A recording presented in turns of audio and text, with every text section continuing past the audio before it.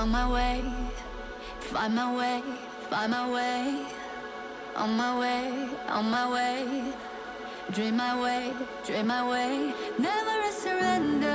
I find it never fail. I'm a contender, and change I can feel. The smallest lies become the brightest enemies. Remember, and even if you fall, you gave it everything to be a king.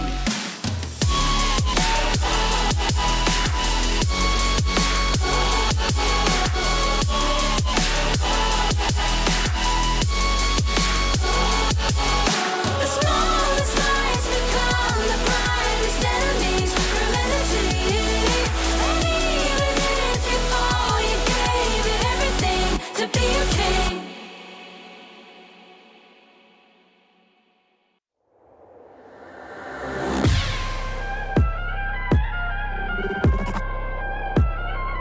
Turn it back.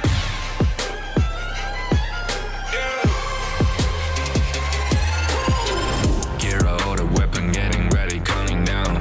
Pay attention to the challenge, tell me where you from. Gotta be tough, gotta be strong, gotta be savage like animal. Every time you tryna push me down. Look at me, I'll be lying down when I run around. You don't make a sign, I will catch you. Watch out, it's better feel, got no mercy. Look at me, I'll be rising. Carry the season, you gotta down, gonna weapon. You never hesitate for another moment, but my bone is golden. I'm invincible, just let him know. I can show you all the glory I own. Through the jungle, find a way to the palace. I'm waiting here. Go, live from how can we go? It ain't a river, turning back. Storm is coming, tired of your call. It's my kingdom, fire blowing up. We the kings, it's our honor showtime.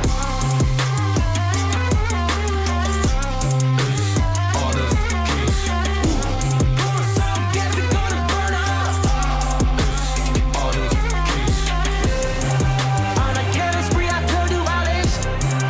All my enemies, they go on silence. Wipe them out for only 6 seconds. We got honor. You wanna get me juice, kind of the one who made the rules. You have night to choose, only one way, got night to I can lose. see it, I'm gonna shut down. We got no cry. We barely 5 as 1, crashing pieces, you can cheat. First blood, double trouble, then I take a pen, I kill. All you do is sweat and look at me stay with the rain. Say. I've treated my soul Follow my that pace.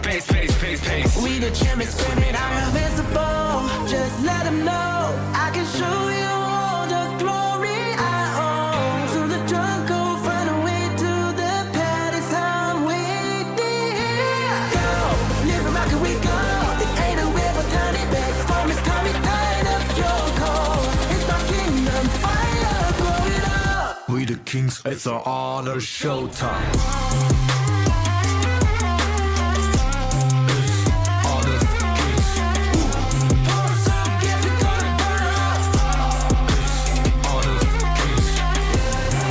On a killing spree, I told you all this. All my enemies, they go on silence. Wipe them out for only 6 seconds. We got honor. In this world,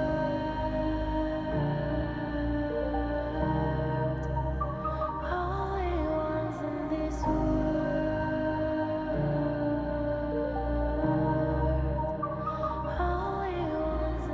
call out my name,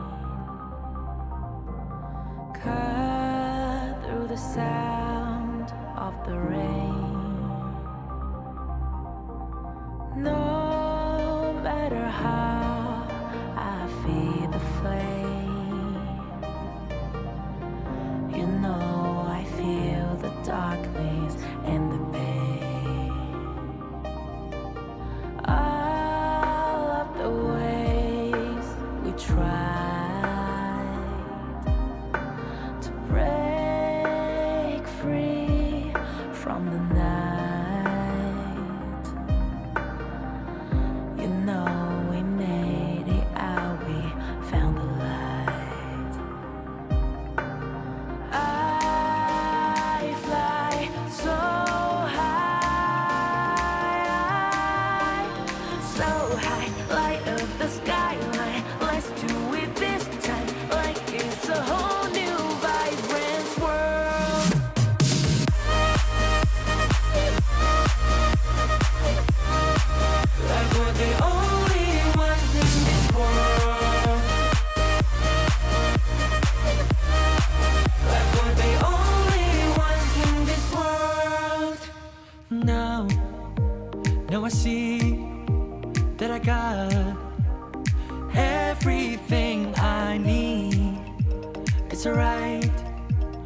on fire. I'm alive 'cause now I fly so high, so high. Light up the skyline. Let's do it this time, like it's a whole new colorful world.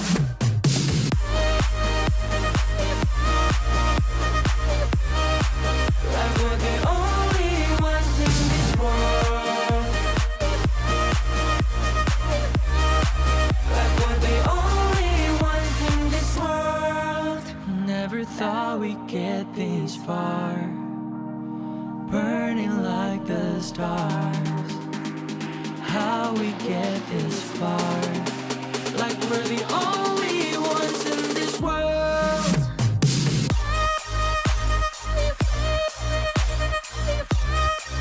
Like we're the only ones in this world. Like we're the only ones in this world.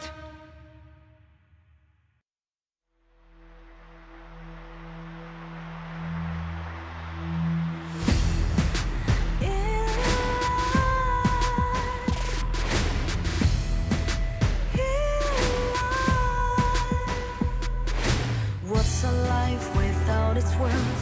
Compromising with what hurts inside. When you let fear decide your fate, you don't choose which path to take in life. In life, I'm finally letting go of everything that still holds me. I'm against the odds, but I won't give up 'cause it's my time to shine. Standing in the spotlight, and no one back me down. Destiny is calling high. I'm not afraid to fight for everything I love. Victory's on my side.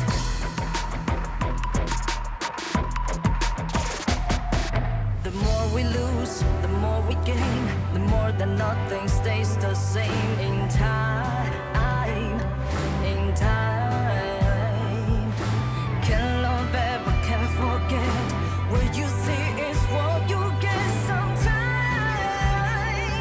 Sometimes. Gonna show the world tonight. The light that shines inside us. We're against the odds, but we won't give up 'cause it's our time to shine. Standing in the spotlight, can no one back us down. Destiny is calling.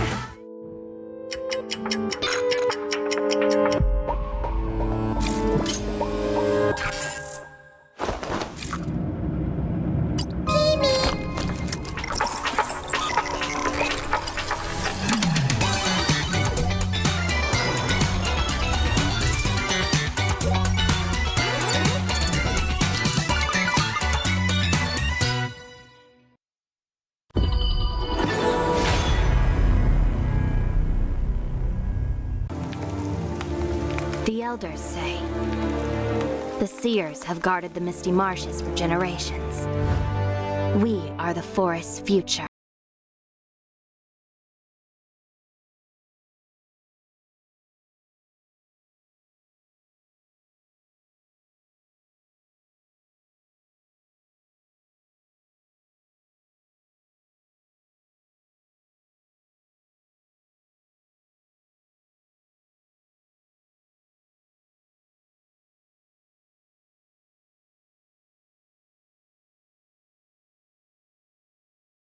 Surely, losing everything,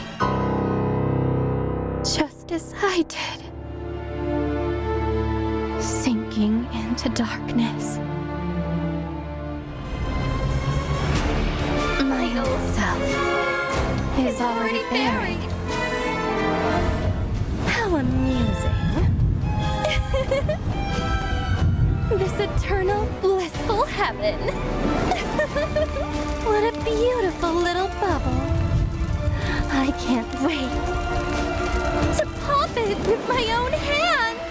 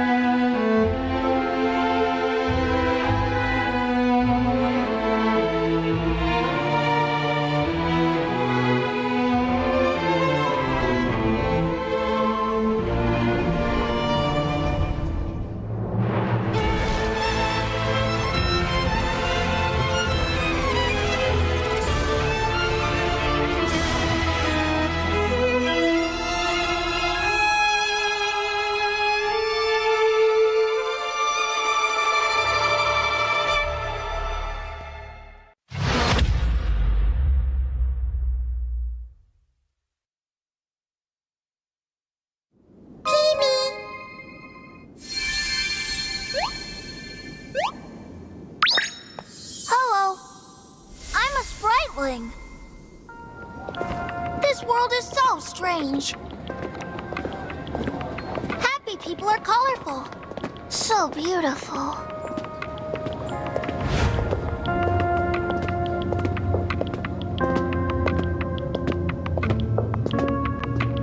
Are those their negative emotions? Oh, so scary! Huh? Oh, let me chase away the unhappiness! Sprightling strike! Ha!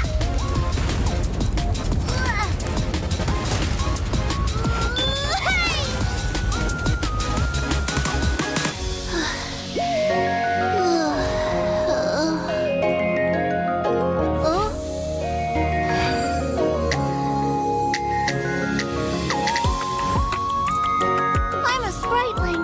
With me around, you'll never be unhappy. Ow, that hurts. Thank you. Let's be friends. Get him! Get him! It's fine. Let's play another match. Charge! Welcome to the world of Sprightlings. I'll take you to our annual Sprightling Festival. Enjoy HOK and release your unhappiness. The world can't be without Sprightlings.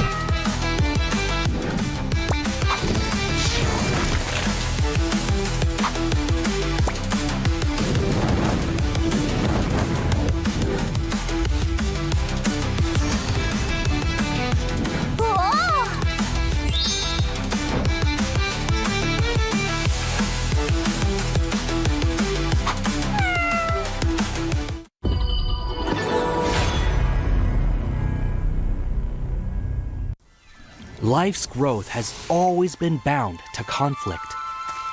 How long can today's peace truly last?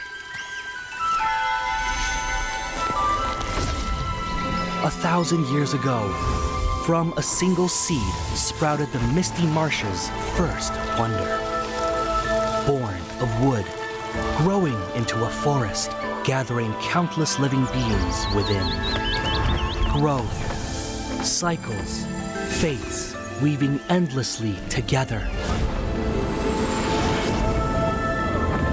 With the deities came the first enforcers, becoming the Misty Marsh's first protectors. They took form as the 9 seers, each with their role sheltering this hidden land. All things eventually come to an end, and a new beginning does not always follow the old path. Today's inheritors of the seer's legacy long for a different future. Their followers, too, drift further apart. The order of the seers and omniscients are like 2 branches growing in opposite directions. The misty marshes watches quietly as it all unfolds. For from the moment that first seed sprouted, the deities already knew the life they nurtured would one day choose its own future.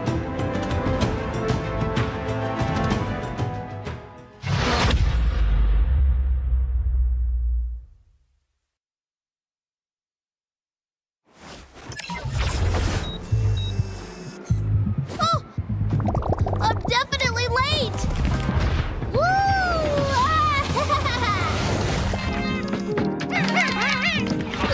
Why aren't you answering the phone?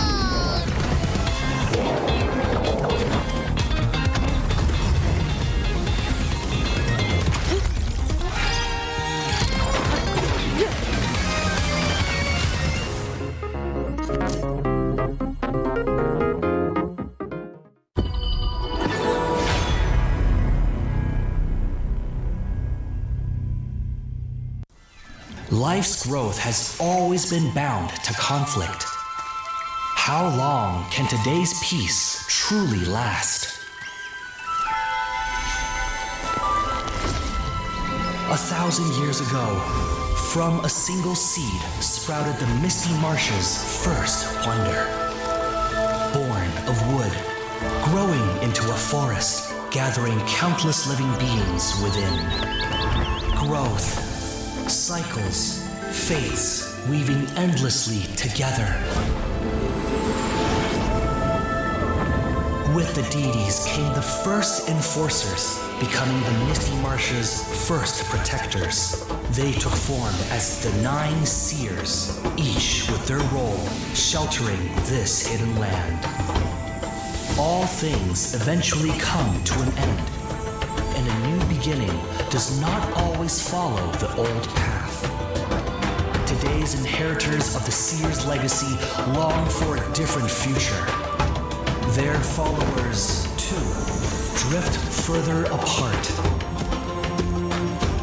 The Order of the Seers and Omniscience are like 2 branches growing in opposite directions.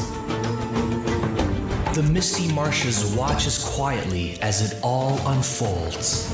For from the moment that first seed sprouted, the deities already knew the life they nurtured would one day choose its own future.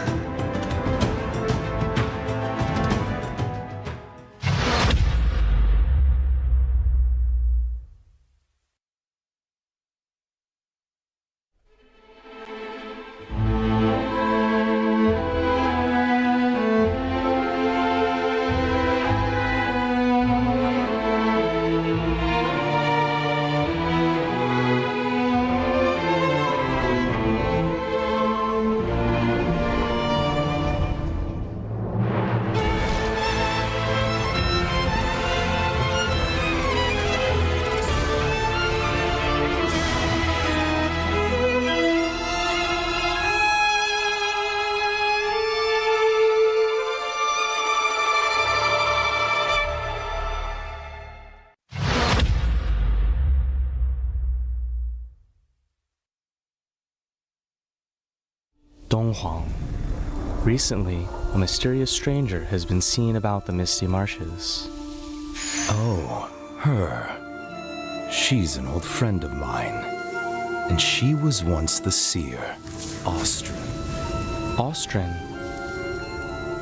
The seer who once led the bird tribe to repel invaders and protect the Wonder. But didn't she fall in battle back then? Yes, but it seems she's somehow returned from the dead, and she's given herself an interesting new name, Umbrosa. It's exciting, isn't it? Returning back from the dead. What will she bring to Misty Marshes? After all, her current self is completely different from before. The bird tribe girl I remember was pure and proud, forever bathed in light. But now, even from far away, I can sense the darkness and death clinging to her. Looking like this, it's no wonder no one recognizes her as the Austrin of old.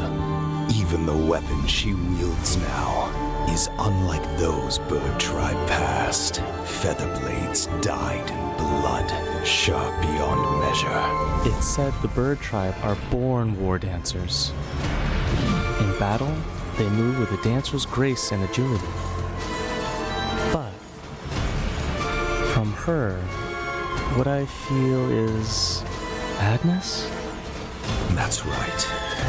A reckless, all-consuming madness, unlike anything from her past. Since her rebirth, she seems to have awakened the power of the Undying. But who will face her in this final solitary dance? Umbrosa, are you friend or foe?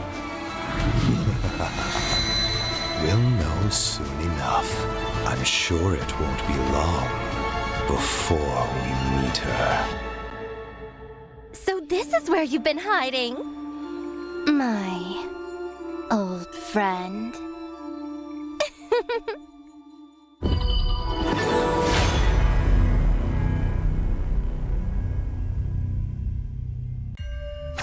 This is her passive ability. Each basic attack applies a mark on the target. Ranged basic attack damage scales with attack speed, and repeated rebounds increase ranged basic attack damage. While in melee mode, basic attack deals multiple attacks rapidly. Skill 1 enhances Umbrosa. After use, it damages and slows enemies within range. Umbrosa then enters a fevered state briefly, gaining a large amount of movement speed and attack speed. Skill 2 is her only movement and recovery skill, enabling her to both dash ahead and knock back enemies. Missing an enemy reduces the skill's cooldown. Landing a hit on an enemy activates their Featherblade marks and transfers the mark to nearby enemies. This skill deals damage multiple times to enemies within range and recovers Umbrosa's health. Umbrosa's ultimate is her core enhancement skill. Actively using this skill boosts her movement speed and health temporarily and causes her to briefly enter the Indomitable state. If she dies while her ultimate is not on cooldown, she will slowly resurrect.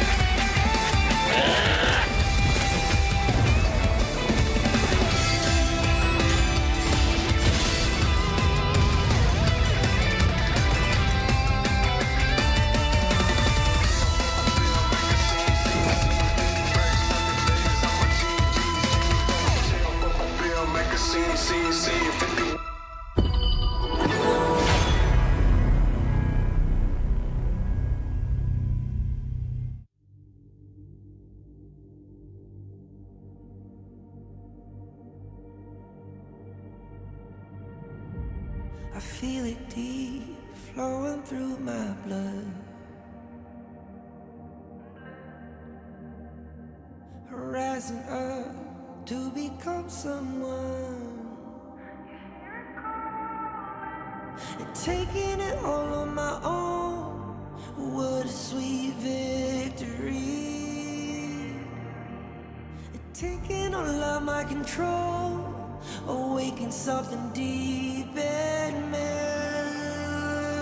Like flames, feel it burning inside. Take a hold in pursuit of the prize. I've been told ain't no way to survive, keeping all of this fire that's locked up inside. When this is the time, enter the ring. All those mental chemicals doing their thing. I got flashes of battles inside of my dreams. I was made for this moment. At least now it seems like it's time to come face to face with your fear. Been battling reasons for all of the years, and I learned how to fight them with style and grace no one's ever encountered. You say it's amazing, I'ma come out swinging when they open the gate. Go ahead, call passion, I'm calling it rage. I'm taking what's mine like I already own it. Watch but don't blink, going here to the moment. The sky rained down. Here's to the madness that's all around. Go on, tell them who you are, you are, you are. Go on, tell them who you are, you are, you are, you are. Here's to the moment, the sky rained down. Here's to the madness that's all around. Go on, tell them who you are, you are, you are. Go on, tell them who you are, you are, you are, you are. My name is honor, my name is king, my name is champion, my name is strength. Tell them who you are. My name is Pentakill, you think it's strange? My name keep ringing inside of your brain. I hear it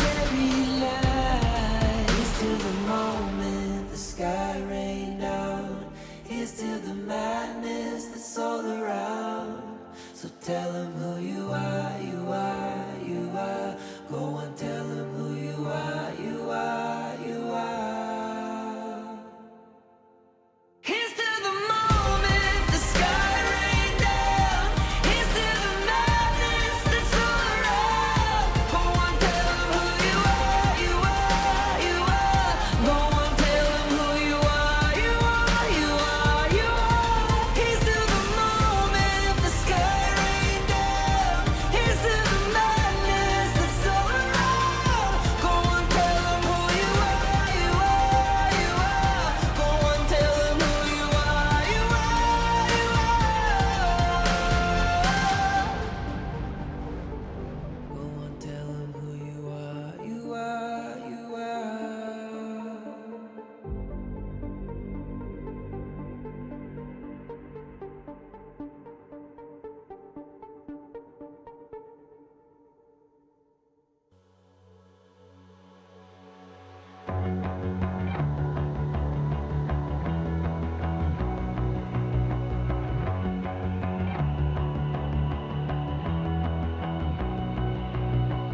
You've walked through the darkest nights.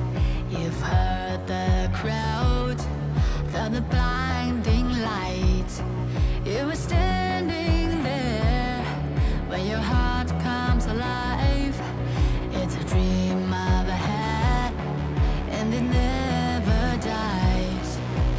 Right here, right now. Give it all, get it out. Never a surrender. I fight and never fail. I am a contender. A challenge I can feel. The smallest lies become the brightest enemies. Relentlessly.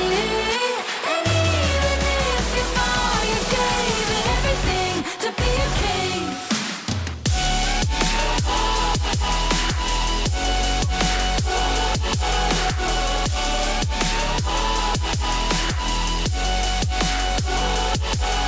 The smallest lies become the brightest enemies. Relentlessly. And even if you fall, you gave it everything to be a king. You carved your way with a sharp attack. You watched it all burn, and you never looked back. Will you live for real? Join the party.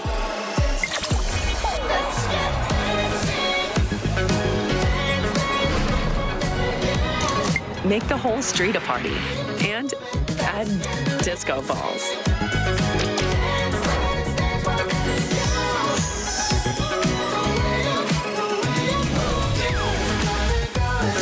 Real Me 15 series. Live real in every shot.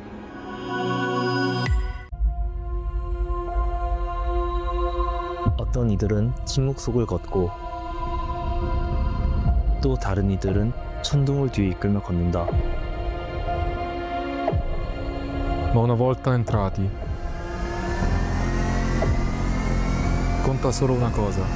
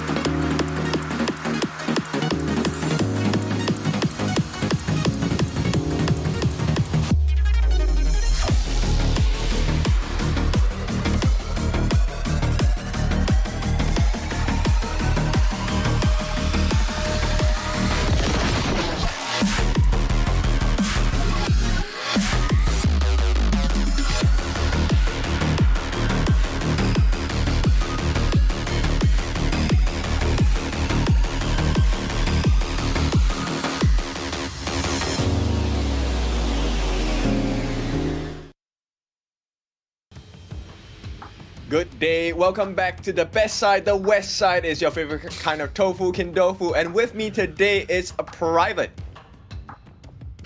Well, thank you for that intro. And yes, today being the last day of the week of these exciting matches we have had between these teams. You already said it, west side, best side. We're going to see what these teams have left in that bucket against each other. Yes, and of course we're going to be ending ranking week. But before that, let's talk a little bit about the skins in the game. Welcome back. The Mirage City skins already started, right, since September 11th. And of course, I think you will be very happy with the 3 main heroes that are available. Fang, Ma Yin, as well as Shangguan. The 3 beautiful skins in this series. Yeah, beautiful skins and beautiful heroes there. We haven't really seen too many of them out here. I've actually kind of been keeping track to see, especially Shangguan, who's been one of my favorite mids so far. But man, we've had 3 full days of excitement here between these matches, between these teams who are really kind of don't have much to lose just yet, but are still trying to set that tone against each other. Yes, because you want to enter survival week with as much confidence as you can, right? You want to make it into Group S. And for now, I think we already have the top 3. 9Z Globant have not lost a single game yet. But this is what they'll be playing for, and that's a total of 50,000 USD, where the champion takes a lion's share of 10,000. Yeah, and you can see there a 2nd through 5th place. Nobody's going to be leaving here empty-handed, but in addition to that $10,000 is the invitation to KIC, which a lot of these teams are kind of gunning for, to really show what they are worth. Yes, KIC is definitely the next part of the plan, right? But we have to take things step by step first. Get that win in the game, right? These are the participating teams. Right now we have 9Z Globant along with ALO Gaming, OG, Level Max Club, Twisted Minds, BTK, as well as Boars Gaming. Yeah, a varied myriad of pillars there as we take a look at today's schedule for matchups. It's going to be 9Z Gaming taking on OG to kick things off. Then directly after that, it's going to be BTK taking on Boars. At the halfway point, 9Z Gaming will be back on the fray against Twisted Minds. And to wrap up our night of exciting matches, it's going to be OG taking on BTK. Okay, so I know you have major love for BTK. Hopefully they get their first win today. Similarly, I think on the other end, right, I will put up my vote for Boars Gaming. I think both teams have not gotten a single series win yet. So hopefully today is a day, because take a look at the standings here. 9Z Globant along with OG, 4-0 all the way. So they are tied for first place. Twisted Minds though at 3rd, 4-1. Yeah, and that's the interesting thing. I think we talked a little bit about it. OG and Twisted Minds, I don't think it was any surprise to any viewer, anybody who's been a long-time watcher for these teams. 9Z Global kind of came in there, snuck in there at 4-0 right now, and they're going to have to put that record up to the test tonight. Here, as we look at ALO, LM, BTK, and Boars, they're kind of fighting to trying to get their stride. They're trying to get that understanding. Here tonight, will we see a breakout from one of those second half teams? It has to be done today, right? Because survival week is going to be really tough for the teams, right? It is where you will start to fall. This week of ranking week is where you kind of limit test, find out, okay, what are patterns of your opponents? And once this is done, when we head into the Gorge a second time, we will have a new challenger. But for now, let's take a look at the first team we're going to introduce. So you should never give up. You gotta fight for it. Whoa, let's go. I know you want it. I see the fire in your eyes. You gotta fight for it. Let's go. The battle's calling. You better give it all you got. You gotta fight for it. The time is right for you to raise a bar. Yeah. Cause you could be the greatest of them all. Yeah. Whoa, let's go. The battle's calling. You better give it all you got. You gotta fight for it.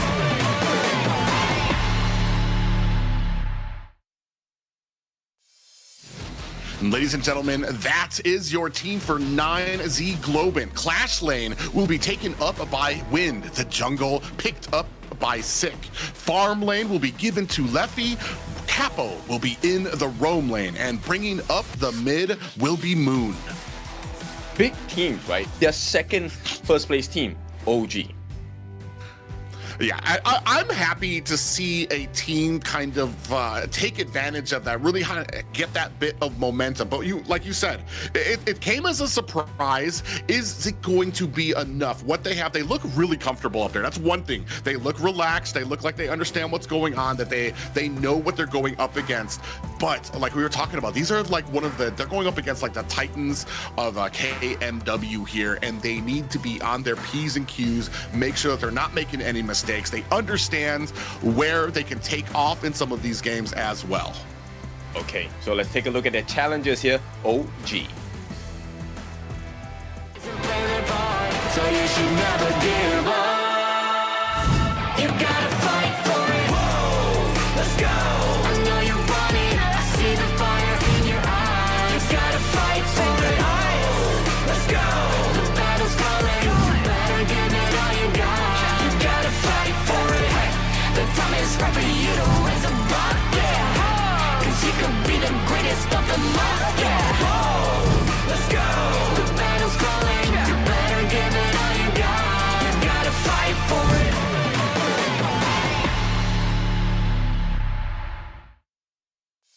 OG Esports. This is one of the champion teams, Dream OG, represented by Keke in the Clash lane, Dao in that jungle, Wen in the mid, An in that farm lane, and of course our roamer, Mr. Muchen.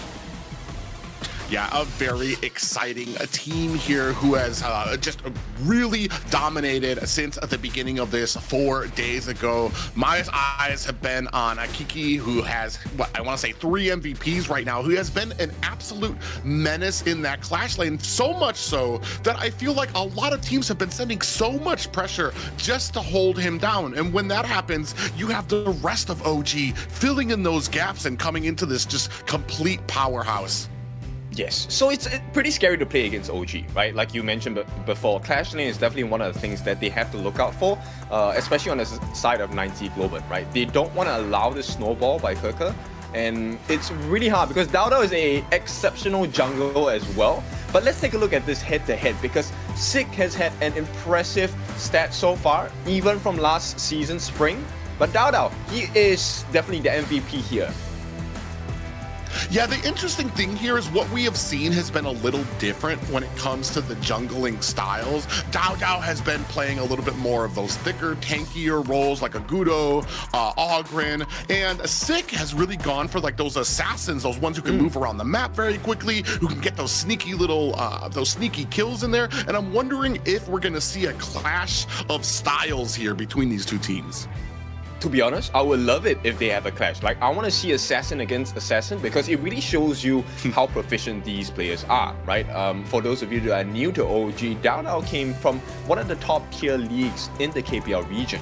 And to be able to showcase his assassin proficiency, I think it's something that 90 Global want to see, want to experience as well. If there is a learning lesson today, it has to be this week.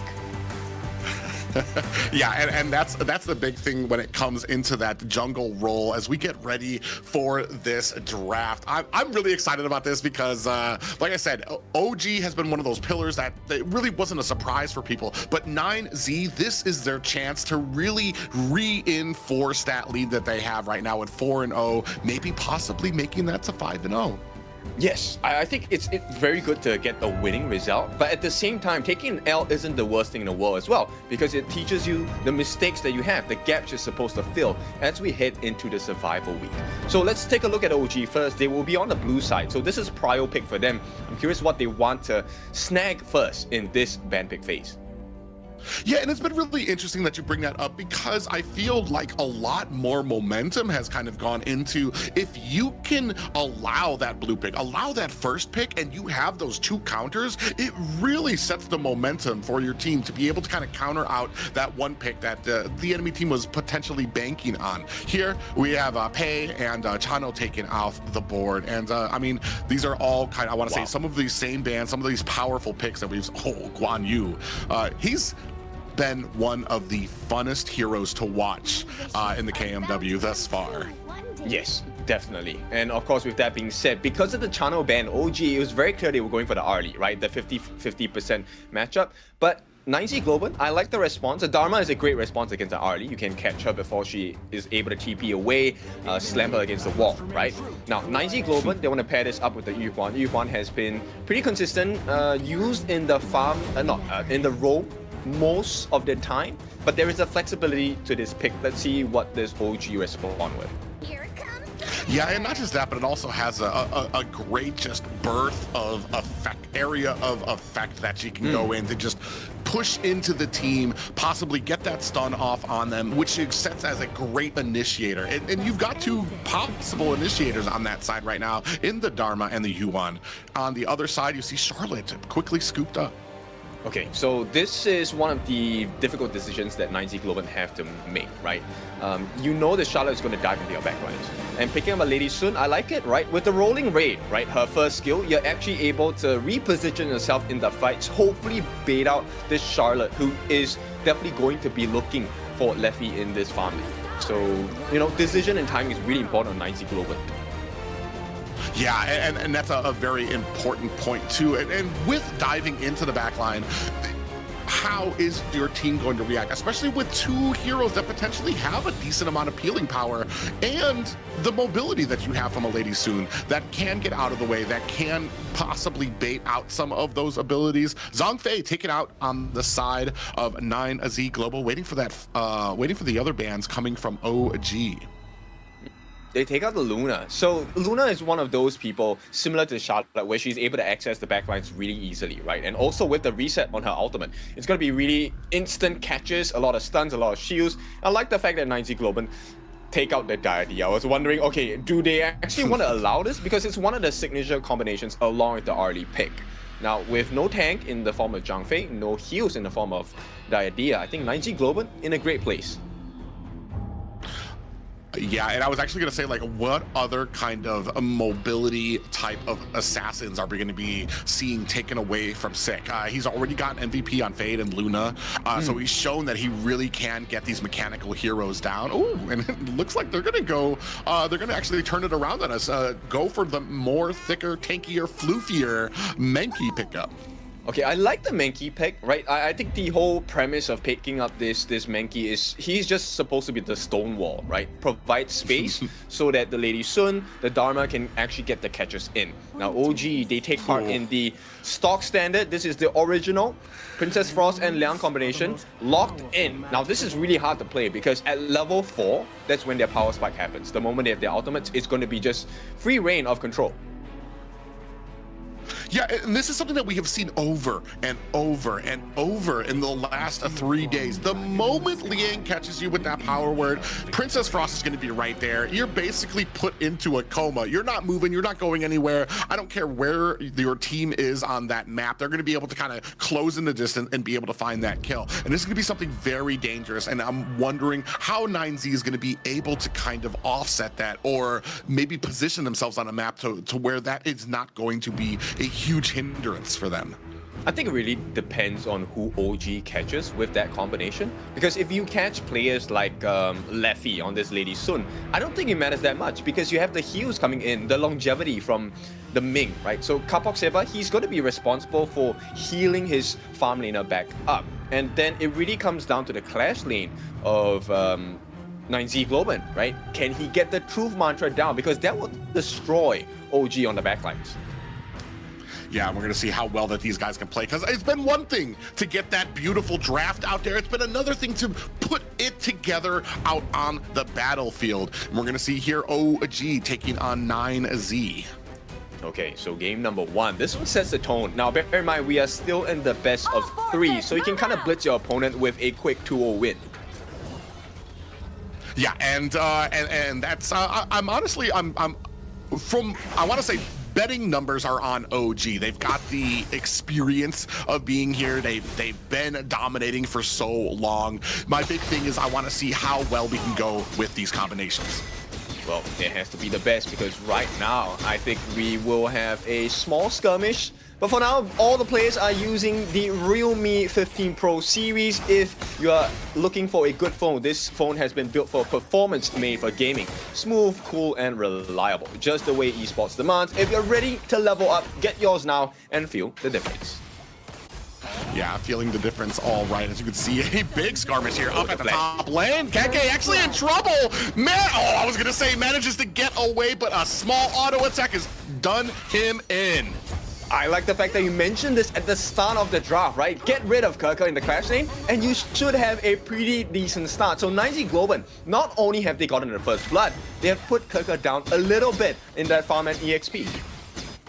Yeah, and this has been something that has been, because we've seen KK, when you leave him alone, when you allow him to just kind of farm up in that lane, he has such a presence throughout the map. Here, we're kind of trying to shut that down early. We want to make sure that he's not going to be a factor. Speaking of which, all the way trying to find another engagement here. They turn it around, 3 members diving underneath the tower, and they still are able to find a kill onto Moon. Leffy in trouble, running for the hills. Does he have a prayer? It looks like they're still trying for it. He's going to be able to find the safety of his tower. Yeah, but this is time bought, right? Because if you take a look at what's happening now, Leffy is missing out farm. In that bottom side of the map, this is extra farm for An. And yes, you got the first block on Kirker, but what good does that do, especially when there's a return kill coming out for the side of OG? And I want to say this, that has been a big story for a lot of these teams when it comes to getting those kills out here on the map. Are the kills we've seen that doesn't have the same effect. Ooh, we can take a look at that initial early first blood underneath the tower. Thought he was safe, little auto attack. Boom, down for the count. But when it comes to kills, what are you doing with those kills? Because as we found out, these kills don't mean anything on their own. Are you able to get a tower? Are you able to get an objective like the Tyrant? Are you able to clear the enemy's jungle? If the answer is no, then those kills aren't really amounting to much. And I don't want to make things worse, but also, you know, what kind of spells have you committed for that? Win RJ as well as Leffy actually committed, and hang on, one more commitment. Yeah, they do have him frozen, and this is what we were talking about, that combination of Liang and Princess Frost. Ooh, we do find a kill on Tamushin as well, tying things up at 2-2. I think the call there wasn't as clean from the side of OG, right? So 9Z Globant, they're going to oblige off of that mistake. They're going to tie things up in terms of the kill score, 2-2. And what's really impressive is the fact that they're keeping pace with OG. And for now, I'm in danger. Yeah, I was going to say, like, they're keeping pace for now. Are they going to be able to continue that pace? Because I feel like a lot of teams, they figured out that part of the secret, part of the puzzle for a lot of these strategies of playing at this level is to keep that pedal to the metal. But in that, a lot of teams can start making mistakes. They might not take a fight that they don't like or that they shouldn't take. Like you were talking about before, and I think we talked a little bit offline about what are you expending for these fights? A kill isn't always worth it if you can maybe get a spell down, if you can maybe get some pressure onto a tower, or get ready for these next objectives that will be here in under 4 seconds. Yeah, so 4-minute Tyrant mark, this is a very important one. Looks like 9Z Global, but they can't really contest for this. Yes, they have the smite on Sig, but for now, the buffs are more important. You don't want to trade a potential fight and lose the fight and give away your Zero Golem as well, right? Too many losses, too much risk. Yeah, and that's a great point there, especially like they could have gone for that, but what happens if they lost that fight? Not only do they lose the Tyrant, but they also lose the jungle. So they go ahead, they make the safe decision, clear out their jungle, and live to fight another day. And I think the next point we need to really take care is, I want to put my eyes on Win RJ here, on the Dharma. He is probably going to be that pace setter, right? If he gets the truth mantra, the ultimate, where he slams everyone into the wall, OG might have a bad time. And 9Z Globant, they're waiting for that, which is why, you know, Win RJ keeps hiding in the brushes, hopefully looking for that gap. Yeah, and that's a good point. OG, when they're going for these fights, as we start transitioning from the laning phase into like 5-man fights here, that's the person that they're looking for. Where is Win? Speaking of which, we do have another push up at the top here, making short work of this tower. But it's a mirror move, right? Immediately, Leffy as well as Capo Seba, they went for their T1 on the bottom. So OG, I think they might want to commit over here. Yeah, they're down to 10%. You can see 3 members coming in there. Win RJ doing his best to try to put some offense on there from the back line. Ooh! Win gets taken out on the backside, but the rest of 9Z looking to try to make an impact, but they decide to back off. Not a good decision at this point. 9Z Globant, they're losing more than just that T2 on the top. They're also losing the T1 at the bottom. So all over the map, they're gonna try and pincer them in this middle. I think 9Z Globant have to be really careful with the next decision to make because OG, right away, they step into the jungle. Yeah, and this just kind of comes with that experience of certain teams when it comes to setting this pace, continually having that pedal to the metal. They understand what they need to be doing. They are continually doing it. They get the kill up at the top. Meanwhile, they're still pushing towers down at bottom. The bottom tower is pretty much just hanging on by a thread. A sneeze is going to take that thing down as you see the minions going in to burrow into that tower, and that's going to be another tier 1 tower down for the side of 9Z. And I think this is what is most impressive about the current OG, right? They understand what your win condition is, and they don't allow it to happen. Just in the middle of saying that, Moon got suppressed and into a coma underneath the tower. Just as you were talking about, they understand what they need to be doing. They come in, they are able to get that CC locked on. Now they're moving in for the mid tower, and there's not much that 9Z has in the way to be able to defend this. Absolutely, nice freeze. And with that, Winter is here. Look, they're not even looking for the damage. They just want to push them back. Yeah, and that's an interesting point. Oh, speaking of which, going all the way, diving into the back line, Keke goes in, looking for an opportunity, gets cleaned up and down, but the tower, the damage has been done onto the mid-tier 2 tower, tied up at 4 and 4 apiece. Okay, it may look like a good situation for 9Z Globant, right? They got 2 kills off of their defense, but in all actuality, it's not a great sight to be in because OG now, once the dust is settled, they have full map control. This T1 in the mid, they can give for free. Yeah, this is what happens. Is when you get those 2 kills, you need to be able to maximize what else you can get out of it. They do get that tier 1 at the mid tower, but what else are we going to get at it? We're starting to poking our way into enemy jungle. On paper, we're tied up a bit. Macro-wise, I want to say the map is more open for OG to kind of have their way, and that's something that 9Z is going to have to be very wary about. I really haven't seen a very organized fight just yet. It feels more like 9Z's been getting caught out still in that kind of making that transition from the laning phase into like a 5-man group fight scene here. They're still kind of like not completely there yet as they start on this Overlord. I like the fact that you say that it's messy, right? Because the one member that's going to make it really messy is actually Kerker. Yes, 9Z Globant, they just got the Overlord, but if you've noticed the gold difference between the class laners, Kerker is actually 1,000 gold ahead of WinRJ, right? That last play at the back line where he jumped in against 4 members, that is what happens when he has a goal lead. So OG, they know their strengths. 9Z Globant, they need to find a way to suppress the growth. Oh, we do have a little bit of an engagement here. Split up is 9Z. We do find our first kill onto Wind. They're onto the back line. You can see Keke does find a kill onto Leffy. They are continuing their ways. And Moon does find a kill onto OG, able to return it in favor. 2 and 2 apiece down for both teams. Yeah, and this is exactly what you want. Killing spree for the side of An. This guy, yesterday, actually got a pentakill as well. So this is a great sign for the side of OG. Messy fight, like you mentioned. I think it's perfect for the side of OG. Yeah, and I want to say they took a really great advantage of finding a 9Z kind of split apart, not in that nice, comfortable ball behind Sick that they would like to be, especially with that type of tank in front, that tanky type of jungler. And what you want is to have him in front, tanking these abilities, but what you had was just long line of 9Z, all accessible by OG, and they picked them apart during that fight. Speaking of picking them apart, Keke comes in, is looking for a kill. Doesn't look like the Princess Frost finds one there, another suppression, down goes Capo. Dude, KK, I mean, Kerker right now has to be the MVP. He's been making a lot of these plays. The most important part, he's diving left and right. So this farm laner does not have any room. There is no comeback factor.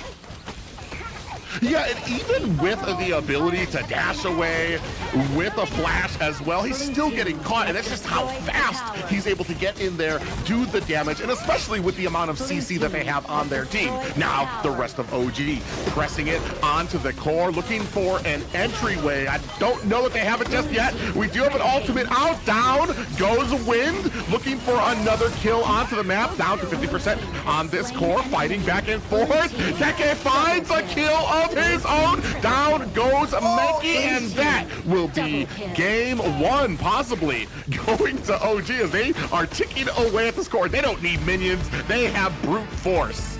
Yes. Absolute brute force, right? At this point, this is the OG that everyone fell in love with in the spring season, and that OG has not gone away. And Fall, this is the standard they have set. 9Z Globant unable to reach the markers here. Yeah, and it just started with these little nuances in the side lanes. They caught one, they caught another one, started that steamroll, and then as we were talking about Keke, that's one of the ones that I've had my eye on since watching OG. You either keep the pressure on him or you watch as he just comes in and decimates your team. Which is such a difficult position to be in because, yes, bear in mind, they had the first blood on him, right? But then they never kept putting that pressure on. And once he recovered, it was kind of a disaster because he actually split the team fight into two parts, of which Ant had a lot of farm already on his RD, and it was very difficult to manage two different monsters on two different ends of the fights. But OG taking away a major first win against 9Z Globing, to the shock of not many because they have been at this position before and we've seen how well they did. Hats off to all of them there, and a great match played by all. Keke this time coming in with his picks. This has been something that I have talked about that we need to kind of pay attention to. Keke's already got, what, 3 MVPs under his belt. Mulan, Dharma, Sun Se, and this time Charlotte. I'm assuming we're going to see him on that MVP board. It definitely has to be him, right? Because at this point, I think he was really the major difference maker in the team fights as well. He was what allowed OG to really stretch their hands across the map, and he was also making sure that the split pushes were happening, right? Remember, there was one situation at the top T2 where 9Z Globant was trying their best to defend, but at the same time, not only did they lose the fight, they lost the T2 on the top, and the T1 at the bottom was, seemed like it was going to disappear with the touch of a feather. Yeah, and that's just the amount of pressure that they put on, the control that they have on the map to make sure that these lanes are pushed before they engage. We saw a little bit of that from the beginning when it came to 9Z, some of the decision making they had when it came to the Tyrant. Do we take the Tyrant or do we clear out our jungle? But I mean, when you keep that type of pace, that pedal to the metal, if you don't have the experience, eventually the cracks are going to start to show. The little inexperience, the little decision makings start to add up. Even though they're small, they start to add up until it's created this snowball that OG can take advantage of. Yes, well, it seems that we're talking a lot about OG. Let's make it clear, OG, that was not a perfect game. It's really hard to have a perfect game in HOK. With that being said, right, there were a couple of times where Mushin actually got caught out, even though he got the correct suppression. And that was the turnaround that 9Z Globant was supposed to look out for. But let's take a look at the damage first. Ant, of course, dealing a majority of the damage, but the #1 damage dealer was Kirka, 74,500 worth of hero damage against the likes of 9Z Globant. Yeah, and that's mostly because he perfectly understood his job to access that backline, who he needed to be on, Leffy, and he took complete advantage of it. So much to the fact that even Wind was not able to really find these great advantages on that Dharma to get these truth monsters, to even to peel for his teammate. Exactly, that chance was never presented to him, which is why OG is so scary, right? Yes, they have been grouped up as 4, but the point was, even if you get that perfect truth mantra, what value does that give to you? Because there is no follow-up damage. You're already behind on farm, so there is no way you get a 4-man hit and kill them off in one blow. Yeah, just an amazing game, and to the surprise of nobody on this test, Keke there, MVP, 31% damage there, 4, 2, and 6. And the two, I want to talk about those deaths, which is kind of interesting to me because he took that on the chin, no problem, came back and knew exactly what he needed to do. Because the deaths don't really matter, right? And it's all about setting up for your team. Look at this dive. This 3-man knockup was what really changed the whole state of the fight itself. look, he gave his life, but the follow-up was great. They traded his life for a T2, and the map control is really what matters in HOK. Yeah, and that's the kind of amazing thing is you're like, oh, don't worry, I'll hold the line there while you guys attack this tower. And he did, came back there on 3 people. They were able to bring him down, but you more and more. Even if you get that kill, the map is encroaching on you, tightening in around you. And here's another one. I think he dives pretty far left onto Leffy and able to find the kill alongside Wen. And you have to see the value that he brings, right? So when everyone is focused on Keke, or at least running away from him, which member benefits the most? It is An. As an early, you want to have the freedom as a farm laner to be able to get the free hits in, because nobody's paying attention to you, right? And that's what Keke offered to the team, which is why OG is a much better team in game 1, because the team play it has been fantastic. And ending this game number 1 with an ace really shows you how strong and how far ahead their understanding of the game is. Yeah, I'm not gonna lie, Clash lane has been one of the lanes that I have liked the least trying to play, because there's so many nuances, so many people have that ability to kind of, there's so much on you as far as pressure to be all over the map, to get to that back line, to be the difference maker for your team. Keke obviously does not have those same problems, because he time and time again shows that he understands what needs to be done and can become that monster, that house, that structure of what were we talking about, that resilience that's just always there for his team. For now, his back will not break, but we will be going for a break. When we are back, we bring you game number 2.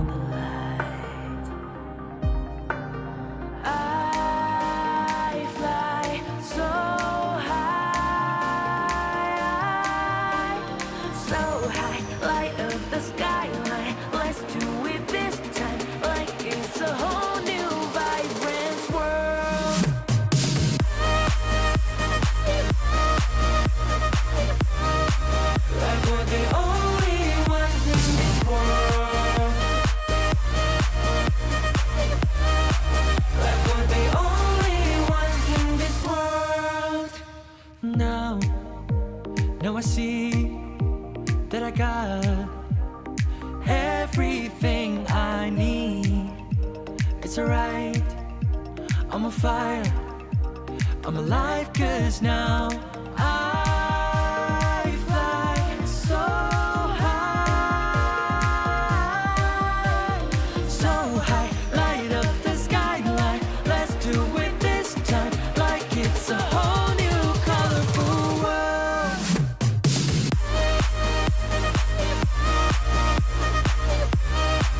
Like we're the only ones in this world. Like we're the only ones in this world. Never thought we'd get this far, burning like the stars. How we get this far, like we're the only ones in this world.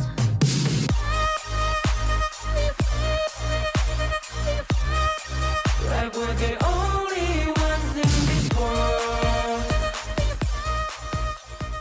Welcome back. It is a beautiful start here, and it's game number 2. So game number 1, Private, what do you think about it? It went as expected. I feel like where 9Z, they tried to keep that pace up. They understood what they need to do as a general overcast. It's just those little details.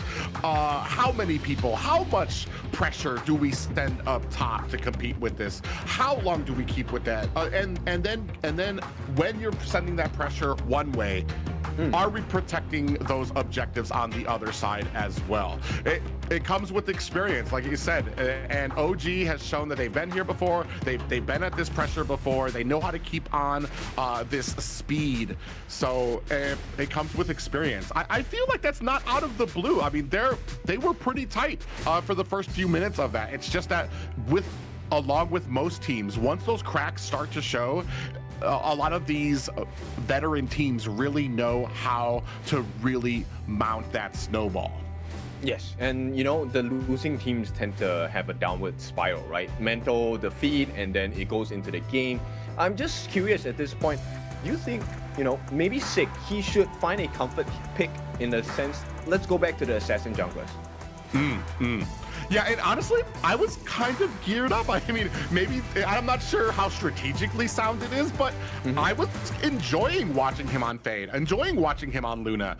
I would like to see how maybe this matches up, and maybe it's a fundamental thing I don't understand, that maybe it wouldn't have done very well into some of those tankier heroes. But heck, if you're at this point, you have nothing to lose. You're not going to get kicked out for a loss here. Maybe let's throw out some of those more technically ingrained junglers.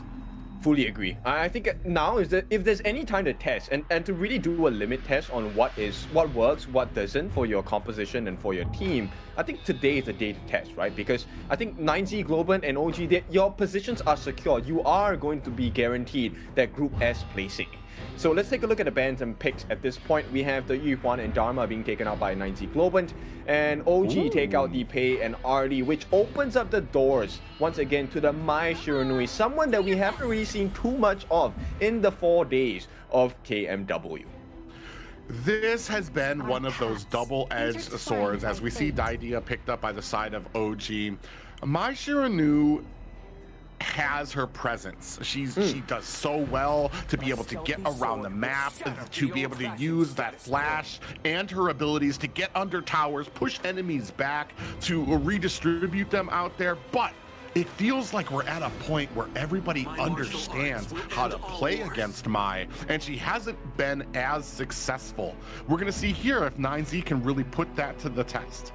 Yes, it definitely is. Like, even in the World Cup, you know, very recently, Mai also did not have a very good win rate.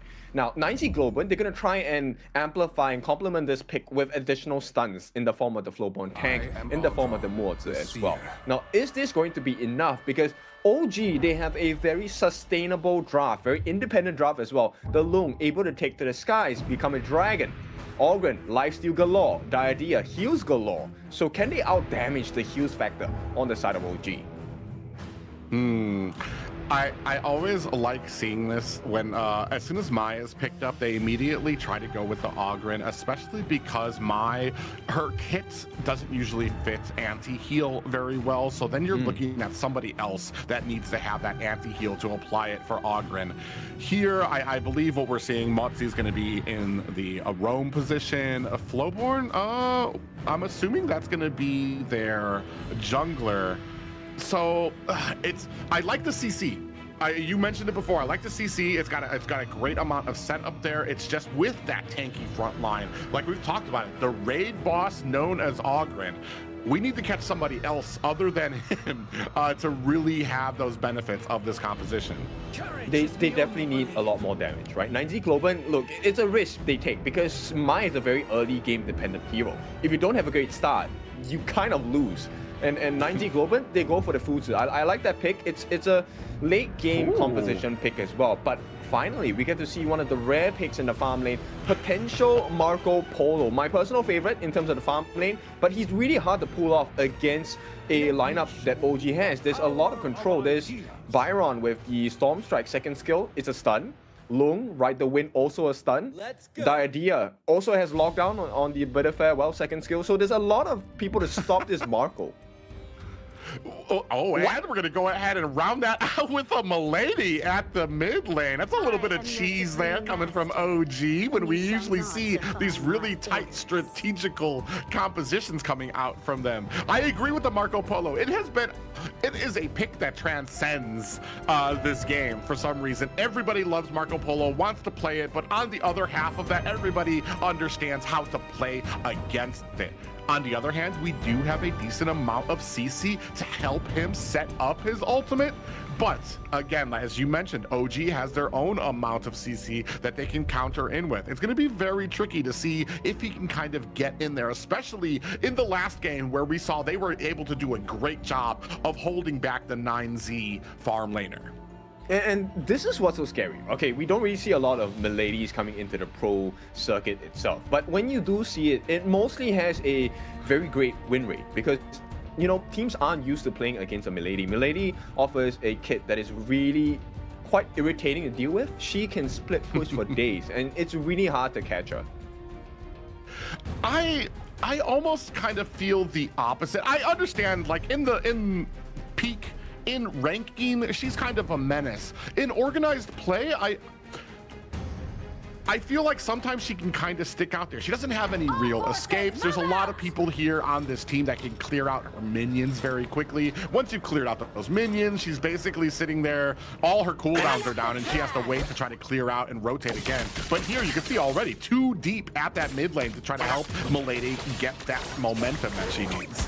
Oh, actually, it's the same side for 90 Globant as well. They want to focus farm for this Marco. But unfortunately, Dao is straight. He's just going straight for that first camp. Gets the board camp, now hits level 2 way faster than 6. Yeah, and that's just the difference here with people who understand their heroes, their power spikes, what they can take on right from the beginning. Yeah, and look, Moon is now stuck in this place. He has to try and help out against Kirka, who may get the last hit as well. Oh, he got it! What the? It looks like... yeah, Keke is going to have to get out of there. We're not seeing as much pressure there. I want to say Moon wants to kind of be that pressure point, but it looks like OG kind of have the same thing in mind. Oh, speaking of which, Keke, a little bit of trouble there. Takes down to about 50%.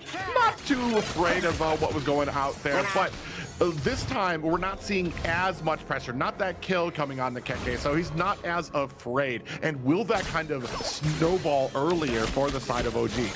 Definitely will. If you take a look at the rotation, one already has a decent rotation coming in because of the teleportation portal. And for now, feeding Dao that shared goal, shared experience, it's definitely providing a lot of value. Dao is almost level 5 for our error. Yeah, we see here the big pressure here at mid lane. Moon tried to come in there from the side and already starting to get held back a bit. Not able to get those early rotations on the Mai Shiranu. Is now has those fans to try to finish off some of those minions. I always laugh when I just Milady's minions are just such a nuisance. They don't feel like it at the beginning. It's like, all right, we're gonna deal with this, but then after a while, as you move into the mid game, they start really chunking you. Keke getting caught here by Sick, but not sure if this is a fight he wants. I don't think he got caught. I think it's more of like Sick got caught. He thought he was the predator, but he actually is the prey. And now you start to see the value of having when play this Milady, right? Look, a lot of free damage on the T1 in the mid. Yes, this is 3-4 minutes, so there is armor provided. But straight away, Dao's entrance into the Azure Golem, he should be able to get the execute here and will steal away the Azure buff. Ooh, they're on the back line. Looks like they might actually be able to get... Ooh, a flash comes out. Keke looking for that escape. A little bit of shield built up onto him. Team trying to protect his escape, and out like the wind, he escapes. Down goes Moon and Sick. And they go too far. Like, look, this is standard OG. Kirka felt like he was gonna fall, take a fall, but it was 90 Globant that gets punished. You know what? And now I'm starting to understand this pick for the Milady. It's not just about like you want a cheese, but if you are creating something, what's the biggest problem with facing a Milady in the mid lane? You can't leave the mid lane because the moment you leave mid lane, she's gonna take over with her minions. What does Mai Shiranu want to do the entire game? She wants to access those side lanes as much and as often as possible. Now we're punishing her every single time she leaves. Yes, you need a numbers advantage, right? And that's the strength of the Mai Shinui's movement, rotation, the ability to move faster because you can win a 2v1, no problem. You have burst in your kit. But now that they are behind on the back foot, this is so difficult. Now let's take a look. Okay, this was the so-called solo kill coming in for the side of the lefty. That's why you take the Purify, right? So you can deal with the right to win by Han. The knockbacks, it does not help you defend against lefty's ultimate. Oh yeah, Sick comes in here trying to deal some damage onto those minions, but there's about 10% left on this mid tower. Once they're able to open up this mid tower, it really opens up the map for the enemy. Speaking of which, Lefty getting locked onto is going to have to try to use that flash to get away and taken down with the Conductor of Souls. Meanwhile, down goes Wen on the opposite side. 2 to 4, oh actually 2 to 5. There are 3 down for 9Z Global, and they took a loss in Wen. Yep, Dao here is on fire. Should be able to get a 4th one. He's godlike at this point. And OG, they're taking everything for themselves. Now, this is only...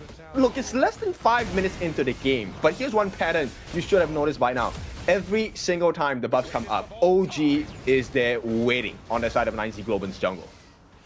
Yeah, and that is the unfortunate thing that happens. Once that first buff is secured, boom, they've locked in, they got the number, they know when it's going to be up again, they can set things up as well. Here, you can see the Fuzi underneath Win doing his best to try to protect it, only 10% left, and down goes the tower. Keke into the back lines, gets a big pop-up onto 2 members. He might be down for the count. They are able to find a kill onto him, but they lose Leffy in the back. Once again, Keke is giving his life for the cause, right? And this one is a good trade. It doesn't matter how many times Keke falls, as long as OG makes the sufficient trades. And once again, we take a look. Last game, it was Keke doing the split push. This game, it's Wen doing the split push on the Milady pick.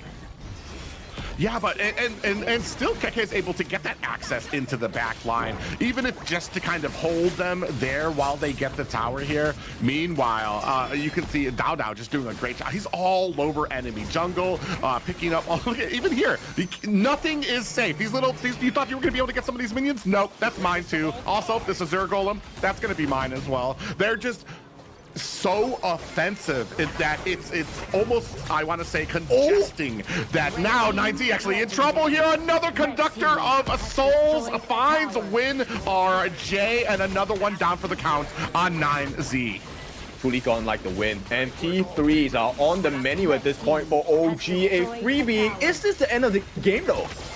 Well, yeah, they're looking to try to end it. They have some minions crawling their way towards the core. Now coming in, we're going to see if they have the offense here. This is where a lot of games can be lost here. Maybe sometimes teams don't overestimate the damage that they can do to these cores, down to about 50%. Down goes Dao. The rest of the team smartly turns away.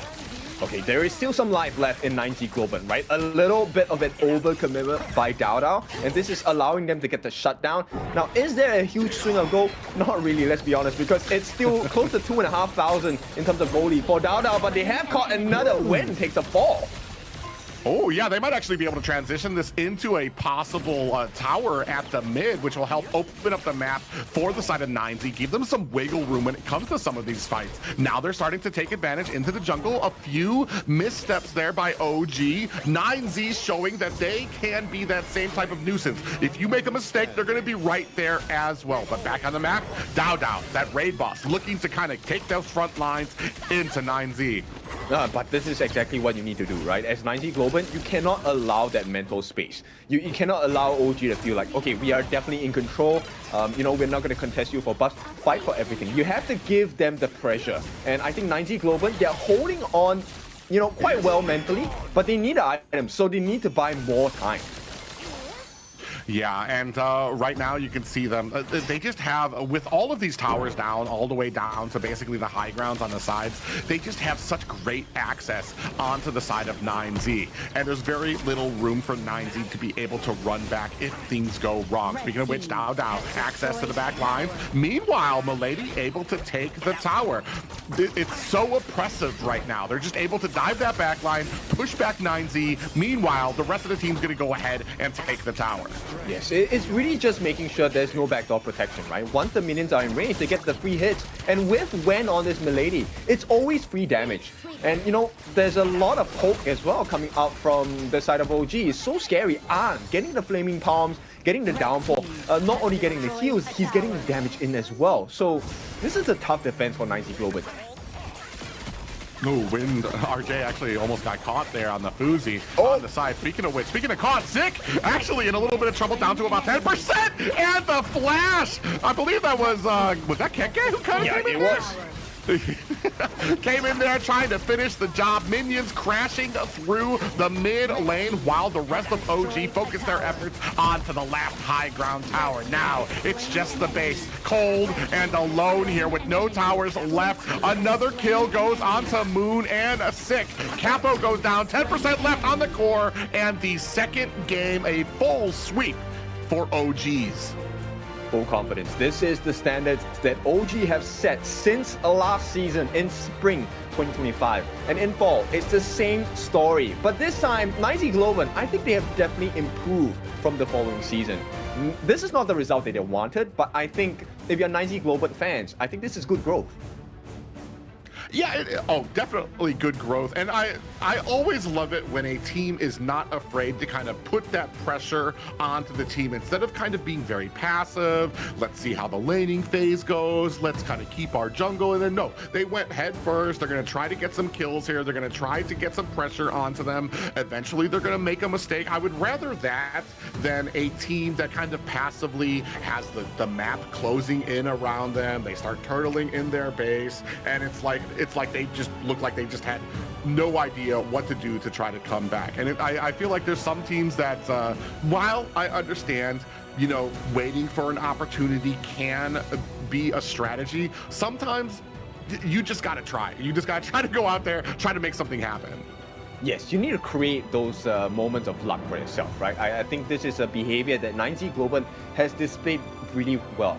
But at the same time, this also shows you the prowess of OG because they know exactly what the composition of 9Z Globant requires, which is time. Because late game Fuzi, it's not easy to deal with. Late game Flowborn tank, he is unkillable in that sense. So OG knew that they had to go for the early game. This is why they picked up the Milady as well, right? Very good at keeping you in lane, stopping the Mai from making the rotations as well, as you have rightly pointed out. So OG just playing all the right cards at the right moments so far.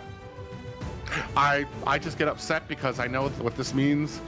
Is that I'm going to be starting to see a lot more Miladies than I usually do in ranked because everybody's it's already pretty oppressive. But here it's just to be able to understand on a strategy basis what they're going to be dealing with at mid, what we can use to counter these like 5-head plays to understand what they need to do to just counteract what would be attempted. And OG played it very well in a very, like you said, early game. They understood that the later it got, the worse it would be for them. So we're just going to make sure it doesn't get to that point. Exactly, and I think OG really operates on a hive mind basis, right? It feels like, hey, there's 5 different players, but they operate as one entity. And that's, so far, it has been the biggest difference maker for the side of OG being such a strong force to be reckoned with. Because the heals coming out from Muchen, right, on this Diadea, it really made the world's difference. And bear in mind, the item that he used for the roam was Star Spring.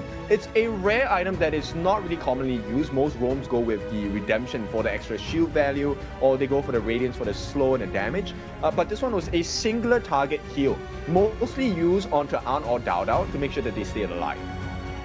I'm sure Keke was very thankful for that as well. There were many times where he had just dove in. And the sad thing is I feel like for 90% of the time, he goes in knowing that he's probably not going to make it out. But just to have that extra oomph to be able to get that little bit of shield, a little bit of health that helps him get away. So now he's accomplished his deal and he didn't even have to sacrifice himself. Yes, take a look at the damage he has taken. Close to 75,000 worth of hero damage, right? So that means that's a lot of space created for the other members of OG to capitalize on, of which, once again, Dao Dao had a lot of fun with it, An as well. And the third member that really took advantage, which allowed them this growth in gold was also Wen, right? Because Wen was busy pushing during those important moments as the rest of the team was fighting. And so they always got structural advantages. They got gold across the map. They got kills. Everything positive for the side of OG. Yeah, just all these different pieces that came together to help them be victorious here. And as we take a look at that MVP, Dao coming in 9-2-1. Right from the get-go, he staked a flag in enemy jungle and was like, this is mine. This is no longer yours. Yes, very scary, right? This is exactly what you want to see from your team's jungler, because like you said, he really put a flag. The moment they got the timings on the buffs, right? Every rotation that OG made from that point was based on the timing of the 9Z Globant buffs, right? Every single buff was contested, is going to be contested, and they got the kills from there. They got the snowball from there as well. Yeah, and he was just all over the place and pushing the wheel. It got to the point where there was points where 9Z, they're like, all right, they're going for our buffs. So they try to back up, but it's like, no, they're not just going for their buffs. They're going for you as well. And then they'll go for your buffs. Here, you can see them under tower, a great juggling of being able to understand how much they needed to put onto that tower here, and another catch up here with a conductor of souls from Dao. He was... We've talked about this too. When it comes to that Ogren, man, you need to have a plan for it.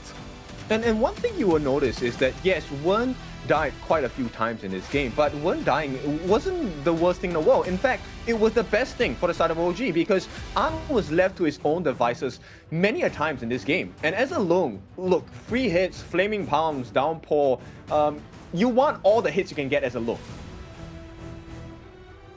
Yeah, and then you... To kind of stave that away from the rest of your team there.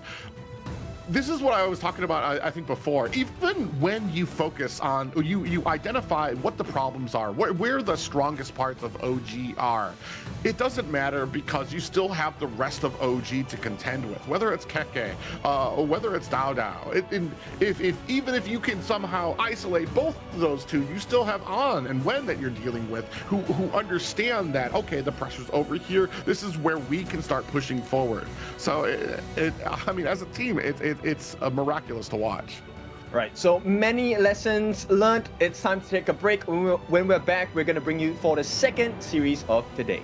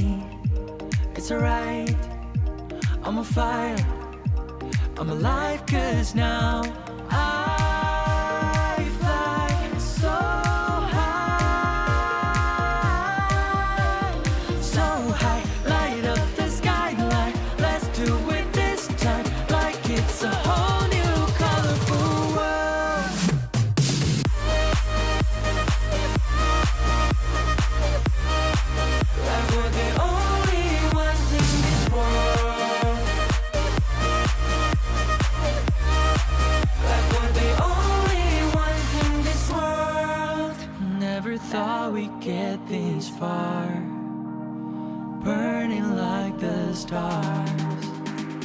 How we get this far, like we're the only ones in this world.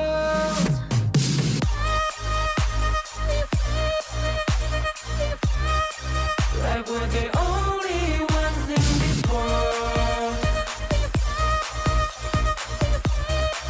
Like we're the only ones in this world.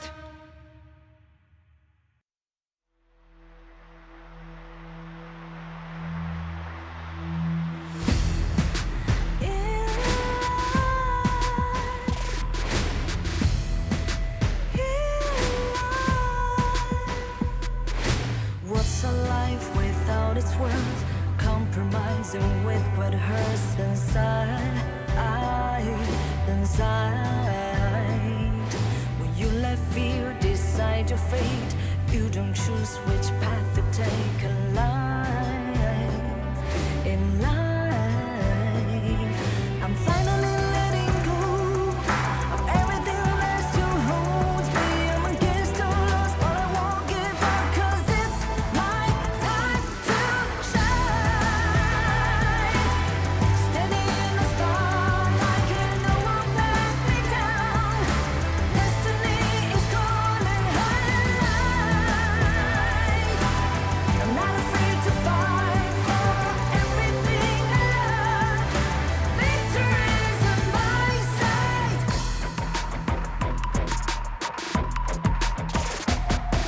The more we lose, the more we gain. The more that nothing stays the same in time. In time. Can't love ever, can't forget.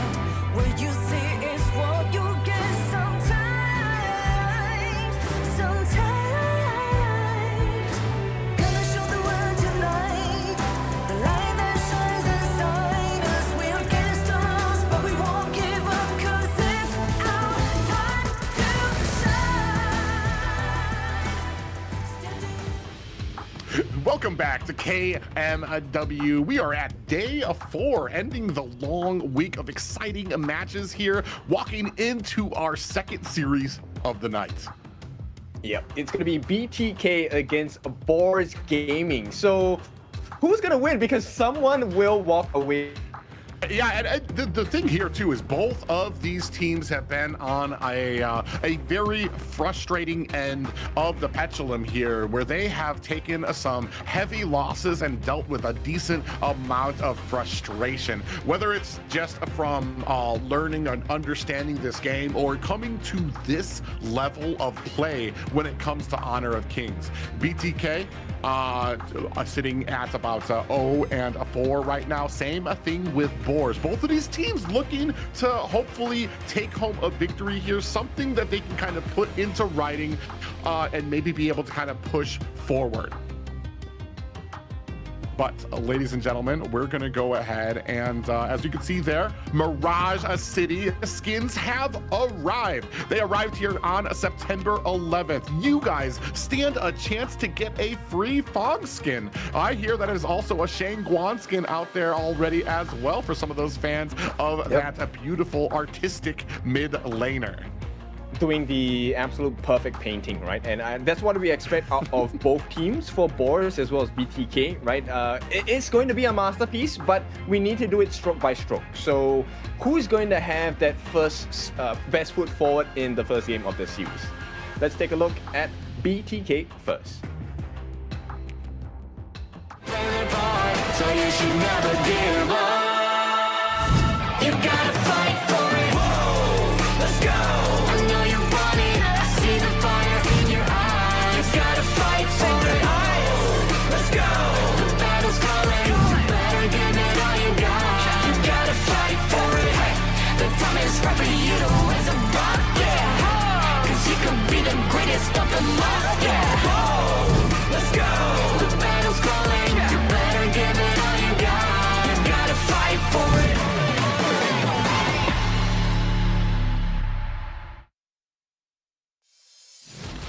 ladies and gentlemen, bringing up the roster of Bloodthirsty Kings.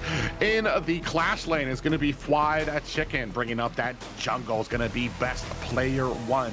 In the farm lane will be MOBA Zane. Bringing up that roam is going to be Shark. And finally, in the mid lane will be Hoon. And I think we've talked about it before. They've said that you get more intelligence, you learn more from those frustrations and those failures. And this here is a team that has learned a lot in the last 4 days. Yes, and I think they have definitely learned to fail forward, right? So yes, it's hard to deal with the losses, but in esports especially, right? The L does not really stand for lose. It really is a learning lesson. So I think BTK have learned quite a lot over the past few days. The question is, can they put into practice the mistakes they have been reminded of, right? This is in terms of the draft, this is in terms of making the executions. Like you mentioned before, having a great draft is only part one. You need to be able to execute that draft well. Yeah, and ladies and gentlemen, let's take a look at their opponents. So you should never give up. You gotta fight for it. Whoa, let's go. I know you want it. I see the fire in your eyes. You gotta fight for it. Let's go. The battle's calling. You better give it all you got. You gotta fight for it.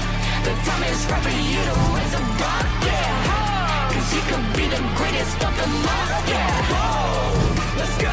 The battle's calling. You better give it all you got. You gotta fight for it.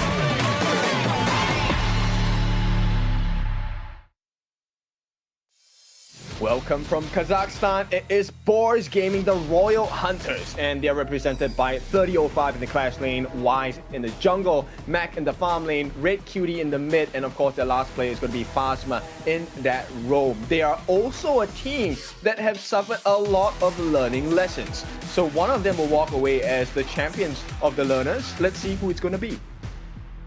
Yeah, there was a time you talked, we've talked about it, that Boars actually were able to get a win over Twisted Minds.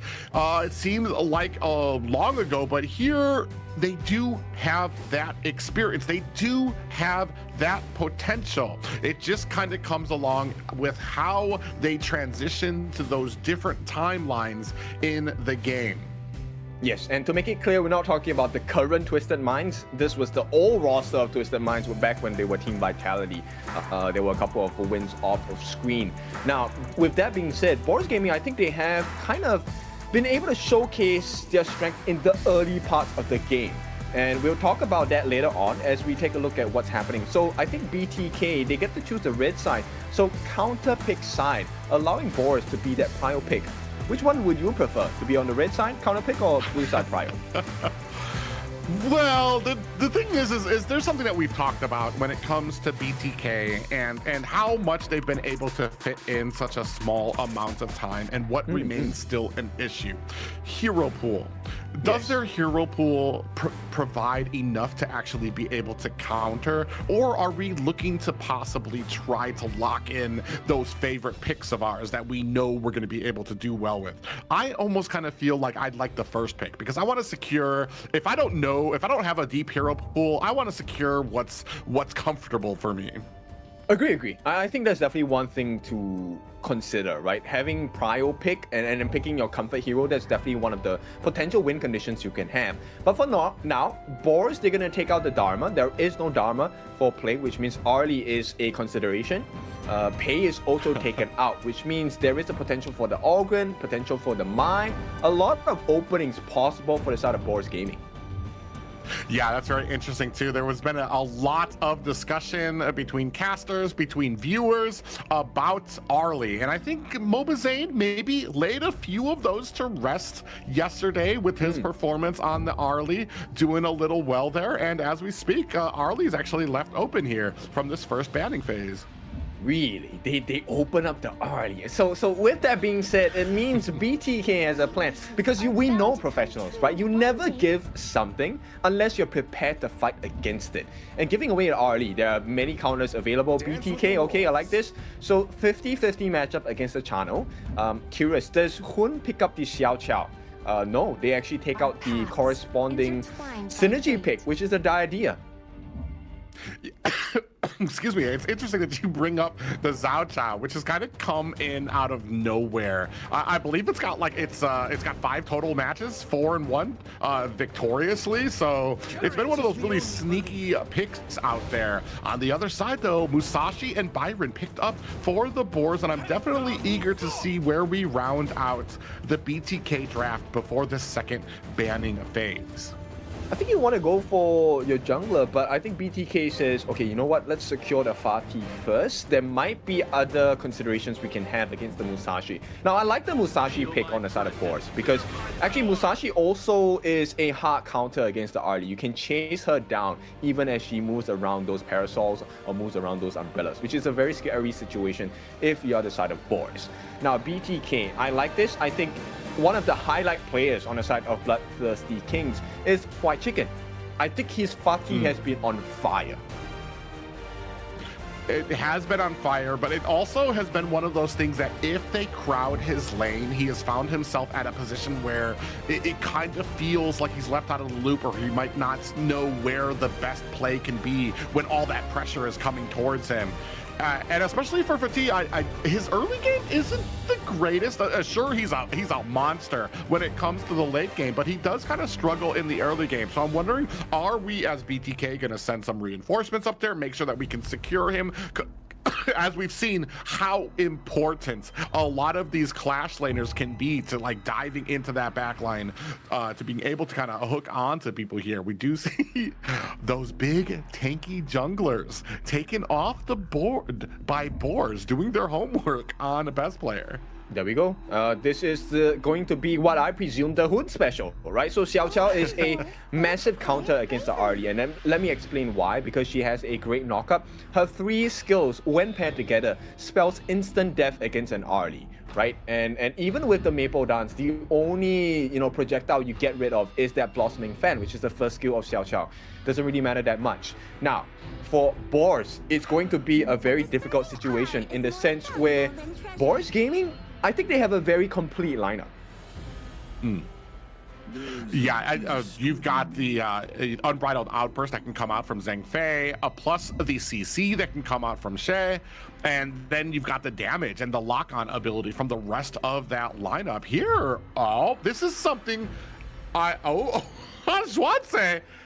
This has to be the first time. I don't think I've ever seen best player play this, but it's something that I was going to actually make a note of.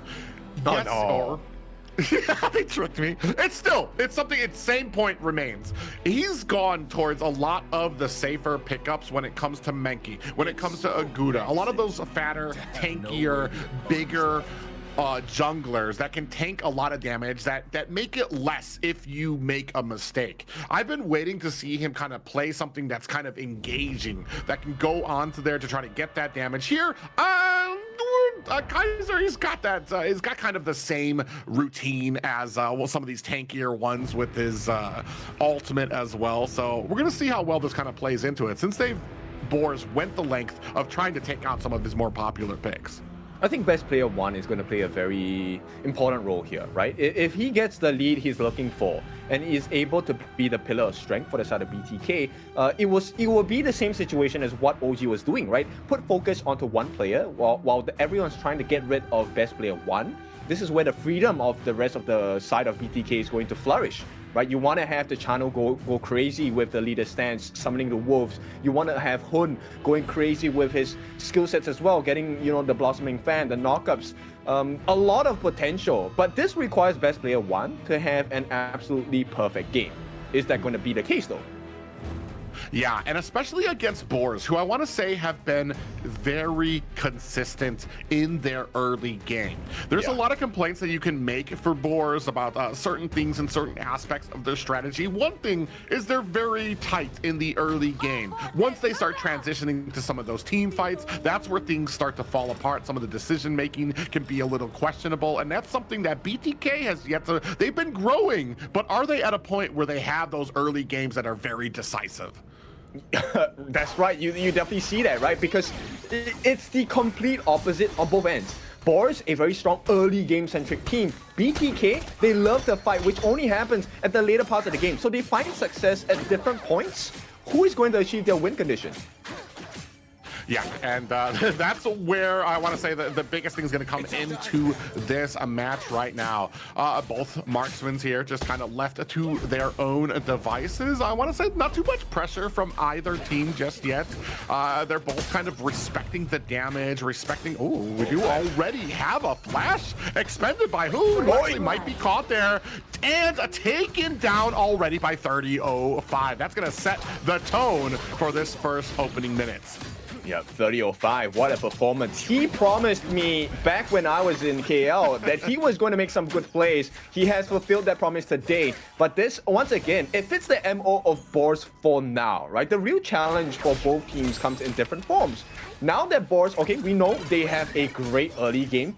We know they can snowball, but can they transition this into ending the game within 10 minutes? If not, BTK comes back for sure. Yeah, and we're going to take a replay as they go ahead and latch on to Hoon. He had to expend that flash early, so already you're going to be at a little bit of a detriment, but 30:05 not wanting to let it go as we continue on, putting that pressure down. 3 men down for BTK at the bottom lane, trying to put some pressure here, but looks like they're going to go ahead, decide against it, and reset on the map. I think the silent winner on the side of Boars is Red Cutie, right? So if you're unclear what hero he's using Shi. The second skill allows you to drag someone in any direction that you choose, which was why Hun had to commit the flash, because if he didn't, he would have been caught either way. So unfortunate for the side of BTK, but once again, Mac, he is trying to win this 1v1 against Mobile Zane. Yeah, and I want to say, like, right now, when it comes to a lot of this pressure that we put down here, we're not always looking, and another engagement there comes up there, popped up, and down goes Wide Chicken. Boars get another one in their pockets. Once again, coming off of Red Cutie's play, right? This mid laner is starting to grow on me. I think he has been really showing his growth in terms of hero proficiency, but also his vision in the game. Yeah, and I'm kind of wondering what are BTK going to do against it, because usually you want to kind of try to punish the I want to say range of Shi, because she does need to get a little bit closer than other mages to be a little bit more effective. But here she's having absolutely no problem. Red Cutie is able to get in there, find that CC, and absolutely punish BTK. I mean, this is the kind of situation you want to find yourself in, right? As a Shi, you just want to have one singular target, no comeback factor, which is why, you know, White Chicken, I don't think he's having the best game, because nobody's there to back him up. There's no save coming in. Yeah, and this is kind of what I was talking about when it comes to like the pressure that mounts on White Chicken. He's a great player, but right now when it comes to a lot of the offense that can be held out by Honor of Kings Clash laners, he's just finding trouble, especially if they can continue to mount this pressure on him while we're focusing down on that bottom lane. Yep, so every chance that Red Cutie lands his second skill, it's a risk for the start of BTK. And bear in mind what's happening now, right? Boars Gaming, they're having decent control over the map. And because of this control, nobody has been able to use the teleportation portal just yet, which affects the pacing of the game. Yeah, and it's not just that, but honestly, I get a little upset sometimes when I see how big that ability is from She. That, like, if you stand in it, it's going to be over. And it's just such a... It takes up a huge area of that map. And you're absolutely right. You can't even get to that teleport. Now, we're going to go ahead and start on the Tyrant. Boars taking a good active positioning there and get it without a hunt, without anything back from BTK. I like the fact that BTK did not overcommit into that situation. Maybe it was just due to the timing on the side of best player, but actually not taking a fight there was much more valuable for the side of BTK, because if they had #1 contested, they knew if Boars had gotten the Tyrant buff, they instantly lose the team fight. So BTK, I like the thought process. Yeah, and right here, 3 still at the bottom. Oh, unbridled outburst does land on the 2 members. Shark in trouble, gets taken down quickly. Hoon comes in with the meteor shower, but is not able to find the target. Meanwhile, Moba Zane sitting at the edge of death, very low, gets taken out as the side of Boars pounce onto him. Phasma picking up the kill on that last one. Yeah, they are definitely in sync. Boars Gaming, this is exactly their MO. Early game, they get a couple of kills. 4-0. No response from BTK just yet. I feel like, you know what, Moba Zane stayed a little bit too far. Once again, potential catch coming. Will not hit the mark from Red Cutie, and BTK suffering quite a bit. Yeah, and that's unfortunate too. It feels like it's kind of that experience thing as we go ahead. Another engagement there underneath the tower with the duel up to the death, but they do catch Wise underneath the tower. Speaking of which, underneath the tower, boy, it does look like 3005 might be in trouble against 3 members of BTK. They are able to clean that up quickly, bringing them to 4-2. Boars, once again, they're showing that kind of lack of efficiency, right? This is what costs them games, which is over diving when it's not needed at all.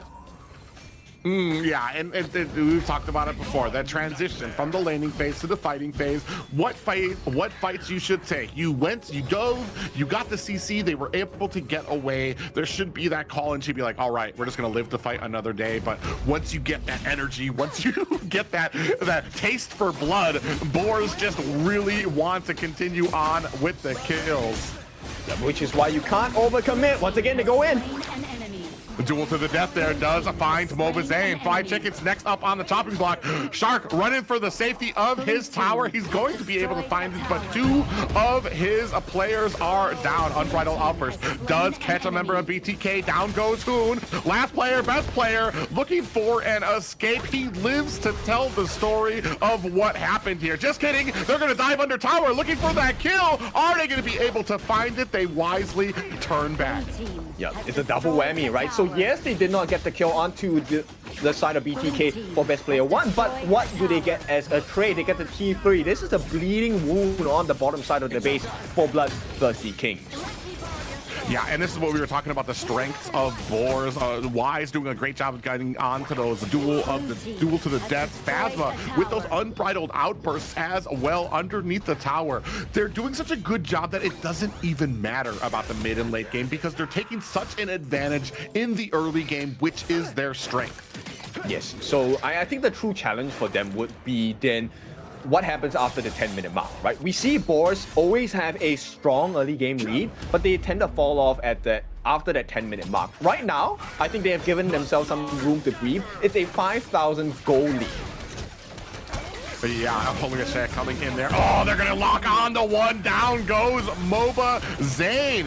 Again, Phasma diving underneath the tower, putting the damage on from the flank. Wow. Looking for an opportunity. Mac finds it. Yep, getting Shark out now is a very disruptive timing because BTK, they can't defend the T2s as well. Now bear in mind, there is an open wound on the bottom side, which is really not where you want it to happen because the corresponding lane is that Shadow Overlord. 1.5 more minutes, 90 seconds more. BTK may find themselves in a very dire situation. Yeah, now starting to put the pressure on to that mid tower. Best player goes down. Weez finding the kill there as well. Shed continuing on with that. Oh, nice flash. Red Cutie they catch Red Cutie. Now Fly Chicken coming in. They are looking for an opportunity. They do not continue on the chase. But that's the value of the Fatih, right? This is exactly why they gave White Chicken that Fatih pick, the Flash Ultimate. This is so damaging to the lineup of Boars. And BTK is showing you there is a potential of a comeback. Now, the big difference here is they still maintain that 5,000 gold lead. Boars should be able to get this Tyrant for free. Who is going to answer the Wise duel to the death? That's the big question here. Yeah, the person who needs to be in the front line to kind of tank that out.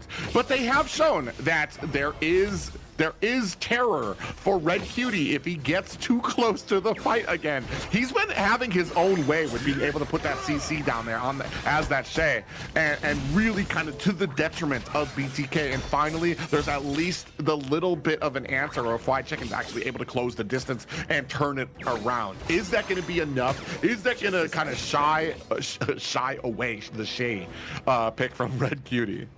I'm not sure, man, because at this point, yes, it's what 6,000 goalie going to the side of Boars, but you see the responses, and time is on BTK's side. The later the game goes, the higher the burst potential of Hoon. There is also a higher tank ability coming out from best player 1. So then the chances where you get that knockdown, hang on, one more.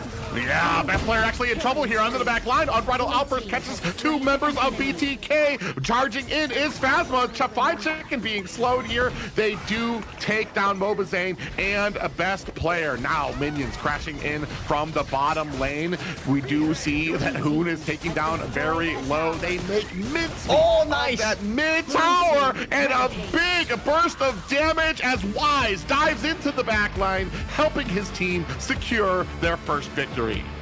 Yep, this is a nice win for the side of Boars Gaming. So they have their first win of the series for now. It's not the entire thing, just game number 1, but this is the Boars that we wanted to see, right? Not only just winning the first part of the game, but then using it to end the game quickly as well. Yeah, and I feel like they understood where their strengths were, and they just played to that. They don't. Do we need to worry about the late game if we just never make it to there? Let's just really kind of little bank in on this early game to the point that when that late game hits, when that mid game hits, they're so far behind that it's not really going to make a difference. Even when they were able to find kills, they just weren't able to find openings where BTK. Yep, just put your foot on the gas and don't let go, right? Because Boars, I think they understand that they have a very strong early game gameplay, right? They're able to steal camps away, they get the first blood, and I think one of the sleepers on the side of Boars Gaming has been Red Cutie. You know, with the Shi pick, I think that was pretty much the detriment to the side of BTK because they were consistently caught out, and he was responsible for the first blood anyway, giving 3005 the chance to get the first blood because he caught Hoon in the middle of it, expended the flash, expended all of the health on the side of Hoon as well, and then they just never stopped going from there. Yeah, I'm actually really interested to see how that translates to the MVP because I feel like you're absolutely right.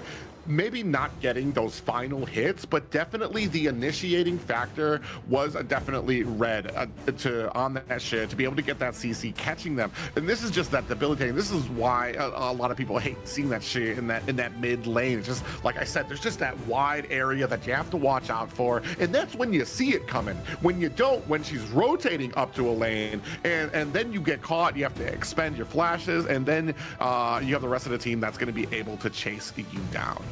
Yes, and I like the fact that you mentioned about Red Cutie. Look, the Shi is a great pick, but it is also a risky pick because she has to go close, and that was something that BTK never picked up on. The rotations have always been on point for the side of Red Cutie. So let's take a look at the itemization here. The one member I think we really need to focus on is the growth of 3005. He was really one of the monumental picks coming in with the Byron, right? Allowing the space for the side of Mac to come in. And the one thing that was weirded out for me on the side of Mac is he built half of the Blood Weeper. Not a traditional item for a RD at all. Yeah, and as we take a look here at that damage, a 60,000 there for Mac on there, allowing him what he needed to be able to kind of do that much damage there. And I mean, just a great job to be able to kind of open up with his team. Yes, I just really like the customization on the item build for the side of Mac, right? He actually allowed him to sustain a little bit longer against Mobazane, and then really just outplayed him 1v1 in the farm lane, which then really skyrocketed that growth that is Boars Gaming. So Boars Gaming, this is the MO. We get the lead in the first 10 minutes of the game. We try to end the game within 10 minutes. This was what, 10 minutes and 43 seconds? So BTK, no chance of a comeback so far. Yeah, and this is what we were talking about, and where Boars excelled. And I'm really kind of happy to see that they were able to kind of identify that and really kind of hone in on that as kind of like a counter strategy to what BTK presents. And that's a part of what BTK is going to need to work on. It's something that we've talked about over and over again, is that beginning, some of those rotations there. Hey, they got a Red Cutie. Nothing gets past these guys. They give that MVP to Red Cutie. They understand what it took. Yeah, he was the fishing net, right, for the side of Boars. it was, once you're in range, you're in the net, okay, we catch you. And this was like, we all started from here. The first play of the game, leading into the first blood. And of all the people to give it to, they gave it to 3005. A Byron that is so tanky, has damage, able to sustain in team fights as well. And this complemented the growth, because then we saw the growth of Wise as well. And multiple catches. This Red Cutie, BTK, pay attention, man. You have to get rid of Red Cutie. He is the playmaker for the side of Boars. Yeah, especially there. Even with that unbridled outburst mixed with the share, it was just way too much. There was so much CC that they were not going to be able to get through that. And it seemed like it was just more. Actually, I want to say, we've been talking about, what was it, the Liang combo with the Princess Frost, but here we had Zhang Fei with a share combo here. It felt like these guys were just walking into a coma of CC coming from Boars.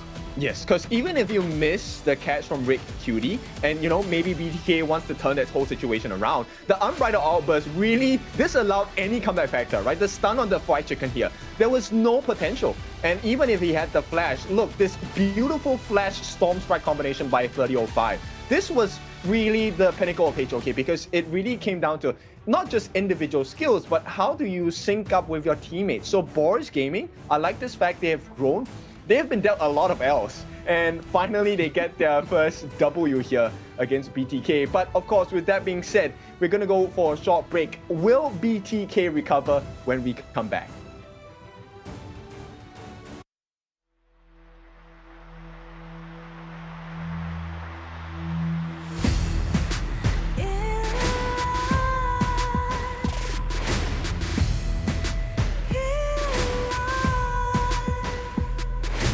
What's a life without its worth? Compromising with what hurts inside. When you let fear decide your fate, you don't choose which path to take in life. I'm finally letting go of everything that still holds me. I'm against the odds, but I won't give up, 'cause it's my time to shine. Standing in the spotlight, and no one let me down. Destiny is calling high.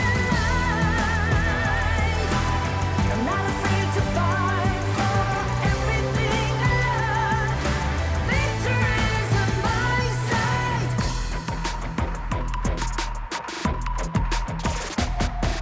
The more we lose, the more we gain. The more that nothing stays the same in time.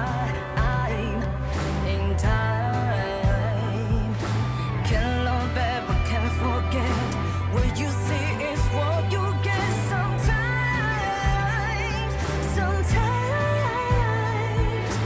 Gonna show the world tonight the light that shines inside us. We're against the odds, but we won't give up, 'cause it's our time to shine.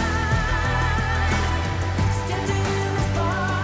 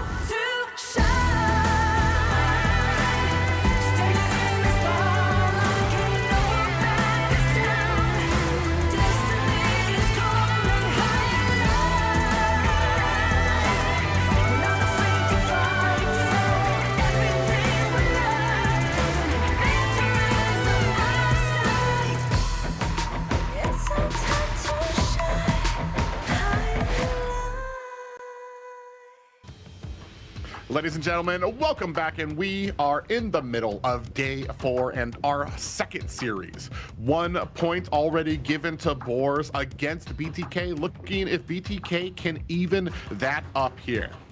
Okay, so I think let's talk about the state of Boars first. Now, both teams have not gotten a single series win yet. So now that they're on the cusp of a series win, do you think that Boars might fall prey to being overzealous, overcommitting? I don't know enough about Boars, and here's the sad thing, is I don't understand enough about Boars when they've been successful to see where they might falter. A lot of teams, sometimes they can kind of take advantage of that. Here, I don't want to say that they're going to take this less serious. I almost feel like they're going to be sharper here because they know that they haven't won a series. They know that this is finally that bright light in a long, dark tunnel that they've been facing here at KMW, and they don't want to waste it. I think they're only going to get stronger here. I think they're only going to get more focused. I think the lead is on BTK to make the difference.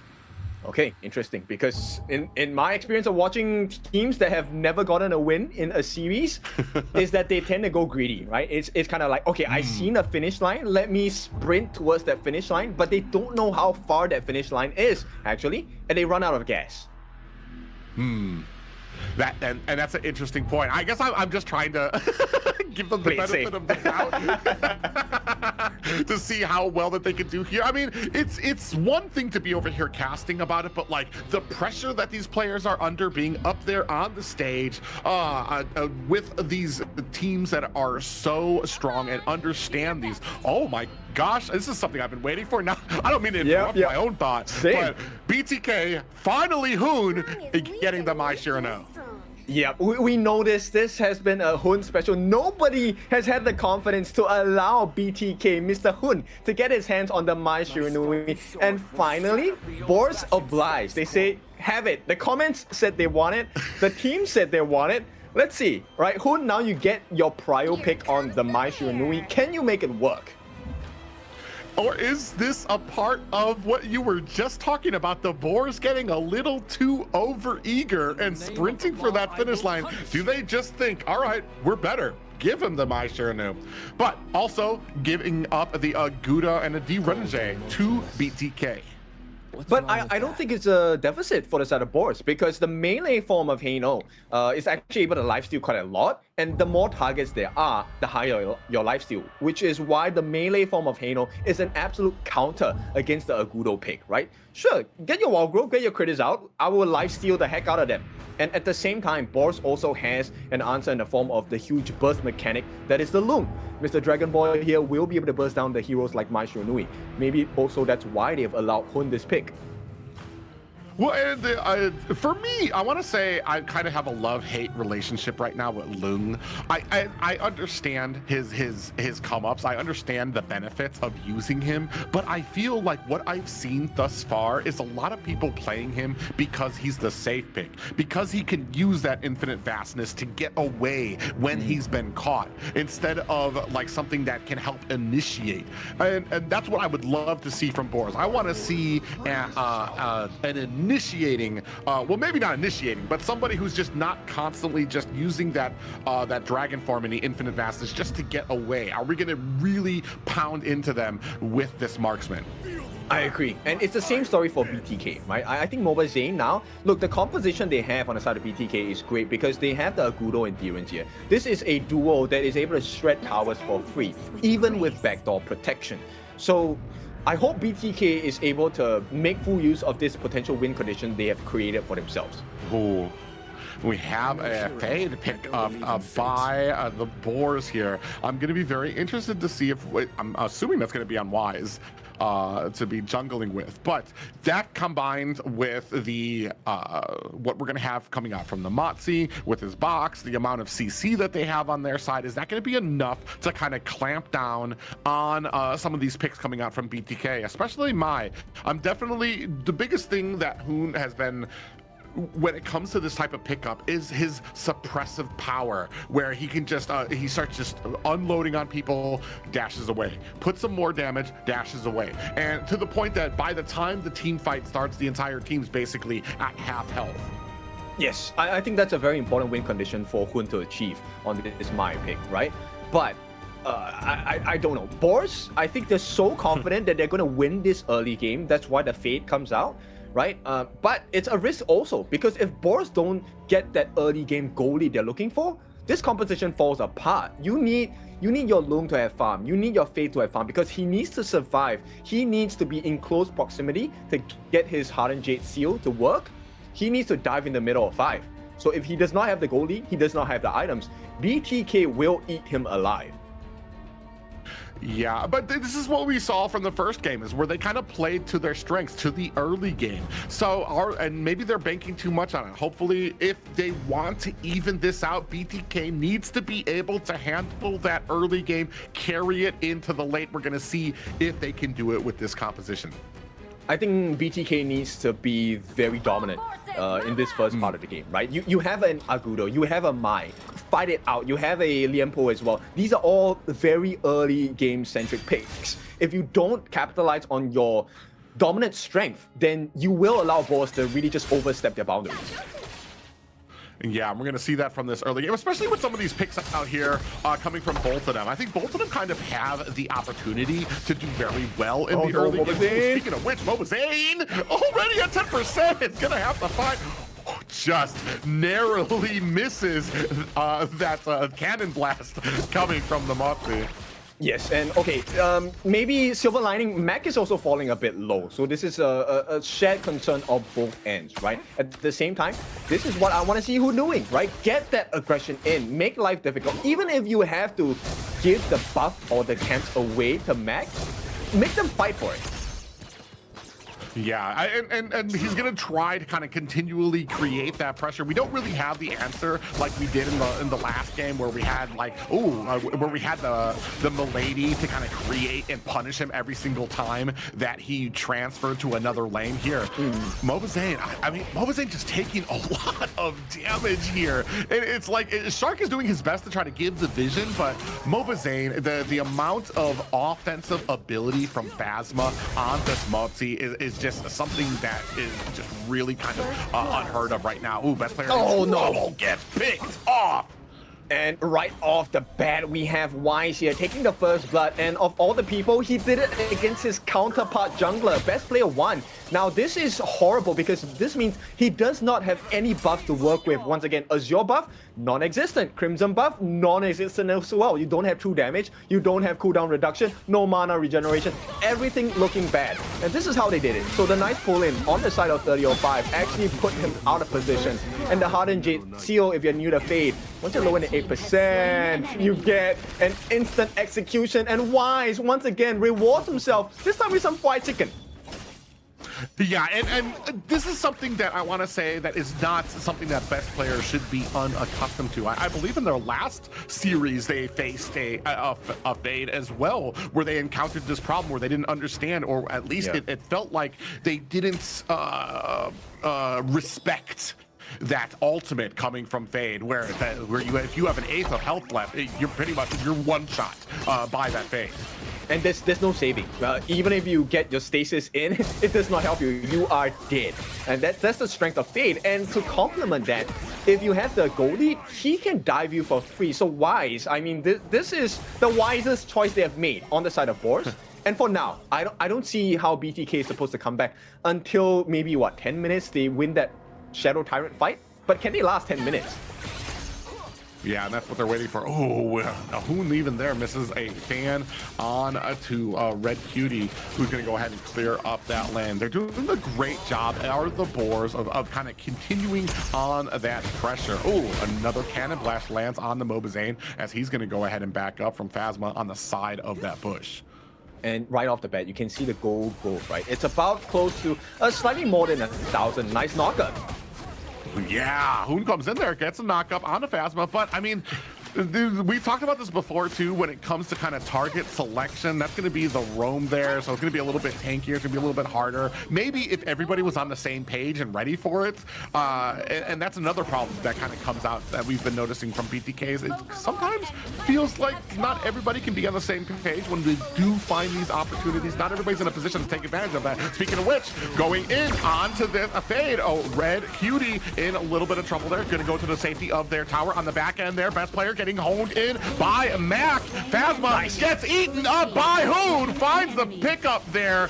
And Best player finds himself a kill onto Mac. And what a timing to do this. Well, they are going into the jungle. Another fight ensues. Yeah, and down goes Wise there. I believe that was Mobazane that got the last hit there as well. BTK starting to turn things around. All right, so early game was a win condition for Boars, but BTK, they have started the pattern recognition game, and now they recognize that no, you are not allowed that 10-minute flourish. Right now, 3-2, they have maintained, recovered that goal deficit, and they're in the lead, about 500,000. Ooh, they just need to kind of continue on with the decision making here. Hoon coming in from the side. They're going to go ahead, put the pressure on to take this tower at the bottom lane. Hoon had such an expert role in that last great fight there to be able to kind of come from the bush, be able to find the CC that he needed. Here, if they can kind of keep that up, we've talked about it, Boars can sometimes start falling apart as this gets to the late game if they are not in complete control. Here, certain things starting to fall a little bit apart, but they're not out of the woods just yet. Okay, one behavior that I really hope BTK will stop doing is stop eating those scepters of fate coming in from Red Cutie, because the damage gets increasingly more the more it lands on you. So Boars Gaming, this is their deterrence, right? Late game, actually, Red Cutie will be their safe condition. But for now, Hoon, like you mentioned, he just needs to get those skill 1 knockups, right? The real engine. And with the pokes coming out from the second skill, Kachosens, can they land more? Hoon just needs to be more efficient on landing those strikes. Oh, Hoon goes in, gets CC'd immediately, and from the backside, Red Cutie putting on some more of those spears. Is he going to be able to look at the damage going on to all of them? A big box lands on the Mobazane. Is that going to be enough? Phasma goes down quickly. Yeah, too fast, my boy, but here we go. Wise jumping in. This is not the situation that Boars thought they will find themselves at this pre-10-minute mark, but BTK, I love this recovery. Yeah, and you were talking about it too. Best player had a little bit of a shaky game in the early, got taken out immediately by Wise. Wise goes in there and immediately, under 3 players in that last fight, decides against it. He doesn't really see an opening that he likes and gets himself out of harm's way. Right now, BTK trying to kind of withstand this initial push as we move into the 7-minute mark. And he also has a slight goal lead against Wise. Now, it's not the biggest difference maker, but bear in mind, he now has the Blood Rage. That's the gauntlet in red that you see, which allows him to survive Wise's ultimate a little bit more, because it gives him the shield value, soaks up a little bit more damage. You don't get to 1/8 of your health that fast. 3005 engages. He popped up and taken out Hoon right there to claim that kill. Mac here fighting against his tower, defending it against a BTK. They're going to have to turn back. Okay, they need to play this safe, right? BTK, I think they understand that, yes, number one, they have the lead, but you don't want to throw it away. Yeah, and especially now they're dancing around this Overlord. Both of them kind of trying to bait each other in and then realizing, yeah, I don't think either one actually wants this. They're both looking for a fight. Mac up here right now. Tower at 50%, trying to stave off Quiet Chicken. A little bit of help coming in the form of Phasma from the side. This has been the biggest growth on the side of BTK, which is the recognition of the macro game, right? Playing the map, taking turrets, and most importantly, because they're forcing attention away from Boars on the other side of the map, look who's benefiting. Mobazane. Ooh, Mobazane. They just gave us that sneak peek of Mobazane's vision there, and he didn't even see 3005 in that bush. Thankfully, able to kind of create that distance. 3005 comes out empty-handed. Now, maybe a little bit of a pincer move. They're going to go ahead and force this mid-tower, sitting at about 90%. 4 members there. Best player doing his best to offset some of that damage. this mid T1 is fairly important, right, for both sides. But here we go. This is going to be a Tyrant attempt, and I don't think they will be able to stop this. So, best player 1, they secure the Tyrant buff for the team. BTK have 85 seconds of fighting prowess advantage. Yeah, and just like that, I feel like best player able to kind of bounce back from that earlier little disadvantage he saw there. He's still taking a lot of damage. I'm not gonna lie. I mean, he is a tanky jungler, but that's a little bit more than I like to see. Just kind of like hanging around. You were mentioning it before. The team kind of gets a little comfortable in the amount of damage that they can take and just take it lackadaisically. It's like, you know what? We can step aside from a few of these. Yeah, it's like eating a spicy dish, right? And then you don't feel the spice, but the more you eat it, the more painful it becomes. That's the role of Red Cutie now. So BTK, look, I know you can't take too much spice from Boars, so stop eating those scepters. God. And here, ooh, Mac actually in a little bit of trouble, gets to catch the pop-up, is going to have to use that infinite fastness to get himself repositioned on the map. Speaking of which, Red Cutie in between 3 members of BTK is going to go ahead and pop that ultimate. We do have a Cannon Blast that comes out trying to aid him, pop up onto 2 members. They do find a kill onto Hoon. Wise with a kill of his own. That's going to be 2 in the pockets of Boars and looking to push this advantage. Yeah, this is why you don't engage Red Cutie, but here we go, 1-on-1. Yeah, Wise in trouble here, is going to be able to get away, and just like that, we talked about this before, they get so hungry for it. Why Chicken wants the kill. Speaking of which, Mobazane comes in, finds a kill of his own. Wise on the back end there, looking to find, I believe, looking to lock on the Mobazane, but Mobazane able to get away. Shark there, giving the vision. Are they going to try something here? Shark's getting very close. It needs to be a decision. Are we going to do this, or are we just getting vision? Shark just trying to be a nuisance here. Goes into 4 members of them. Mobazane on the side is not able to get the objective and goes down. And 10-minute mark. This is a swing. Boars Gaming, look, they understood what the win condition is. Do you know what Boars was doing? They were just buying time. What were they buying time for? They were buying time for Wise's ultimate, right? The Hardened Jade seal. They were waiting for that. So in number 1, secures them the Tyrant buff. But at the same time, if BTK overcommit into the fight, they were all low already, which was what Boars Gaming were looking for. And they were given that present. BTK need to be really careful about the win conditions on the side of Boars. Yeah, and that's unfortunate too. It's like, it's some of those decisions too, especially against Wise on this fade. Once you get low, it's kind of, you become a nuisance for your team. So take a look at this gold chart. Wise sitting up there at the top, 9.6k gold there as his team continues their domination, continues their push in this top lane. He's close to 1,500 above the top farmer, which is Mobazane at this point. And not only that, this is where they get to recover that strength, that lead they were in, the commanding position. Even with, look, the knockup coming in from best player 1, it matters not, because Red Cutie, he's able to deal so much consistent damage over time, and they don't have the burst potential anymore on the side of BTK. Ooh. The Chicken decides to dive into the back line and takes a, looks like he took a box there. They're going to go ahead, chase after Red. Are they going to be able to find this kill? Red dashing around, looking for an escape. He finally goes down, but this is Wise coming in after Fly Chicken, looking for a kill. Are they able to take him down? Chicken is able to find the kill to match it back. 2 down for the side of Boars, 1 down for BTK.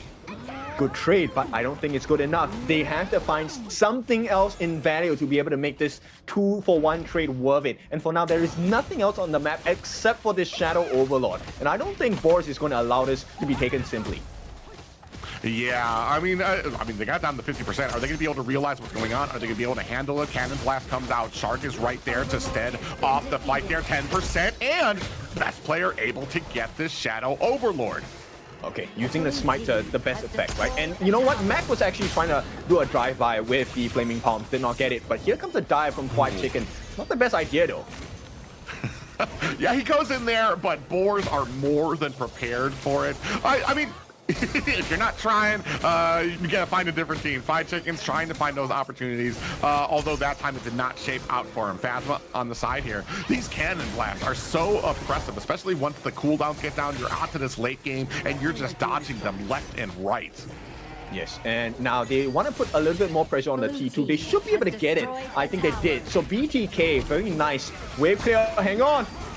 Oh, yeah, they find a stun and add up to it with best player, but not able to find the kill. Trying to mount the pressure. They want to break into this mid tower to put the pressure, but Boars are not going down without a fight. Backline. Taken down, but the backline Wise comes in there, looking for a kill, finds one onto Mobazane. The rest of BTK running for the hills. Hoon is the next one on the chopping block. Is that going to be enough? Shark might be the last one as they go in 30-05, and Wise here to double team him, and down he goes. Another kill for Wise. And all they had to do was a trade mag for it. This is the final kill. It's an ace for the side of Boars Gaming. Fight Chicken is still alive. Yeah, Fight Chicken is, and for the time being, speaking of which, comes in against 30-05. Oh, he chose the wrong bush to go into, but this might be it for Wide. He is going to take himself a Heart and Jade, and that is a wrap. BTK, I think Mobazane got up before the ace. I don't think it matters though, because they're going to go ahead and make short work of this Tyrant. Yes, still an ace nonetheless for the side of Boars, and this is exactly what they want to have, right? So lessons learned. And once again, this is so hard to play against because when the Fade gets his ultimate, almost every single neutral objective is a guarantee. Soft guarantee nonetheless, but soft is not as soft as people think it is. BTK, they're in for a very difficult time now. Yeah, not just that, but Boars have done a great job of transitioning to this late game. This is where we thought they would be more shaky, and it feels like they've started to kind of come together a lot better. They're sharper. They're more honed in on what they need to do. As soon as somebody gets caught, they're able to turn it around. They're doing a much better job than we've seen them in these series when it comes to this late of a game. I think they're just more in sync with each other, right? The hive mind coming through. Radiant's going to be dropped by Shark, though. Is it going to be enough? I don't think they can kind of stop this fight, Mac. Yeah, Shark goes in and double teamed in there by best player to add on. They go ahead, force forward a little bit. Are they going to dive too deep? They're going in. They're very hungry to try to find a kill, maybe try to get something onto Red Cutie on the back line. Fly Chicken dives in deep, and the rest of the Boars turn around on him. 5v1 and dust him away. It's only 4 more members of BTK. They dive underneath the towers, looking for another kill on to BTK, and now continue their surgical movement to one last high ground tower for BTK side. Okay, it's all about restraint at this point of time. Boars, they have opened the doors up. This is a gash on the top, on the middle of the side of BTK's Crystal. So, Boars, all they have to do is to make sure they play the map and drag the game a little bit longer. BTK might fall. Oh, yeah, and there's so much pressure on BTK side already. Minions at their base. They have to answer that. Meanwhile, Boars are free to go around, get the objectives, clear out their jungle. You see here the cannon blast coming out. Phasma comes around the side. Shark's going to have to try to be that front-facing wall for Mobazane. But, I mean, he's having trouble of his own. Phasma, no fear. Just in front of the rest of BTK there. He doesn't have to be, right? Because at this point, the vengeance will come through. Once again, Wise works onto that Shadow Overlord. Now, bear in mind, Wise and Mac, both of them have that Crimson buff. This is true damage, burning damage available for Boars Gaming, so they will gladly oblige to any fight that is offered by the side of BTK. You see that best player on the side. We do have, Red Cutie comes in from the side. We see Mac comes in there, actually gets tilted very low and taken down. Big pop-up catches 2 of a Boar, but Red Cutie's right there, still delivering out that damage. They move their focus onto this bottom tower. Fried Chicken trying to outlast 3 members. The rest of BTK come in to find a big CC. Is it going to be enough to take down Wise, who forces into the base? Down he goes. Mobazane with the killing blow there. The rest of Boars look to be creating that distance. I don't think they want another bit of this fight just yet. There is a chance for BTK to come back. Right now, Boars, I don't think they want to aggress any longer. They should not aggress any longer because if they lose this team fight, it's not going to be good, but they will give it a try. Ooh. Yeah, look at the follow-up. As soon as the cannon blast lands onto Mobazane, you have 3005 immediately charges in, tries to find the pick off. He can't find it, so he has to back off. But it's just the amount of cannon blast going off. They're just waiting, creating these opportunities. Once it lands onto any one of BTK that's squishy, they're gonna dive in there. Now, focusing their attention onto this Tyrant. On the side, 3005 flanking the side of BTK while Fried Chicken in the front lines does find a kill. Mayin is down. Mobazane able to find the kill there, down to 10%. It does look like best player able to secure the Tyrant. At the 18-minute mark, BTK have found themselves a little breathing room. Yes, so some breathing space, that's great. And bear in mind, BTK has also taken a quick slash on that top side of the map. So there is no T3 available for the Boars gaming side. Now, the big thing here is that because there's an open wound on both top sides for both teams, this Tempest Dragon actually could be quite evenly contested between both sides.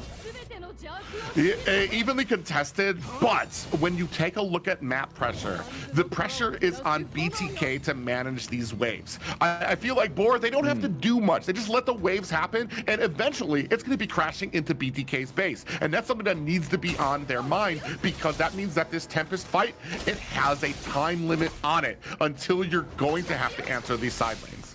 All right, I'm gonna give BTK a little bit of a glaze here. Look, they have been in this situation yesterday against LM. In fact, their base was barren, same as last time, but they managed to come back and make the base barren for their opponent. So can they do it against Boars Gaming today?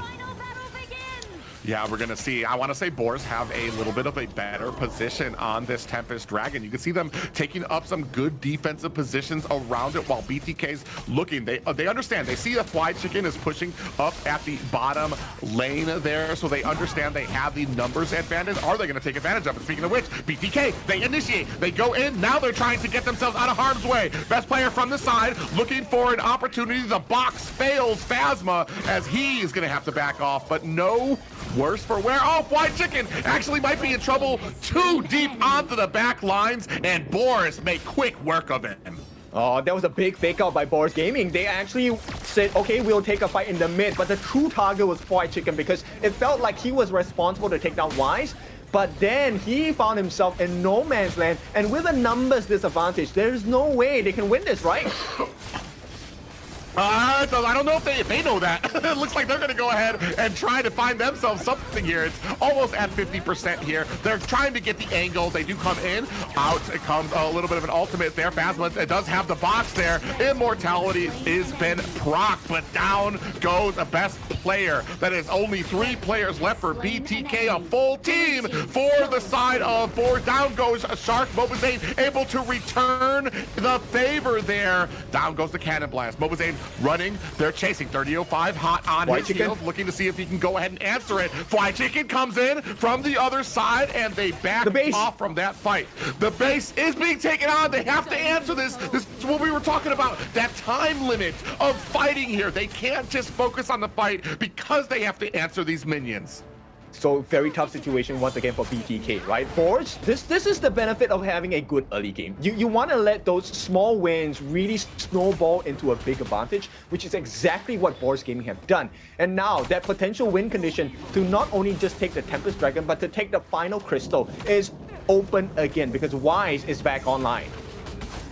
I mean, as far as it's concerning right now, both teams are kind of reset, except now you're down to about 50%. BTK really needs to make something happen very quickly. 25%, they're going to go ahead. They know that they need to make something happen here at this fight. We do have, we have the Tempest Dragon has been taken down by Boars. Best player is able to find a kill onto Red Cutie.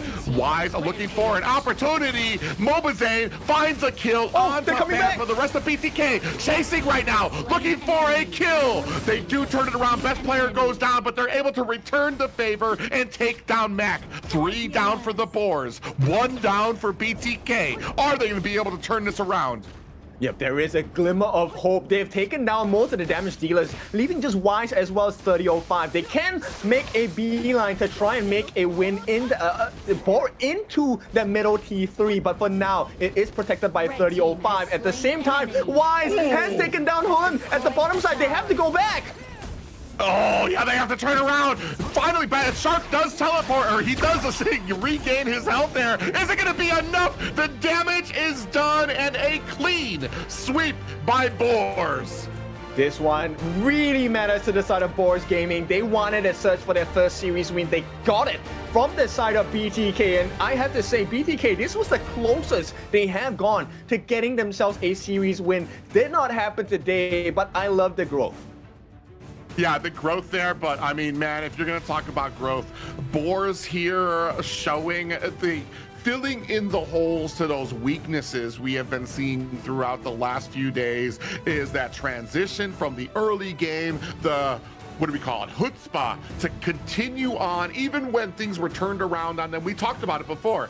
Once the tides usually turn on them, they struggle to climb their way back. Here, they were showing they understood what it took, got the fights that they needed, and found the opportunities, and ultimately, eventually placed a lot of check marks in boxes so that there was just way too many overwhelming objectives that BTK was dealing with, whether it's trying to get into the fight, into the Tempest, worrying about lanes. There was just too much for them to deal with to find a victory here. Yes, the pressure was really too much to handle. They crumbled under the pressure that was offered by the side of Boars Gaming, right? And this came in the form of multifaceted factors. Number one, the draft was really strong coming in from the side of Boars Gaming, and the map control was really strong as well. But I just want to point out, BTK, even though they lost this series, the way they recovered in the initial 10-minute mark, that was something that very few teams have done against Boars. Yeah, and it's just it's something that's known. I want to dare I say for BTK is that they've been down and out before, and it's never, if they're gonna lose in the late game, it's not gonna be because they don't know how to climber their way back or because of the pressure. They've been here before, so they understand what it takes, and that's why you see a lot of BTK matches really get into the down and out clawing when it comes to that late game, because that's when I almost feel like they almost get a little stronger and a little tighter with their comms and a little bit more strategic with it. But here, ultimately, the Boars with a great victory. Yes, and I think we are looking at a potential Wise MVP here on the Fate, right? He was doing so well in this game. And as we, progress into the later parts, we didn't have too many Tempest games so far in the 4 days of HOK on the KMW, but every single time it reached that timer, it then became about item switching, your Sage's Sanctuary. How many lives can you buy yourself? Because you can only use up to 2. And then, the item switching is a very difficult task to do, especially when there's a lot of chaos in the team fights. You can see there, Red Cutie, 275,000 damage. And we were talking about it. BTK, I don't, whether it's that they were just not understanding of how the damage stacks, or they just didn't care because it wasn't as optimal to them. They were taking a lot of damage, and Red Cutie was just, he was there for it. He's like, all right, I'm just going to keep on throwing these up at you. Here we could see a little bit of the up and downs from this game when it came to advantages. BTK took a little bit more control a little bit earlier here, but ultimately Boars able to kind of hang on to that lead and hang on to that advantage.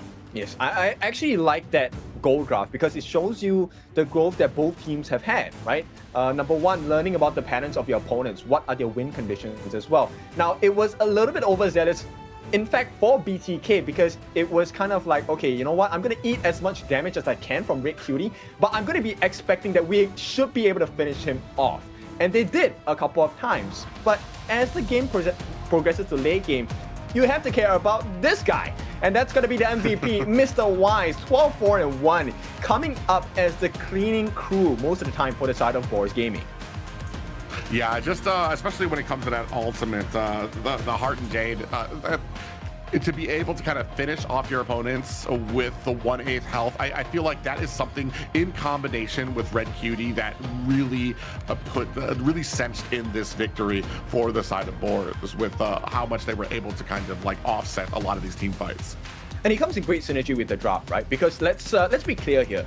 Fade is not a tanky hero. He is extremely squishy. So with the stuns coming in by the Mortars, stuns coming up by the Lung, the multi-man catch by the Mayin, everyone is meant to be that focus of damage. They get the CC down, but they also position themselves well so that Wise on this Fade able to just come in, get the cleanup, and then they have the advantage across the map in kills, in turrets as well. Yeah, here we saw the little signs of life coming out from BTK, able to find Hoon, able to find those great CCs there. But man, this the amount of CC you were talking about, them able to come in and then Fade swooping in to get those finishing blows onto BTK. Even when they were able to get some towers here, look at the flanking play here from Wise. Yeah, and that's because it's so hard to take people out like Red Cutie. It's so hard to take people out like 3005. You have to pay attention to them. And this is what we call tunnel vision, right? When you're so focused on one particular thing on your screen that you forget to take a look at the other areas. I forget how beautiful that ultimate is from Fade sometimes, where you just see them get dusted.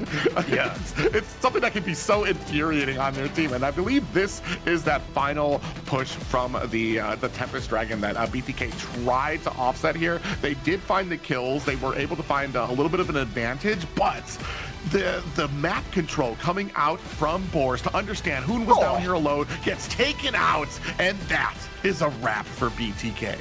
Yeah, it's so difficult to play against this composition, right? Because especially in a moment where it's like Tempest game, you have to make a decision. Do we go for the kill onto Wise? Because if we don't take Wise out, his Heart and Jade seal is a guaranteed on the neutral objective.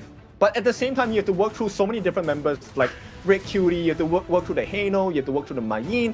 So many difficult positions to work around. But of course, congratulations to Boars Gaming. What a way to end the series. Now we will go for a short break and after that we will come back with our third series of the day.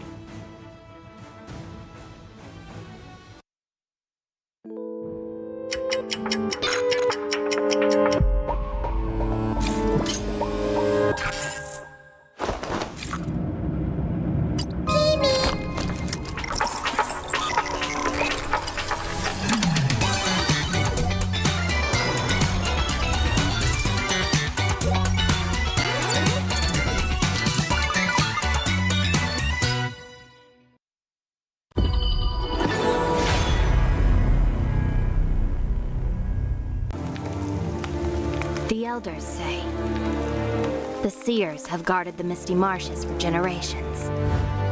We are the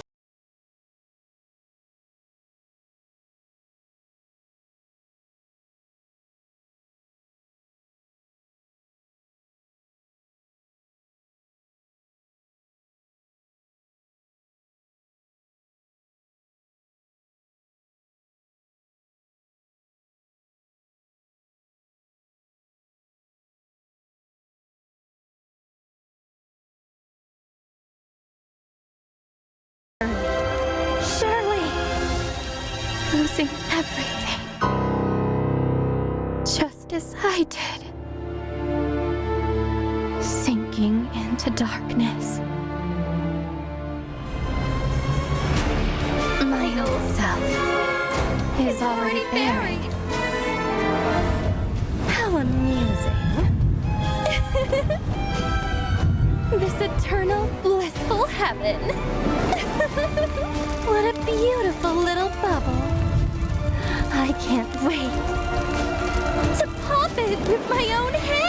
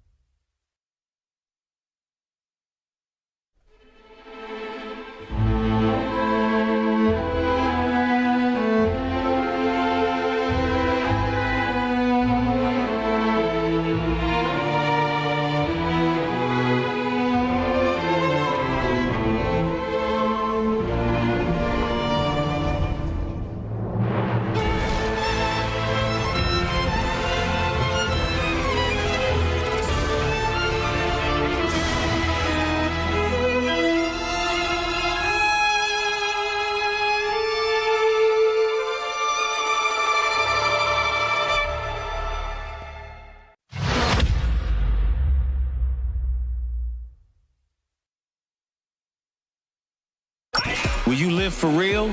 Join the party.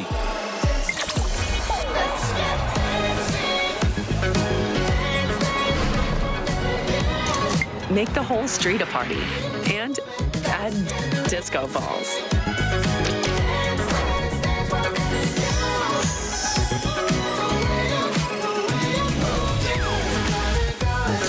Real Me 15 series. Live real in every shot. Life's growth has always been bound to conflict. How long can today's peace truly last? 1,000 years ago, from a single seed sprouted the Misty Marsh's first wonder. Born of wood, growing into a forest, gathering countless living beings within. Growth, cycles, fates, weaving endlessly together. With the deities came the first enforcers, becoming the Misty Marsh's first protectors.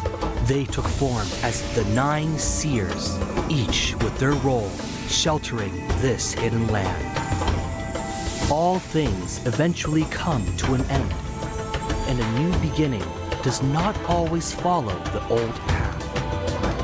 Today's inheritors of the seers' legacy long for a different future. Their followers, too, drift further apart.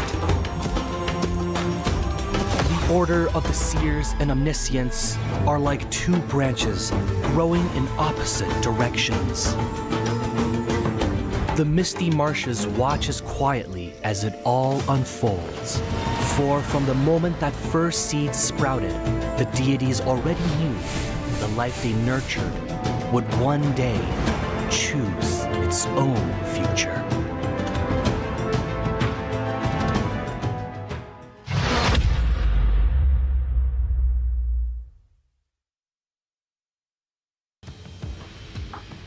Welcome back, ladies and gentlemen, to KMW Day 4. We are at the second half of our night. Another exciting series underway. Yeah, 9Z Globant against Twisted Minds. I had to wolf my food down there. But you can wolf down some skins as well. Take a look at the Mirage City skins. They have already arrived. You have 3 to explore. You have Fang, Mayin, as well as Shangguan, all beautiful in their own rights. And if you are a skin collector, this is a series you cannot miss. Yeah, some exciting skins there for some exciting heroes. And speaking of exciting, we just got through with our second series. And right now, 9Z getting ready to come out the stage again. And wondering if they're going to have maybe a better time out there. I think it's going to be quite difficult because they're playing against the top 2 of KMW. Not just for this season, they have been the top 2 since spring last season for KMW, right? So we're talking about Twisted Minds and OG. Twisted Minds, they had a roster shift. Has it affected their prowess? Not too much. They're still a very strong team. Yeah, and maybe, I mean, there's still hope. I want to be that glimmer of light maybe for 9Z. They did face another stalwart pinnacle hero here. But without further ado, let's go ahead and see our first opponents. So you should never give up. You gotta fight for it. Whoa, let's go. I know you want it. I see the fire in your eyes. You gotta fight for it. Let's go. The battle's calling. You better give it all you got. You gotta fight for it. The time is right for you to raise a rock, yeah. Cause you can be the greatest of them all, yeah. Let's go. The battle's calling. You better give it all you got. You gotta fight for it.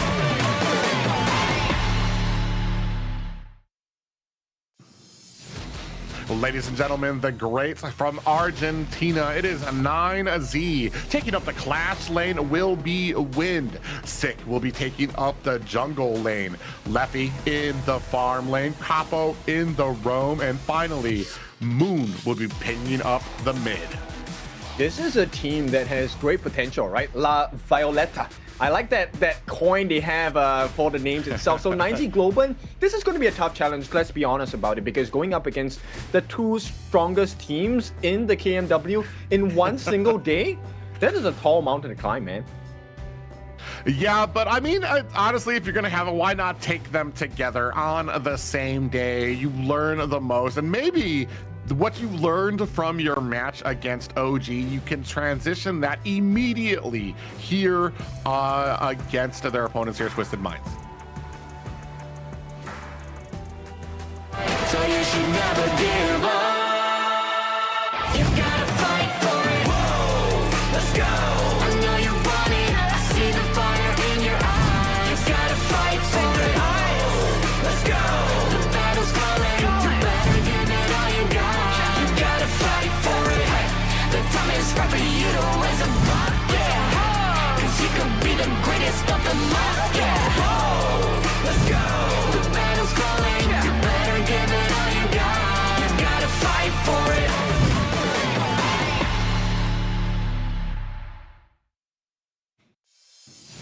Twisted Minds. They are the masterminds here, represented by Clean in the Clash lane, Xue in the jungle, Shanks in the farm lane, Hailang in that mid, and of course ACC in that roam. Now, one of the two strongest teams in the side of KMW, trying to be matched up by 9Z Globant because they have a better score than Twisted Minds though.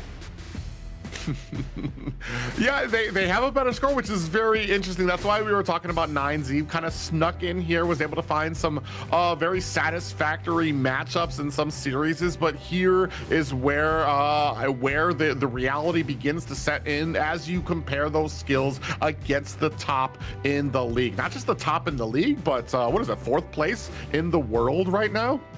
Yes. They actually did really well in KWC, right? This is the Honor of Kings World Cup that happened recently. And I think the performance by Twisted Minds really surprised everyone because it was kind of a nightmare for OG. OG did well in the starting parts of spring. You know, they won every single series, did not drop a single game. And then they got destroyed by the side of Twisted Minds. Then, you know, when they headed into KWC, Twisted Minds performed definitely better than OG. Yeah, as we take a look at the player head-to-head, Moon and Hailang here. Total kills, a whopping big advantage there going over to Hailang there with a 70. But I want to say the rest of the stats seem pretty even. Even with, I want to say, Moon going ahead a little when it comes to team fight participation. Not, I mean, 3% isn't like world-changing, but I mean, when you're comparing stats and stuff like that, it'd be very interesting to see how well they play into some of these fights. We'll see how that really comes to fruition in the match itself, right? Because now Twisted Minds, they will be on the blue side prio pick, red side taken by 9Z Globant. And the mid laners are very critical here because they are responsible for that initial rotation. Who are they going to help, which lane they're going to choose, and then, you know, what's the trickle down effect based on their choices. Yeah, and that's a very interesting thing, a way to look at it too, because a lot of people talk about the Clash laner and how much they need to be able to get around the map to help out. But then it's also, I want to say, the beginning of that starts with the mid lane. Where is your composition the weakest? The mid lane needs to understand that, needs to be able to rotate there early to make sure that you're still keeping that early game advantage. And right off the bat, we're talking about advantages here. Twisted Minds, they take out Zhang Fei. This is not a seasoned prio ban. Very few teams take out a Zhang Fei as a prio ban. This is an exclusive. This is a 9Z exclusive here. They want to try to whittle down. They're going to test out that hero pool a little early here. Liang going to be taken out by the side of 9Z. As we already know, Liang possesses so much a CC ability, including his ultimate, that power word, being able to lock down heroes, especially when we've seen it teamed up with the Princess Frost as well. Here, another takeaway there. Pei taken off the board by 9Z. Oh no. Why? Why would you give up my Shiranui as the first pick? Oh no, something. Either 9Z Globant is cooking or they're gonna get cooked. Yeah, and that's the thing too. They're gonna go with the Lung pick here, and this is something I've talked about before. Is the Lung pickup here because we believe in the offensive ability of it, or are we just picking it up because we know that we can make a few mistakes there, we can get caught, we'll have that infinite vastness ultimate to drag in our way out of it here. Didia picked up by 9Z as well. Dharma, man, this is going to be a very stacked lineup by the side of Twisted. It is, and let me be clear to our newer friends here. Twisted Minds, Hailang, he is an absolute beast on the Mai Shiranui. He has an insane performance most of the time. So 9Z Globant, they need something else to match up with the Mai. There is many options to explore, but for now, we'll see what this last pick is. Yeah, and as we go into the second round of banning here, interesting that Lamb picked up. I almost feel like it's a little early to be picking up assassins on the side of 9Z, because you still have those two to be able to kind of counter out. Not even just that, but you've got a lot of CC on the side of Twisted Minds here. I'll be very eager to see it, but honestly, go ham, go all out with it if you're gonna go with it. Twisted Minds returning with another ban of their own. It's a smart ban, right? Because the Lam #1 is already a natural counter against the Gudo, right? Taking maximum value out of his skills to be able to to handle the iframes and then get damage onto a Gudo. But at the same time, a pairing with a Liu Bang is so scary as a Lam because you get to choose when you want to go in, and all you need to do as a jungler, as a side of Sick, is to tell your teammate, hey, Capox, I need your battlefield command. We're gonna go in, we're gonna burst someone down, we're gonna get it out. Yeah, and Twisted Mind read that quickly, take that off the board along with Yixing as well. On the side of 9Z, they go ahead and their final ban going to the Lady Soon, waiting to see what Twisted Minds or what 9Z can answer back. That's a great ban. I hate to be in the position of Twisted Minds, especially for the side of Shanks, because the burst potential of Lady Sun is great against the pick of Lung. And then you also have the Derangea, which is supposed to be able to soak up the damage of the Downpour plus Flaming Palms coming in from the Lung pick. But now, those are not available. And 9Z Globant, they pick up a very late game character as well. The Fuji is coming in for the Clash lane. Oh, Mozi picked up alongside a consort here. There's an amazing amount of CC. 4 players with, or actually 5, all of them have at least a little bit of CC on their side. So that's going to be something that 9Z needs to be very careful of with their positioning. If they get caught, that's going to be a domino effect coming out from Twisted Minds. They're going to be locked down if they don't have a plan. True, there's quite a lot of AoE CCs in fact, right? You have the Gorge Mobilization, the one where Agudo throws down the Furball. You also have the more to think inside the box, Dharma's Truth Mantra. All of them are AoE ultimates, right? 9Z Globant though, I like the draft a lot because there is a chance, an element of surprise. You have the Flash Sage's Smite from Fuji, the one where he locks you to a pole, and then it's just whipping you into shape, and most people don't survive that. Well, and honestly, it depends on who he catches with that. I'd love to see him on paper. It would be nice to see if it's a Mei get locked down, maybe a consort U. But I mean, you're going to have to be really great on your positioning if that is your plan. But both compositions locked in, both teams looking ready. As I say, looking ready. A little bit of worry there from 9Z. They're going to get ready for this matchup. It's important that they put their best foot forward in this best of 3, right? Like I said before, this is a quick series. As long as you get 2 wins, you win the series. And a lot of teams, we have seen throughout the first 4 days here, a lot of 2-0s. So 9Z Globant, they've already been dealt their first 2-0 today against OG. Will it be the same story with Twisted Minds? And like I said, maybe they've actually learned a little something from their fight against OG to be able to kind of take that to Twisted Minds. The biggest thing that we've been talking about is that pacing, that momentum in the early game. Put your pedal to the metal, take it to the enemy, and try to continue that momentum.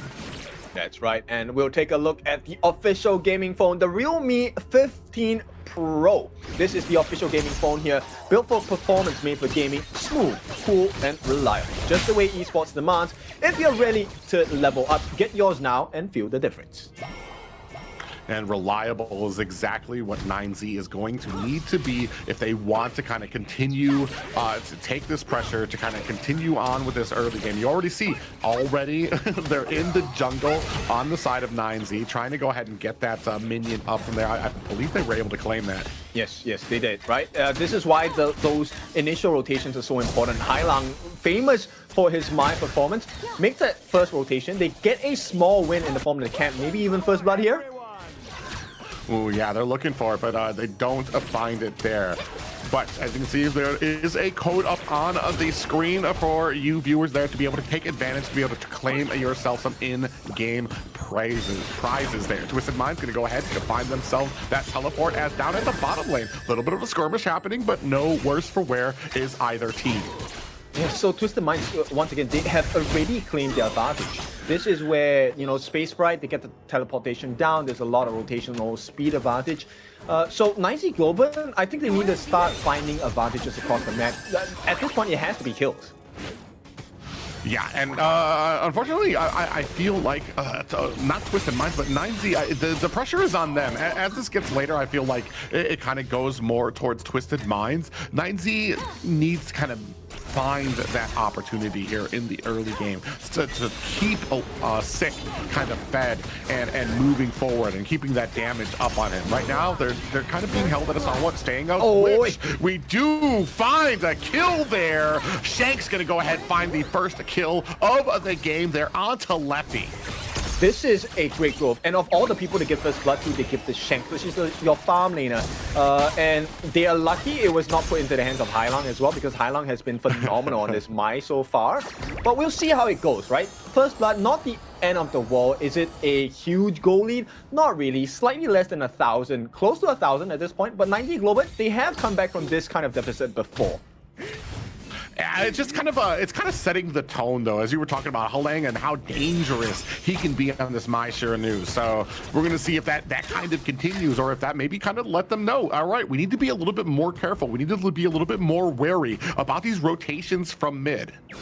Actually, you know, I want to take a look at the late game potential, and I feel like after a little bit of consideration, I think 9Z Globant actually have a better gameplay in the late game compared to what Twisted Minds has to offer, because Hailang will fall off.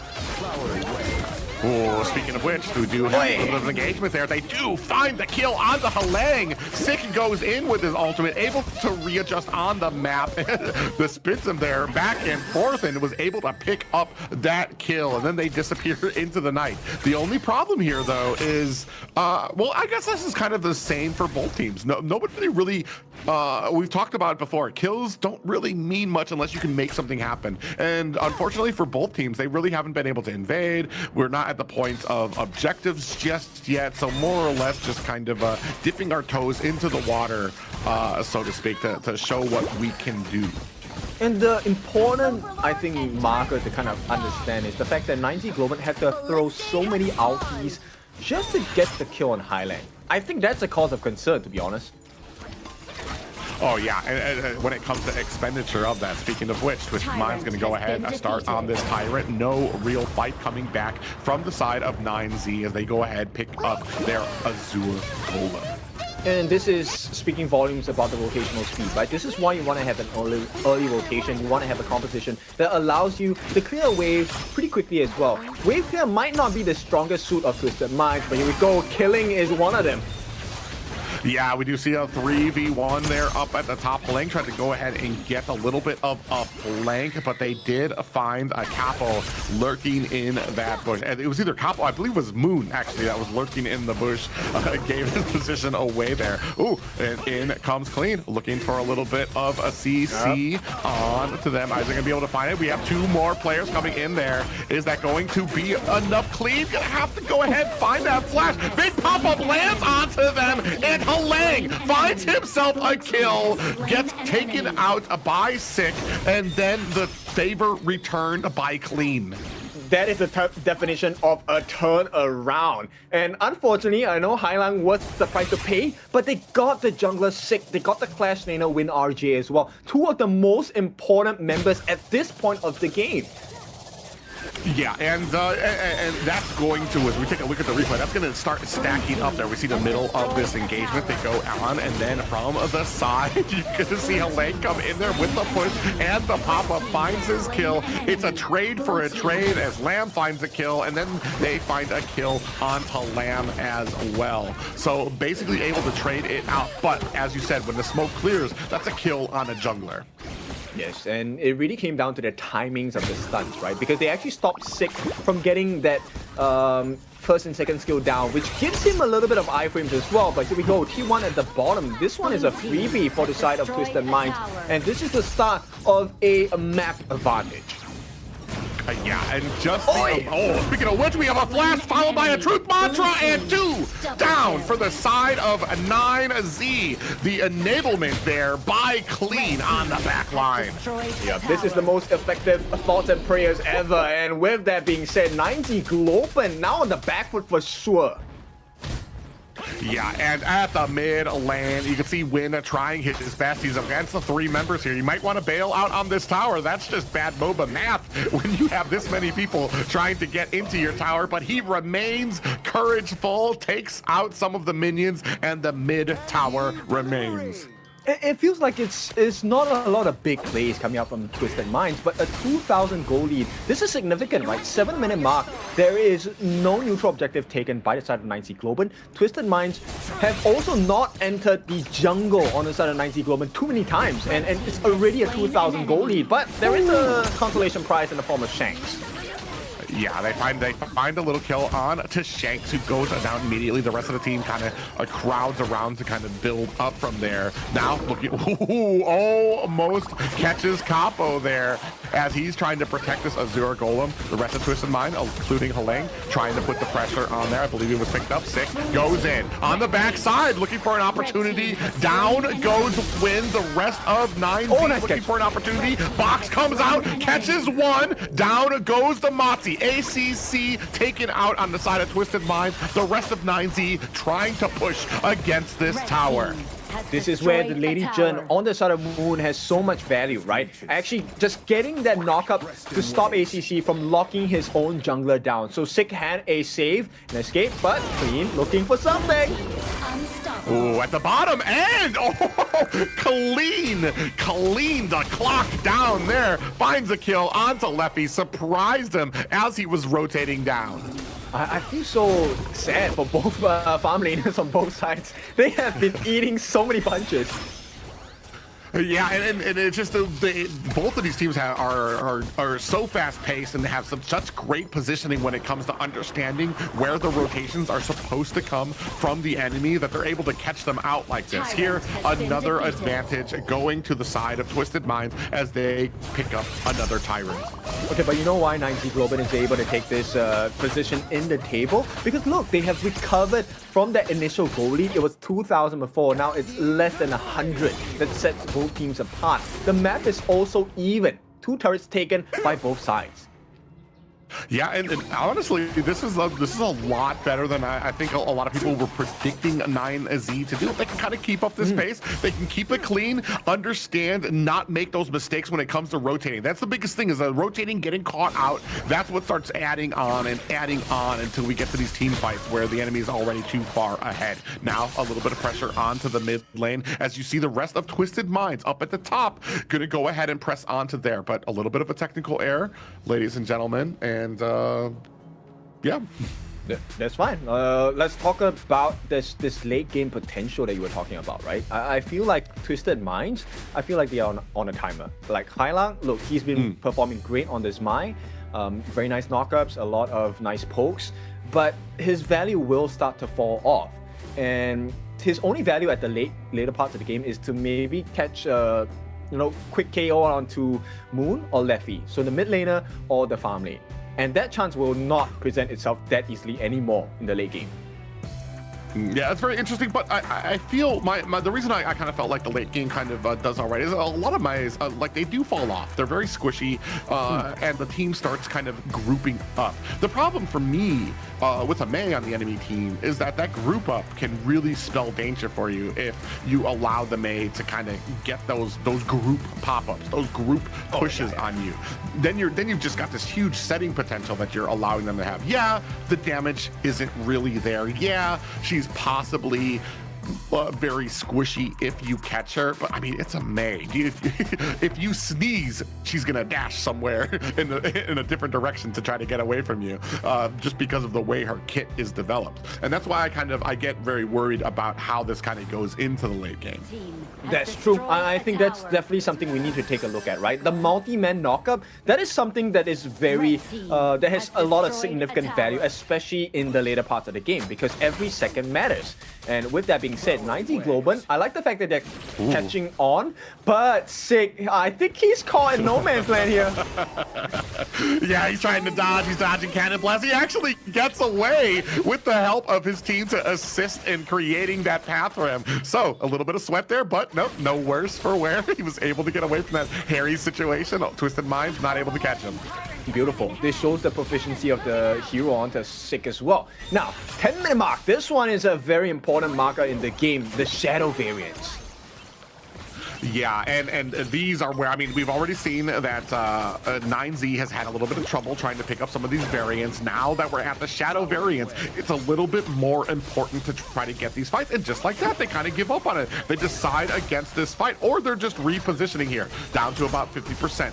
Looking for an opportunity. They find a little bit of a stun. They're going to drag out this Tyrant to try to reset it on the map. Meanwhile, at the mid lane, they do find an opportunity. Is that going to be it for Clean, who's diving in, gets taken out? The rest of the team, Twisted Minds from the flank, looking to try to come in. A box comes in, is not able to settle the score onto 9Z, who are pushing in against Twisted Minds. Continuing on the oppression here. They go down, goes Shanks. ACC is the next one on the list.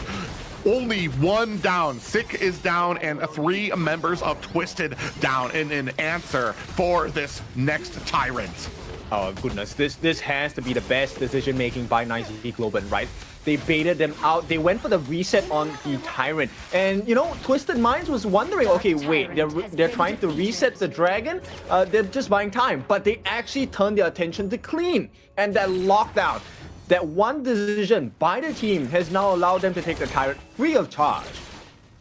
Yeah, and it was just, you're absolutely right about the decision making. It was so fast. Clean didn't realize it. The rest of Twisted Minds realized it too late when 9Z collapsed onto him. And by the time Twisted Minds was trying to flank 9Z, they were already a man down. 9Z was able to turn it around onto them. That's just some quick decision making and how you have to be if you want to be able to contend with, if you want to be able to take down a team like Twisted Minds. And what's the benefit? Take a look at this, 45 seconds on the clock. The Twisted Minds cannot afford to take a fight against 90 Globant, but if you're alone, that could be the case.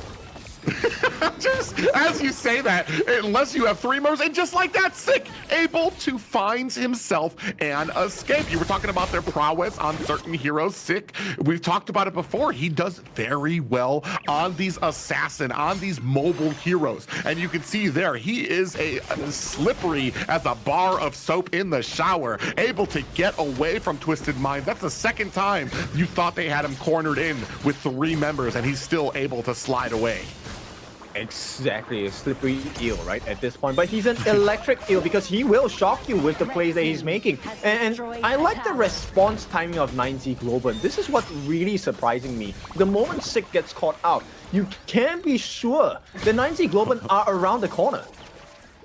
Oh yeah, just like that. He's hiding, laying in wait. Maybe a little scary here. Nobody realizes he's in that bush. The rest of the team looking for an engagement while he's evaluating the map right now, looking to see. Oh, is it going to be Halang?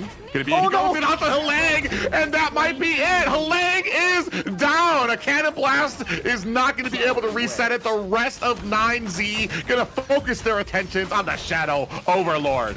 Yeah, what a timing, man. And at the same time, it just as the Primal Bond takes a cooldown, 9Z Globant, they refresh themselves and they take the Shadow Overlord as well. This is map presence galore. Not just that, but the patience from Sick to just sit in that bush. So many people passed there. I would have ran. I would have been like, all right, the jig is up, boys, let's run. But no, he was very patient. He was waiting for a target that he would be able to take down. Then the rest of the team, they collapsed. Speaking of collapse, now onto the back line. Twisted Minds looking for an opportunity. Down goes Clean. The rest of 9Z comes in, finds a kill onto ACC. Gonna turn their attention to this tier 2 tower. Everyone is going to be asking, it was Clean that made the initiation, but it was Twisted Minds that got punished. Why is that so? 9G Globant? That's because they're up about 6,000. They're tanky as heck, and right now T3 is on the menu. Yeah, and they are making the push. This might be a little bit of a weakness that not a lot of people have considered. Twisted Minds. Oh, we found another kill there. Is going to be found on Tajue. And we're looking at possibly a game ender here. 50%. 9Z looking to close this out. And that is going to be game 1. A surprise win for the side of 9Z. Let's be honest, nobody expected this to happen. It was meant to be Twisted Minds taking game number 1. But 9Z Globant, what a game. La Violetta, what a game from these boys. You said it exactly. And for me, the big thing is this possibly something Twisted Minds have done so well when it comes to games, because they've just been this awe-inspiring dominance over it. But we've seen, especially when it comes against OG, now when we saw it against 9Z, when the cards are turned, when they lose that advantage, they seem to kind of struggle to gain that back. I think it comes down to the decision-making on the side of 9Z Globant. You know, that hide by Sick, right? He was waiting the brushes for a very long time. I was considering, like, why is he not going on Shanks? Why is he not going on Xue? And why is he going on Highlang? And it then dawned upon me is exactly the point you were talking about. That AoE knockup by Highlang is such a difference maker. And it's a combination that hits everyone. So once he's out of the picture, they can take a fight, no problem. Man, and not just that, but the fight before that too, when they locked on to the Clash laner as well. Immediately translating what they read onto the map. They have the Tyrant out there, Shadow Tyrant. They're jockeying for position. They need to know where everybody is on Twisted Minds. And eventually they see the Clash laners alone. We're going to go ahead, put all of our resources into there, to the detriment of Twisted Minds, because they realize too late, and then they're playing reactionary. They have to try to come in and try to get them on their back. And by that time, it's already too late and you're down a man. That is what's so interesting, because I felt like it was 9Z Globant that was playing reactive, but towards the later parts of the game, it then transitioned into a point where I think Sick was one of the tipping points, right? If you notice, Twisted Minds was consistently trying to isolate Sick, but because the full team rotation happened for Sick, 9Z Globant was ready to attack somewhere else on the map. This could be a turret, this could be minions, this could be neutral objectives. But nonetheless, they made the better decision, and 9Z Globant, very deserving of this first win. Yeah, an amazing first win there. And this kind of speaks to the prowess that a lot of people have been talking about with Sick when it comes to these assassin junglers and how well he plays. We've seen him earlier. I mean, maybe we just don't need to see him on any of those tanky junglers, because he absolutely shines on some of these assassins. And the funny thing is, Alarm can play as a tank jungler and still offer damage. That's ridiculous, right? So he fit the entire bill for the side of 9Z Globant. And take a look at that. Twisted Minds, make no mistake, they had I won't say a vice grip, but they had a pretty good hold on that early part of the game. But the moment that 10-minute Shadow variant part came out, that one decision for 9Z Globant to say, nope, it's actually just a ploy, we're here to get clean, it's a team fight, get ready. Yeah, it turned the whole game. And that's why these objectives have been so important here. I want to say we haven't seen it too much yet in some of these series, but they're so important because of that. As what you see, what they were able to be able to turn that around here. No surprise to anybody. MVP going to Sick here. KDA 3, 3, and 8. The numbers aren't magical, but if you were watching the match, I mean, it was pretty much set in stone. Yeah, he is already posing, right? Asking you to check for your pulse, because before you know it, the game is over. And this setup, this combination, at the start of the game, I was kind of wondering, like, okay, great, you got a kill on the highline, right? But you had to expend so many ultimates. Is it really worth the trade? And then there were plays like this where Twisted Minds was able to bait Sick out a couple of times and then, you know, just get out of position, get the kills as a response. But this catches coming in did not matter, right? Like you said, the kills, great, you get them, but what are you getting in return, right? After you get the kills. Yeah, and oh man, I'm wondering if we're gonna see that that sneak on to clean from that the Shadow Tyrant. Because that, like you said, that's where the turning point. Here it is. They go ahead, they catch clean here, and the entire rest of Twisted Minds, they have to respond. They realize, oh man, we're about to lose somebody. We need to respond to that, and by the time they do, it's already too late. The rest of 9Z able to turn the tables, finding kills there, and chasing down the rest of Twisted. And then that real sneaky play onto Lang. The rest of the team ready there as well. I don't even think they know what hit them. They just knew that things went black and they were back at the base. As we take a look at some of these fights coming in on to the tier 2 towers. Oh, okay. So the clean ultimate, the truth mantra, actually, yes, it did catch a couple of people, but it did not catch majority of the cast on the side of 9Z Globant. In fact, I think it was just Moon that got caught on the wall, which is why they were able to turn that around. But still, nonetheless, they were pretty tanky on the side of 9Z Globant at that part of the game. They already had a 6,000 goal lead. So with that, we break a little bit of the traditions here at KMW with 9Z Globant taking game number 1. So we'll take a break. When we're back, we bring you game number 2.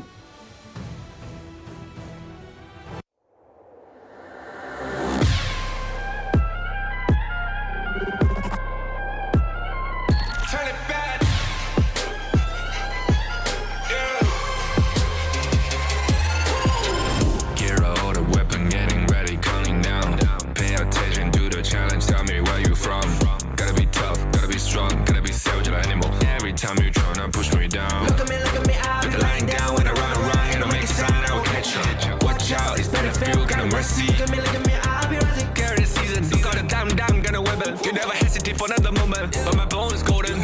I'm invincible, just let him know. I can show you all the glory I own. To the drunk, go find a way to the pad. It's time waiting here. Go, live from how can we go?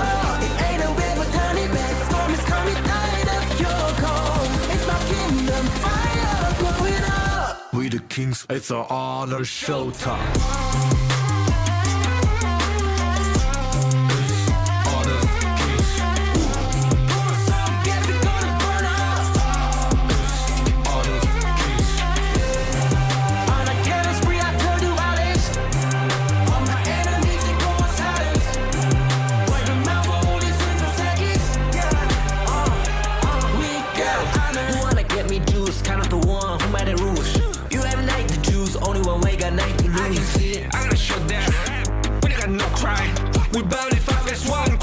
You can cheat. First blood, double trouble, then I take a pen, I kill. All you do is sweat and look at me stay victory. Say. I've triggered my soul down. Follow my pace.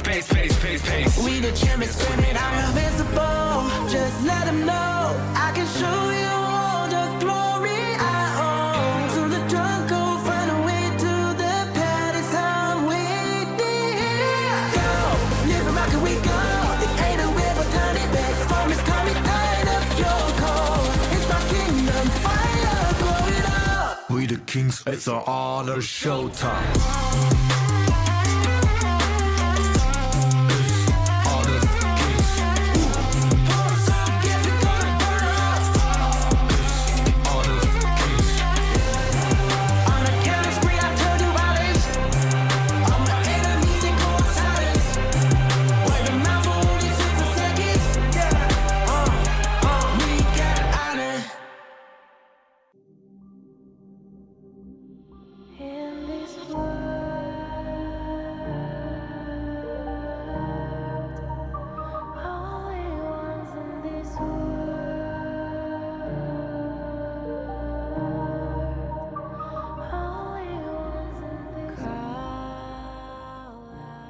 welcome back. It is time for the second game of this best of 3 series, and what a way to start it, because 9Z Globant, if you haven't caught the games, they are leading now 1-0 against Twisted Minds of all teams.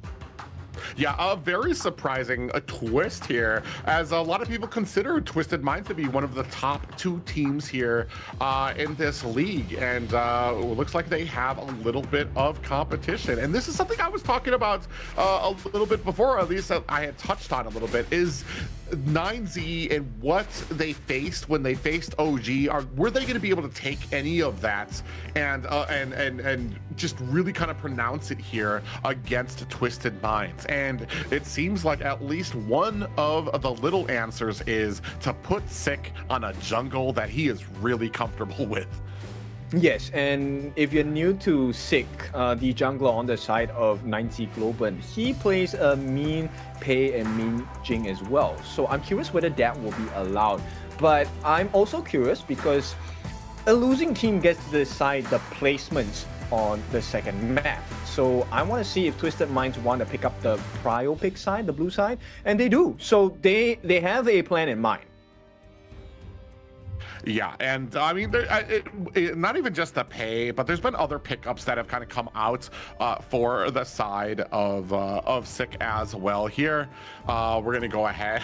We're gonna take off the Mei. I'm actually amazed. I mean, we had talked about how well Halang has been on that. We were very scared when we saw that Mai come out for the side of Twisted Minds because of how great Halang is. But it feels like what we thought maybe might have been an overlook is something that 9Z definitely had a plan for, that they were anticipating, and that's just a kind of the beauty of that last match. And I'm definitely wondering, are we going to be able to bring that here to the second match? It looks like 9Z, they're going to ban off Pei themselves. Okay, so they'll take out the Pei, but here we have a specialty. So Twisted Minds, they pick up the RD for Shanks. But 9Z Globant, we have a potential Yixing. And bear in mind, yes, we kind of like slept on him for a bit, but Moon was one of the MVPs yesterday as well. So he plays a mean Yixing. I want to see if he's going to be the difference maker today. Yeah, especially, I mean, he likes those heroes that can, I want to say, that help set and initiate for those team fights and stuff. He got the MVP on Anua as well, especially when it comes to the late game. Nua's a great asset in that mid lane to be able to kind of put out that damage, to push teams away, get them set, get that annihilation locked on. I don't anticipate any less from them on this Yixing. Aguda picked up on the side of 9Z. While Twisted Minds, they're gonna pick up the Guan Yu and Zhang Fei.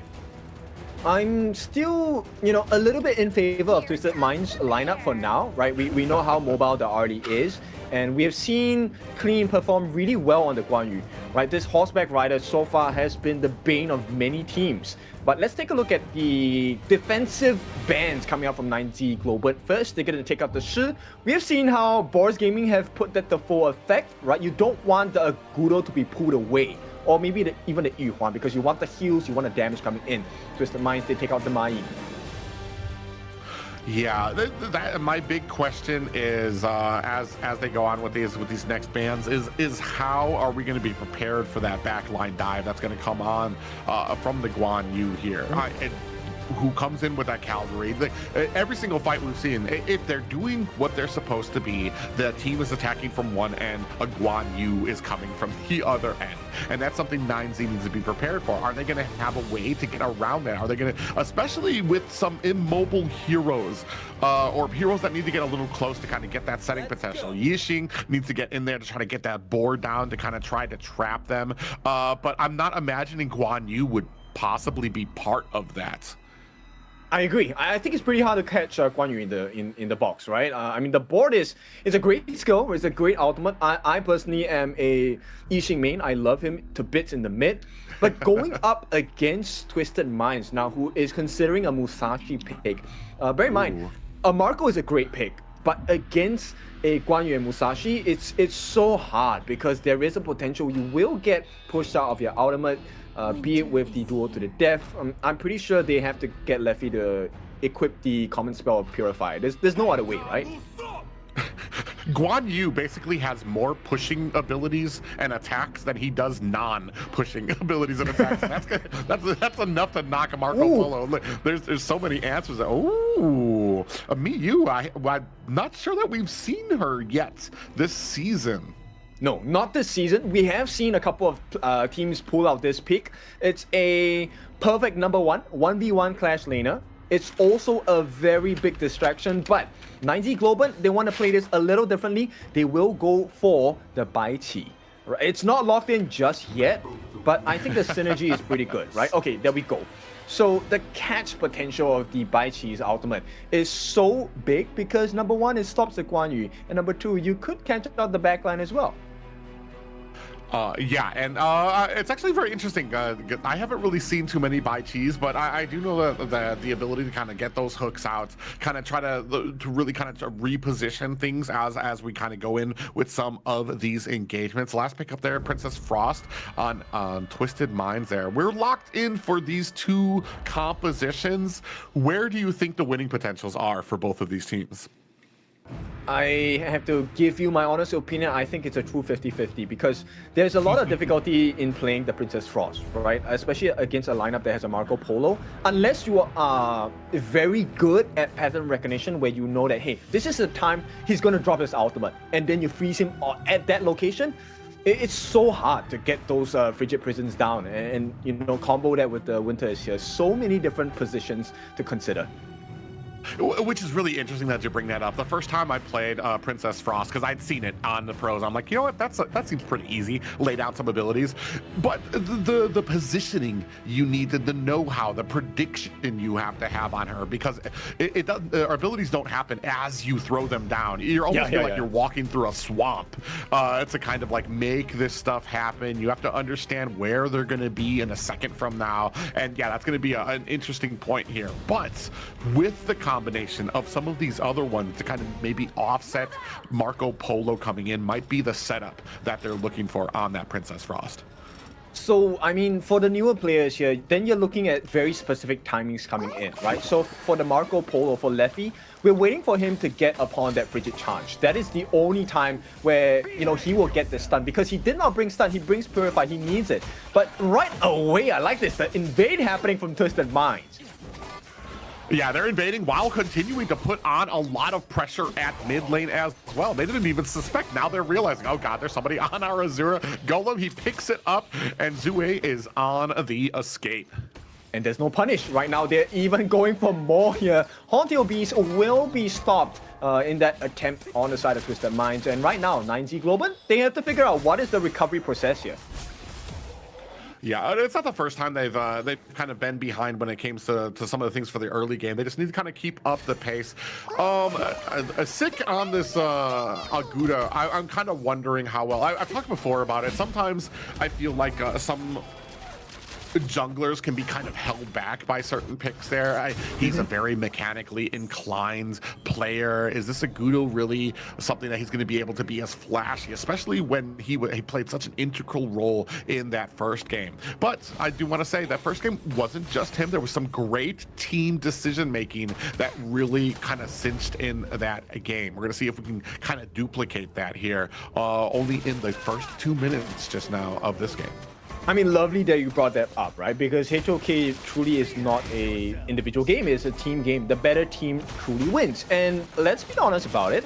If they land their combinations in the sequence that is supposed to happen, 9Z Globant can essentially lock a person up for 3 seconds. That's a long time. Yeah. Ooh, we do have Clean coming in, puts a little damage down on there. Sick. A little bit of a surprise from him there. Oh, we're still continuing on this pressure here in the enemy jungle. Twisted Minds just not trying to let up. They're not getting anything out of it except for just like getting in the heads of 9Z. Yes, they cannot allow that to affect them in the long run though. You can see really small things happening, especially on the side of Hailang. He actually stopped Sick from using his passive skill, which is the release, right? He's actually able to eat these jungle creeps for free. And if you're interrupted in between, the cooldown is pretty long. Yeah, and right now, 2 members at the mid lane as Zue goes ahead and continues on through the jungle right now. Leffy and Capo, still trying to put on some damage, still trying to put on the offense here at the bottom lane, having a pretty good game of it, just not able to really get any pressure just of yet. Both teams, a lot of respect for each other, nobody really putting themselves out in the harm's way, really diving under these towers, looking for those kills. As I say that, we've got 3 kind of mounting up at top. Yeah, I think it's important they have to give the respect because the draft on both sides, specifically in the Clash lane, you cannot give an advantage there because the winning Clash laner will make a big difference. Like, both of them are big fishing nets, right? The Clean, if he gets a multi-man push, you are essentially dead. He will push you into Shue's ultimate. And WinRJ does the same function as well. Yeah, I can see Leffy predicting out some of those jumps there. ACC catches Capo in the bush. Now still kind of continuing on this pressure. No worse for wear. Both teams, I mean, both basically feeling it out. We're going to wait until these objectives happen. They're not trying to either one get caught out or be the first one to make a mistake. Speaking of which, only 10% left out, and it does look like Zue is going to be able to pick up that first objective. Ultimate used and expended there by the side of 9Z. The board is down, but it doesn't really look like 9Z might be able to take advantage of it. Little suppressive fire being laid down there from the sideware. Sick coming in, looking for an advantage. It does go ahead and pounce onto one of the members, and no worse for where either of the teams. They can't do it. ACC does have the unbridled outburst. This is not a comfortable position on the side of 90 Globant, right? And so far, once again, Twisted Minds, very strong early game. They have secured a 1,000 gold lead for themselves. Let's see where this lead goes to. Majority of it actually in the hands of the jungler. So it's about, what, 400 gold in between? Not the biggest difference. Yeah, it's not like game changing. It's not like it's all over, man, just yet for these teams there. But slowly, if it continues this way, and that's kind of where my problem is. 9Z's being a little bit more passive. I feel like it's kind of a change from what we saw from the first game where they were taking chances going in. Now it almost feels like they're a little bit more careful because they feel like this is actually something that they could win. So they're a little bit more scared, a little bit more safer, not trying to take that chance, or just being a little bit more respectful of, like you said, you've got that unbridled outburst. You've got a lot of CC on their side that once they catch you with one, they'll be able to go in with even more. I mean, the usage of the first and second skills of a lot of the different members on both ends actually have a very huge turning effect, right? Like Highlang, if he gets that Frigid Prison on you, the freeze, it's an insta-kill combination, right? Similarly to what WinRJ and Clean offer as well. Shue, even on this Musashi, his first skill, the Illuminating Slash, it clears up all projectiles. So Leffy might miss some shots. Capo might miss his skill shots as well. So everything is a little bit too tight-knit. Oh, we got 4 members actually crowding around. Wind, they're very quickly able to go ahead and clear out that bottom. 3 members up at top, maybe looking for an advantage. They're going to be able to take this tower. First tower, though, Macro going over to the side of 9Z. This is a good start, right? You want to have that gold advantage for now. Both teams neck and neck. Yeah, it's interesting. I dare say, I know people are probably like, man, when's somebody going to get a kill here? But this is such a strategical game. Both of these teams not trying to get caught, not trying, as I say, not getting caught there. Clean there. Caught one, but they're able to go ahead and get away.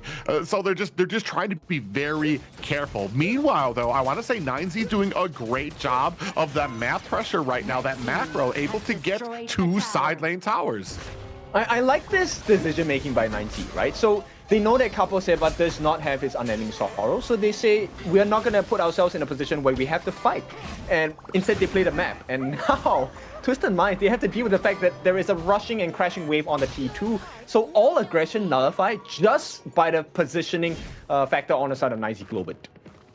Ooh, and as we're talking up the macro, it feels like a 9Z leave 1 tower open up at the top to be taken by minions. A free tower for Twisted there. I mean, it's not going to even things out. There's still 2 towers on the side of a 9Z here, but Oh no! We do have a board down on the game. 2 members have been caught. Big pop-up lands onto the side of Twisted Minds. Going in, we do find a kill. Leffy able to go ahead and find one of his own. The rest of Twisted Minds disengage from that fight quickly. Halang getting taken down there.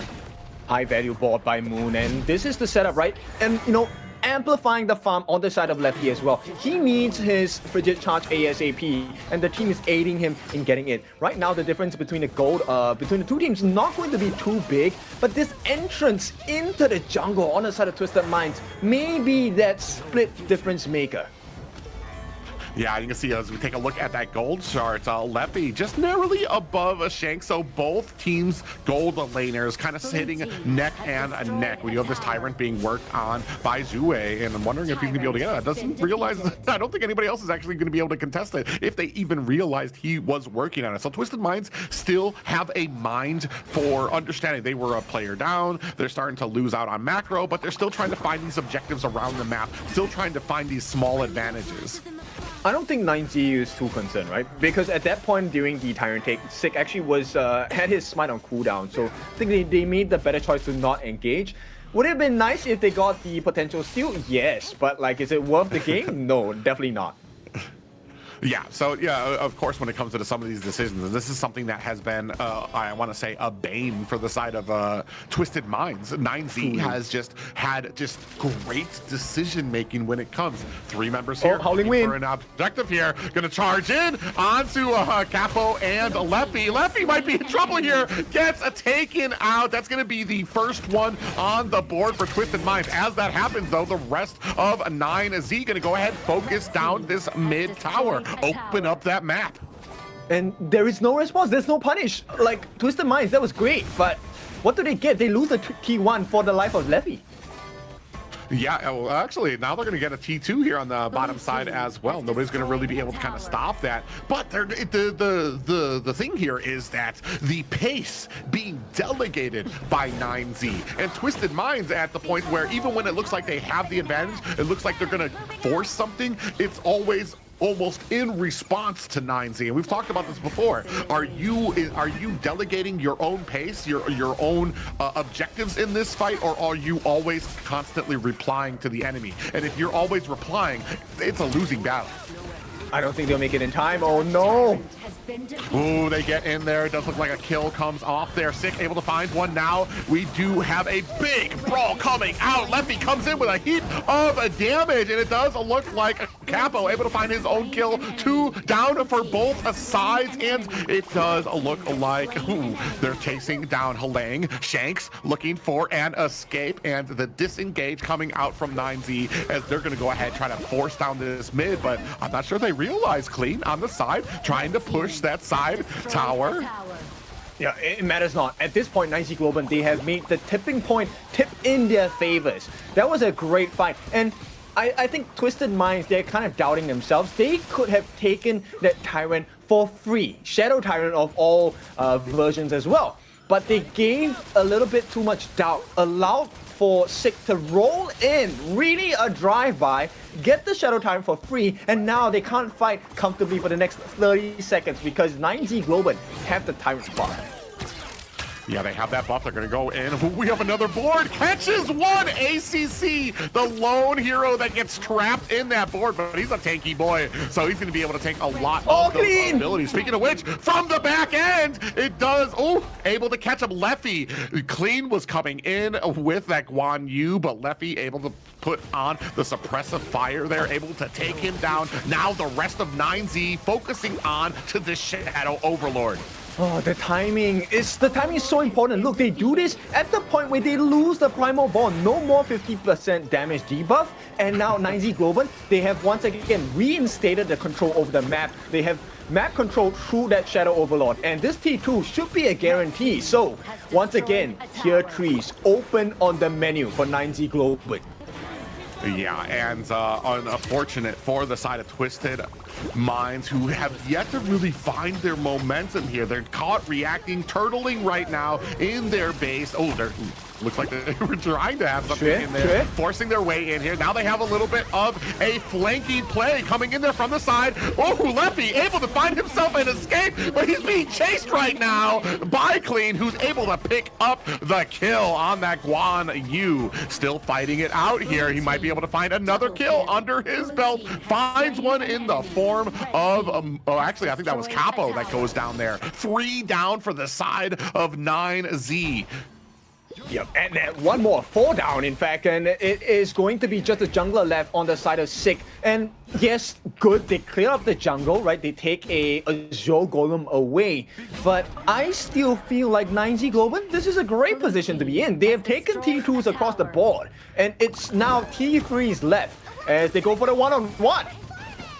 Oh, yeah, they're going to try to go in there. You do see that Shanks coming in to try to aid his teammate, but down goes Halang, and they find the kill down on to another Twisted Minds member. The farm laner there as well, taken down. And what a great position to be in, as you said, that they're still in a powerful position here against a team like Twisted Minds after suffering 4 down, that they still have the advantage, which speaks so much for what they've been doing this entire game to get that type of advantage. He needs to run. ACC needs to run. If he gets caught here, it's horrible. Yeah, he's got caught down. Board has been laid down. Leffy there laying on the damage. That is another player down. Twisted Minds, as we take a look at this replay. Look at the big damage coming out there from both team members on the side of 9Z. Able to clean this one up as they now continue on this. I believe that was a Shadow Tyrant. Now going to go ahead and push their way in. I'm not even sure what Twisted Minds can do here. Exactly. Like I said, this is why I answered you at the start of the game. This is truly a 50-50 because it's a skill matchup, right? As Hailang in this Princess Frost, yes, you can potentially turn around situations, but you need to land your Frigid Prison, your second skill, because that is the turning point, tipping point to be able to land extra damage. But when you're playing against an Agudo Sick, who is able to lay down the furball, reposition with his second skill as well, it's so hard to time, predict, and aim your skills. Yeah, and speaking of which, you can see here right now, Zue trying his best to kind of get some information, but just the offensive right now, it's only about not even a 2K gold lead by the side of 9Z, but they've been showing through all of these team fights what they're catching, what they're able to do in all of these fights is just so oppressive. Now trying to set up this jungle, trying to make sure that they have proper positioning before the Shadow Overlord spawns, keeping the pace onto the towers, keeping the rest of Twisted Minds turtled up into their base. I want you to notice 2 different people on the side of 9Z Globant as well. That number 1, Sick, he is responsible for pushing the turrets board laid out as a defensive, aggressive maneuver to try and push the members on the side of Twisted Minds back. But the second member you need to pay close attention to is WinRJ. He knows that Shui has been finding the flanks, Clean has been finding the flanks, and WinRJ is here to stop that. Oh, yeah, they're looking like they're trying to kind of collapse around 9Z, looking for an angle to kind of get in here to get some priority positioning onto this Shadow Overlord. They're going to go ahead and rush here as the rest of 9Z go to the safety of their mid tower. A big Guan Yu all pushes the team. Down goes Capo. 9Z in trouble as they are separated. And Clean, finding himself another kill, is taken down by a tower. But that is 2 down for the side of 9Z, 1 down for the side of Twisted Minds. They're going to go ahead, start on the Shadow Overlord. Yep, WinRJ making a beeline. He wants to get the stop. The freeze comes through. They cannot reach it in time. And this should be objective secured. But can they win the fight though? Oh, yeah, you see Sick, he's rolling his way out to safety. He's going to go ahead and throw out that ultimate to make sure to kind of slow down the rest of Twisted Minds. And have we kind of turned this momentum around? 9Z, they've lost 2 and are going to be able to reset on here. But now with that Shadow Overlord, there's going to be a lot of pressure on all of their lanes. I think the stress is getting to them, right? WinRJ, he's meant to be the guy that's searching for Clean. If you don't have eyes on Clean, you need to find out where he is, especially in a position where you know that number 1, Twisted Minds is starting to push you against the wall. Get away, find those brushes. Yeah, man, just clean being able. This is why I say I love watching Guan Yu gameplay. His ability to kind of get behind the lines, just the utter absolute surprise of 9Z comes in with that cavalry, able to offset, finds himself 2 kills before going down in the back line. Absolutely turning this around for Twisted Minds right now, and we're gonna see if 9Z can kind of keep it together, keep that decision making that they've been doing so well with, that has been so successful for them, especially now that they're on their back foot. Yes, and look, Clean, the way he's hiding, it's so annoying if you're a 9Z Globant fan, because there's no way 9Z Globant are going to think that he's there, right? They will be so scared about the other brushes nearby. And in the meantime of that worrying anxiety, Twisted Minds say, okay, you know what, you're distracted, we will take that Shadow Tyrant instead.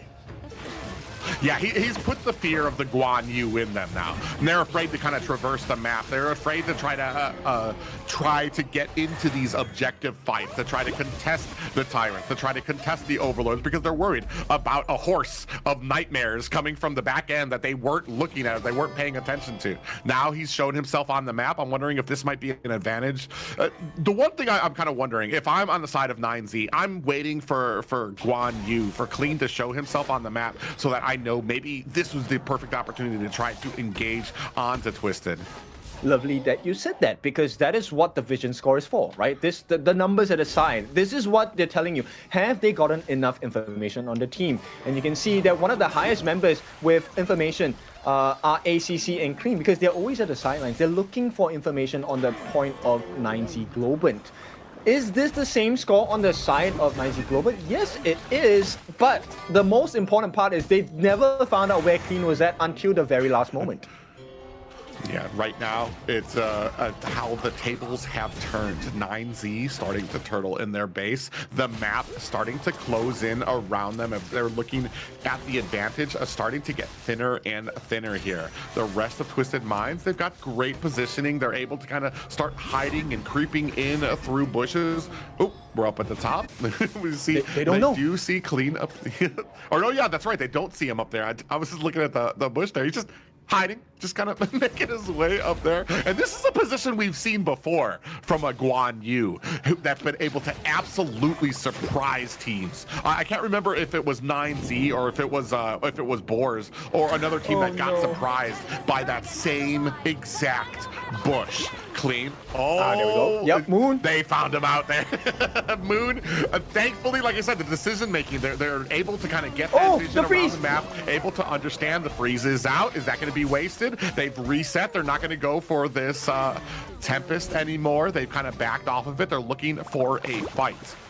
They need to start looking for Clean. If they don't, then Twisted Minds wins this engagement. Right now, if you have no information on the horse, he will come and clean you up. Yeah, and you can see as we keep on going back and forth between the vision for the red side too on 9Z to see what they have. Oh, AC gonna use that unbridled outburst. Are they gonna go ahead look for the engage? Are they stretching this one out though? Is this the fight that they want? In comes Clean, finds himself that little push from the horse. Is it gonna be enough? Cavalry strikes are abound. Down go 2 members of 9Z. Sick and Moon are down for the count. Clean is chasing on the back end, looking for another kill, and he finds it in the form of a Leffy. Two more members left on the side of a 9Z against 3 members trying to put off the offense, but this is a wrap. That's going to be another kill for the side of a Twisted Minds. Shanks, ACC, and Zue left up for Twisted Minds. That's true. The potential can still be realized here for the side of 9Z Globant. They are out in 9 seconds, both Sick and Moon. But can they mount a defense? Because the damage dealers are here. Shui is still alive. Shanks is still alive. He does have the Crimson buff. So it is about structural damage here as they start to work on this Tempest Dragon on the side of Twisted Minds. Yeah, I want to say that the damage going on that Tempest Dragon isn't a lot there. I feel like there's an opportunity. Ooh, ACC lying in wait. There's an opportunity for 9Z to actually come in here, maybe look for a little bit of a steal here if they can get and close the distance in there. We have the board come down. We do have Yixing gets taken out there, and now big fight happening on the backside. That is going to be Sick down for the count, but Leffy able to find a kill of his own. In comes Clean to the offset of Leffy, who's able to find himself an escape. Clean looking for another push, does not find it. 3 members of 9Z finding the comfort of their core. Are they safe? We don't know, as Twisted Minds is continuing to mount this assault. The challenge of the Tempest 3 times before you pass this exam. In the meantime, you have to deal with the members on the side of Twisted Minds as well. And Capo is down for the count. 4 more members, including Clean, pushing into the core. Now deciding to put that in there. Wind comes in, takes a heap of damage, and now he is down. Leffy gets taken down as well. Board is down on the ground. Is that going to be enough? Core down to 10%, and Twisted Minds manage to tie the game. Come back for the side of Twisted Minds. It was looking a bit shaky at the start of this game here, but 9Z Globant could not hold on to their lead. So we have a game and a series on our hands.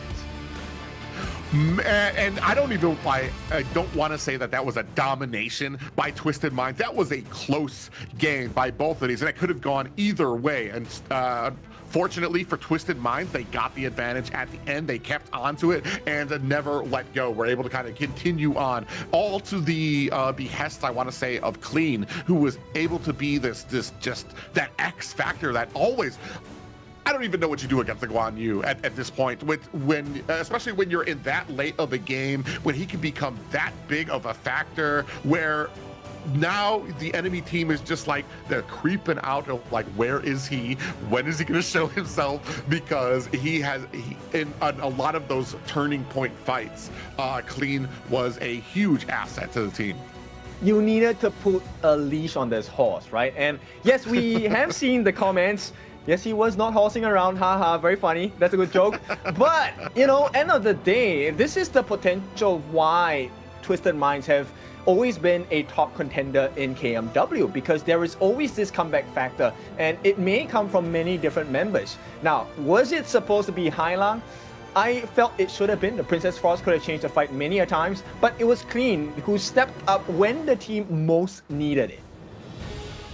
Yeah, just a lot of those fights. I was kind of waiting for the point when he was going to kind of start coming online, getting that distance behind 9Z to where he could surprise them, because there was a point where I was wondering what he was going to be able to do, because basically all of Twisted Minds was being kind of shrunk and turtled into their base.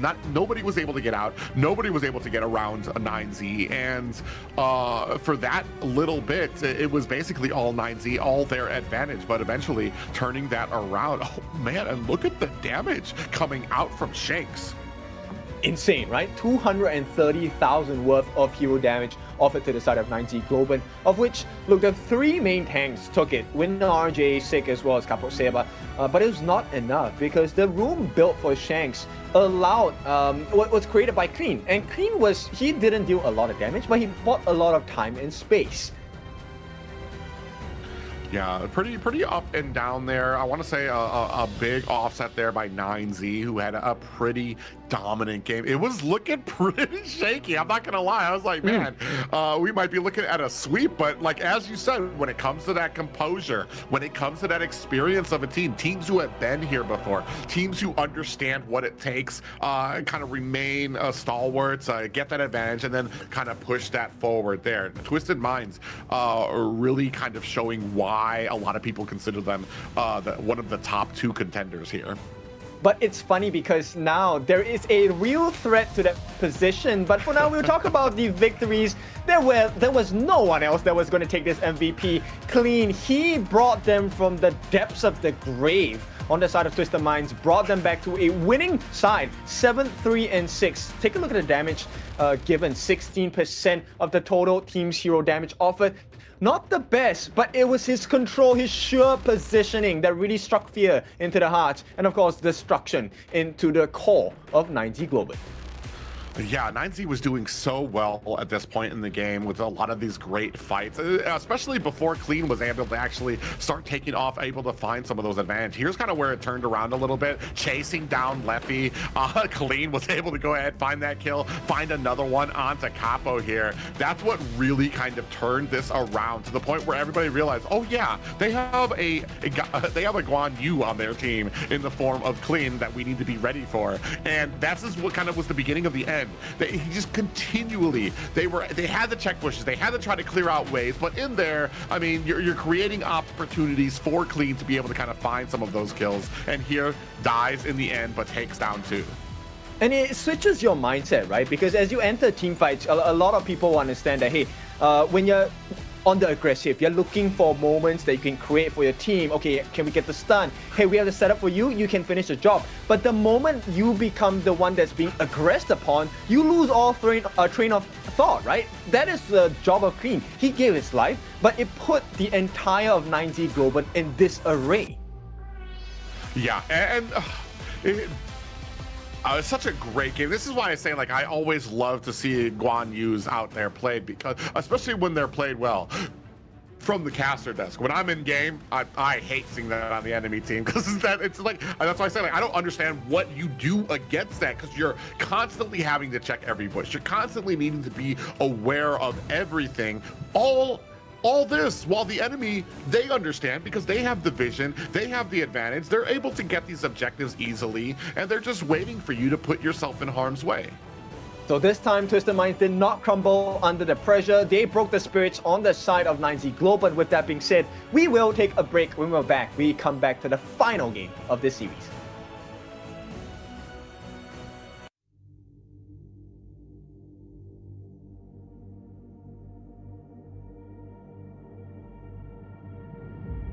I feel it deep flowing through my blood. Rising up to become someone, and taking it all on my own. What a sweet victory. And taking all of my control, awaken something deep in me. Like flames, feel it burning inside. Take a hold of pursuit of the prize. I've been told ain't no way to survive, keeping all of this fire that's locked up inside. When this is the time, enter the ring. All those mental chemicals doing their thing. I got flashes of battles inside of my dreams. I was made for this moment. At least now it seems like it's time to come face to face with your fear. Been battling reasons for all of the years, and I learned how to fight them with style and grace no one's ever encountered. You say it's amazing, I'ma come out swinging when they open the gate. Go ahead, call passion, I'm calling it rage. I'm taking what's mine like I already own it. Watch but don't blink, going here to the moment. The sky rain down. Here's to the madness that's all around. Go on, tell them who you are, you are, you are. Go on, tell them who you are, you are, you are, you are. Here's to the moment, the sky rain down. Here's to the madness that's all around. Go on, tell them who you are, you are, you are. Go on, tell them who you are, you are, you are, you are. My name is Honor, my name is King, my name is Champion, my name is Strength. Tell them who you are. My name is Pentakill, you think it's strange? My name keep ringing inside of your brain. I hear it every night. Here's to the moment the sky rain down. Here's to the madness that's all around. So tell them who you are, you are, you are. Go on, tell them who you are, you are, you are. Here's to the moment the sky rain down. Here's to the madness that's all around. Go on, tell them who you are, you are, you are. Go on, tell them who you are, you are, you are, you are. Here's to the moment the sky rain down. Here's to the madness that's all around. Go on, tell them who you are, you are, you are. Go on, tell them who you are, you are, you are. Welcome back, and it's time for the final game of the series between 9Z Globant up against Twisted Minds. It really has been full of twists and turns so far. So, Private Dancer, what do you think is going to happen in game number 3?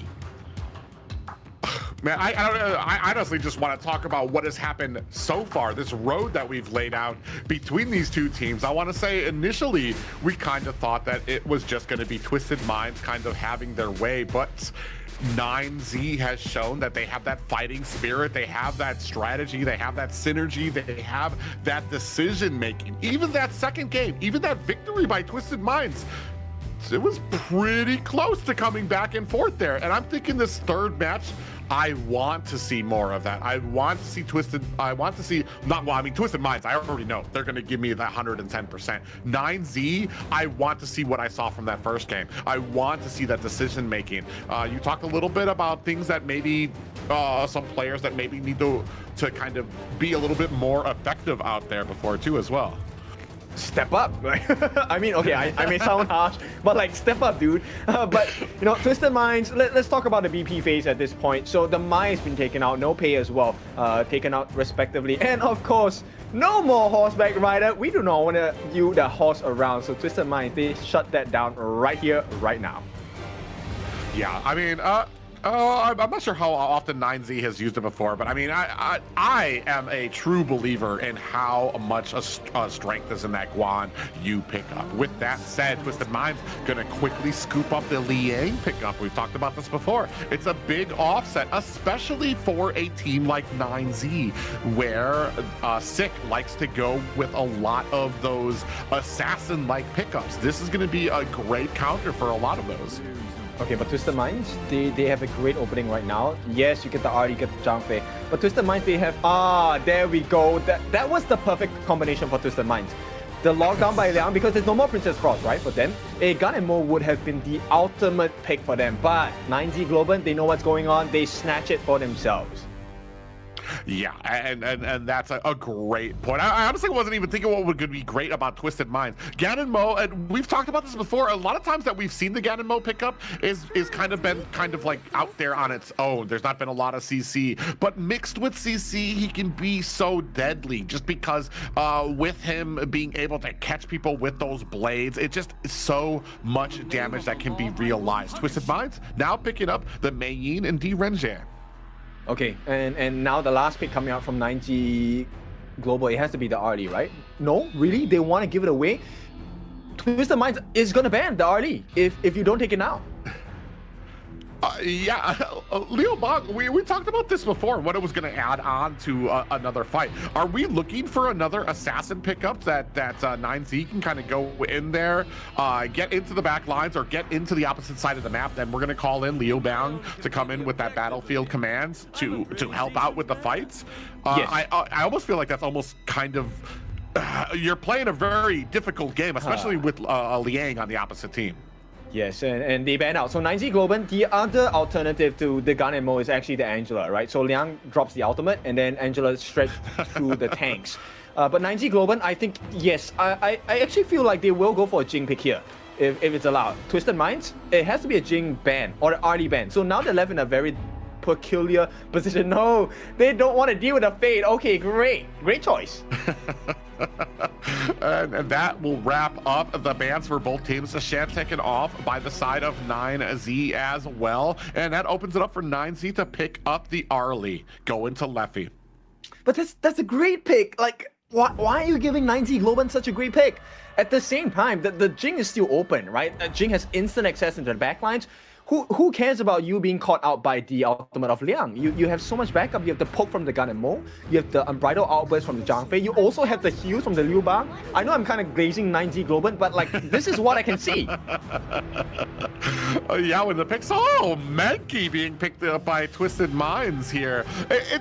I want to say it's kind of surprising to me because I feel like Menki is one of those safer pickups that there's... I love Menki, don't get me wrong. I think I'm like a top 70 right now in NA just because I like how safe of a pick he is. Just like that, that's exactly what I was about to say. There's better pickups for what you're wanting to do with Menki. And if you want that tankiness, if you want that raid bossness, Ogren is going to be the deal for you. This one is so dependent on the usage of the ultimates coming up from the Direnjie. At the same time, your common spells need to be up. Twisted Minds, this is a pick-off composition, right? Surprise. You have to catch them by surprise, get the knock-up at the Xiao Xiao, and hopefully it all works out great. But 9Z Global, look, I am a huge fan of their draft. This is what I would bring into my ranked games. We're gonna see. I mean, Luna. Sick already has himself an MVP on Luna through this league already, so definitely a secure pick out there. For me, it's just going to be on how well they move around this Liang pickup. That's true. I mean, look, I can tell you a couple of ways that the Twisted Minds roster might not work, but then it would seem like I'm kind of hating on them, right? Which is not the case. I think there is a potential, but it's so hard to fulfill. There's so many ways that they can be stopped by the side of 9Z Globant. I don't know. Let me know in the comments, man. Am I being too much of a fanboy for the draft on the side of 9Z Globant? Hashtag TM Glazer. Or no, 9Z Glazer there. But we'll find out, ladies and gentlemen. We are at game 3 of this series. Not many people thought that 9Z would be able to take this to Twisted Minds into a game 3, and we are at that last point here. Both of these teams vying for that second place here in the league and looking to earn it. It is. It's definitely, they have worked really hard. I did not expect TM to be pushed to this limit. We have already seen their performances in the recent past, right? Even in the Honor of Kings World Cup. And Twisted Minds have been a very strong, consistent team. But let's be honest here, 9Z Globant, a very big surprise. They have been strong, and now they're proving that even against the best of KMW, they are able to hold their own. Yeah, and they're going to try to continue a little with that pressure on here at the mid lane. Both of these teams, I mean, the last game too, I want to say the last game, very different from the first. I'm wondering if we're going to see something different here as well. First game, this seemed like there was a lot of pressure, a lot of back and forth, and eventually 9Z was able to kind of get that pressure unloaded. Second game, very slow in the early game, both teams being very respectful of the damage of the CC that each one had, and I'm wondering what kind of story, what kind of route we're going to go here in the third. I mean, if we're talking about respect, I feel like Twisted Minds, they cannot give respect in this game to the side of 9Z Globant, because the picks on 9Z Globant, they're very expensive. Moon needs damage items, Leffy needs damage items, Sick needs damage items as well. The only so-called safe, inexpensive pick comes in the form of Cupworks as well as Win RG, which overall, Twisted Minds has a less expensive draft. We're going to see if that kind of pays off, if that kind of economy with the draft pays off. We have 4 members kind of, I was about to say, we have 4 members kind of lining up for Twisted Minds, but they decided against the gank, as I want to say 9Z doing a good job keeping a safe distance, making sure they're not kind of caught out in gank territory up in that top lane. Yes, safety definitely very important here, and it looks like Twisted Minds will have that earlier rotation, because Sick is not going to be allowed to get that initial rotation here. While ACC has not hit level 4, his power of word is very scarily painful, even at lower levels. So 9Z Globant, they have to be really careful about choosing fights against ACC. Yeah, and not just that, but we've seen how aggressive you can be on a Liang too, where they'll just kind of flutter forward very quickly, get that power word, and just wait for the rest of the team to catch up because of how long it lasts. Honestly, you're kind of sitting in a coma for a very long time, and it allows a lot of time for your team to kind of realize what's going on. We can come in, we can try to get this kill. Speaking of which, on the side there, Leffy from the side put some damage on the Shanks, but no, the wraparound. Oh, speaking of which, they do get sandwiched in a bad way between Twisted Minds, looking for a fight here. Down goes Leffy. Yeah, and this is exactly, don't get the respect. Oh, return in that kill, sniped by Moon. But you know what? It's clean. It doesn't matter. The point is, Shanks has an advantage in the farm lane in which he can snowball off of. Oh yeah, I'm trying to get over those couple blades that came up. It's always a shock. I don't know why, but the Ganon Mo pick, the amount of damage that he can do is just almost always a shock to me. And you see it, a big example of it there. Already able to return the favor 1-to-1 here, evening things out between Twisted Minds and 9Z. So let's take a look at how that happened. They actually caught that PP coming down from Clean, and they thought they were safe, but they were running into the welcoming arms of the rest of Twisted Minds here. And this, I'm not sure why they chose to walk in that direction for Clean. That was a freebie for Moon. Yeah, it really was too. They kind of just like, oh, I'm just gonna squeeze through this river right here, even though they have a Ganon Mo that we know was in that bush, and he just unloaded on them. Speaking of which, gonna go ahead, start a little bit of an engagement here. Might be, if we do have the Unbridled Outburst used again for the rest of the 9Z, gonna go ahead and use that as an opportunity to come in. You do see a big pickup there by Wind, able to find himself and kill the rest of 9Z, puts a little bit of pressure, but back off from the mid tower. Clean down for the count. And now you can start to see the value of having the Globant pick, right? So it was looking a bit scary for Capo Saber as Shanks here really wants to go for that 1v1. Where's the sidestep? Ooh, he's trying back and forth, zig and zagging, doing a little bit of dance moves here to try to out maneuver Moon here and those coupled blades. Meanwhile, the rest of 9Z starting to focus onto this Tyrant. Looking for an advantage is Twisted Minds. They're looking for a way in onto this, and it looks like that's actually going to be reset by the side of 9Z.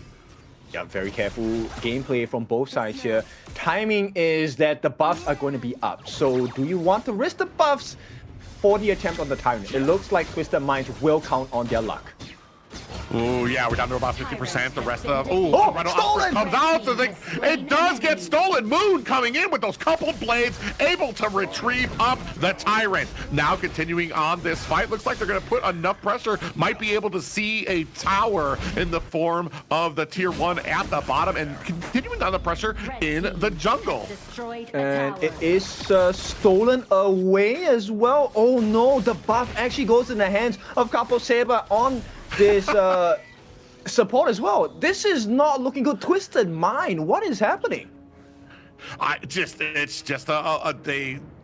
they miss the Tyrants, and I feel like it's just a little bit of mistiming there. It's not even like, especially when it comes to the Tyrant in there, it's kind of a 50-50 there. A given, you don't ever want to give your jungler, you never want to have a 50-50 at the Tyrant. You want your team to push them away. You want to have that secured easily. Oh no! I mean, it's almost a failed push there. Oh, as we talk about that, Clean goes in and gets his clock cleaned by 3 members of 9Z, lying in wait in that push, and right now another tier 2 tower on the bottom lane secured by 9Z.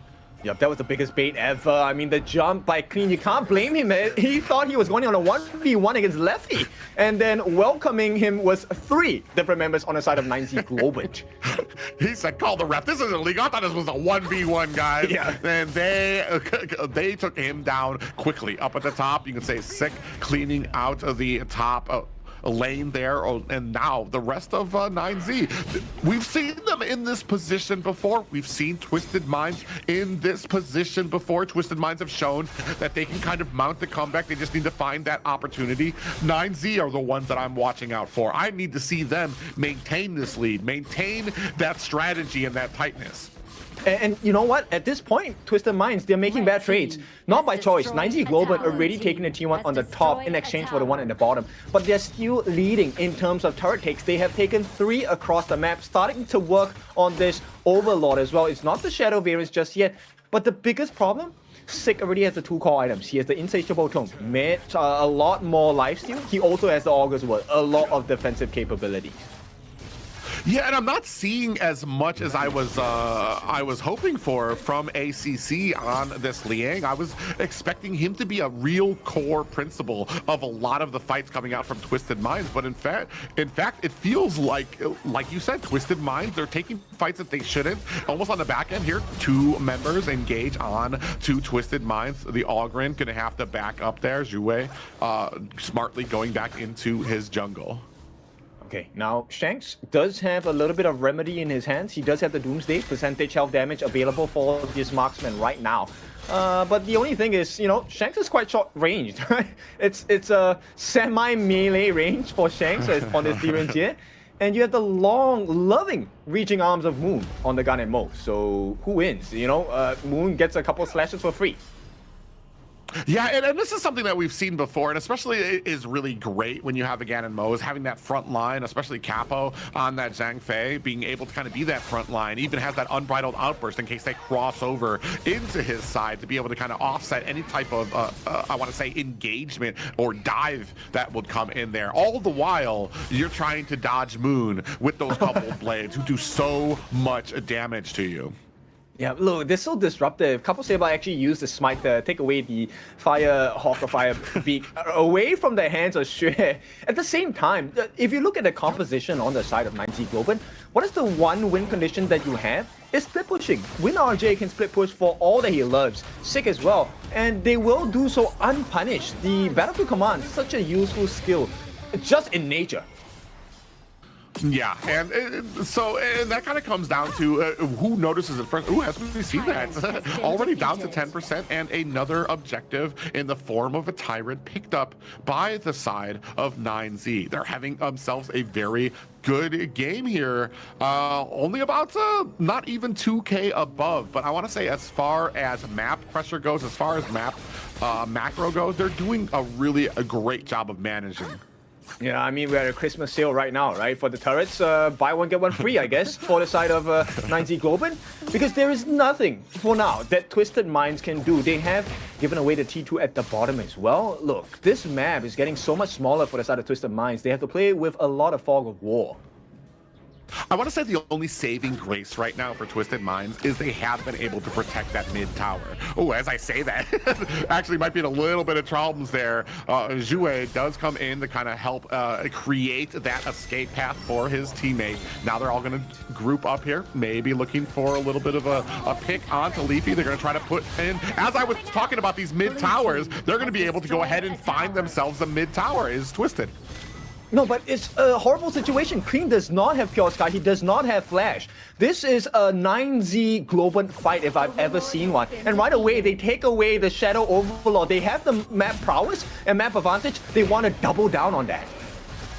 Yeah, I was just about to talk about like how well they were in that. At least they had the mid tower, but they burn that out. They burn out their spells there. 3 members here. They need to find this kill, honestly, because if this kill does not go over to them, they will be having some problems. Down goes a 6. That's going to be 1 down for 9Z Global. But with that, a lot of pressure coming in the form of these other lanes. The rest of the team, they're going to go ahead and latch on. Down goes Clean, and on the other side, Halang running for the hills. Yep. Look, they have to make so many decisions now. Twisted Minds, they go for the trade in terms of the Shadow Tyrant. It's making sense, but then here comes the Cavalry. There is a smite, so this should be secured by Twisted Minds, but can they survive the fight? Ooh, they are able to get the Tyrant there. Gan and Moon able to find a kill onto Halang, and now the fight has begun. They're diving in now, looking for the kill onto Xue, and they don't find it, but just like that, turn it around. Down goes Leffy. That was a game-saving play by ACC. If he did not catch a Leffy, Xue would have been taken down. It would have been an open base. T3s could have been taken because there was the Shadow Overlord. There were the Vanguards as well. So 9Z Globant just shy of ending the game right there and then. Twisted Minds, they survived. Yeah, they live to fight another day, but I'm wondering, is this where it turns around, the advantage? Right now, it still seems like it's firmly on 9Z's hands right now. It depends on what kind of fights that the side of 9Z decide to take before all of their members are kind of grouped back up. See a little bit of a fight down at the bottom there. Sick, actually, latched on between him and Clean. Yeah, oh! It was Moon actually able to sneak and stole that Crimson Golem away from Twisted. Yeah, value.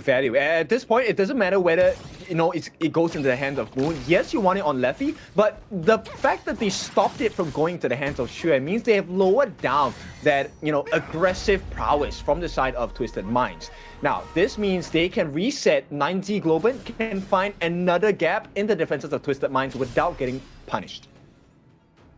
Yeah, and they're and I like that they're moving as a unit very smoothly. We have a little bit of a fight down there. Oh, they're kind of coming in, looking for an advantage. They notice the rest of 9Z lying in wait in that bush, and they turn around. They thought they had something. They thought they had Moon in their sights, and then they notice the rest of 9Z, and they very wisely move away instead of trying to really hone in on that fight.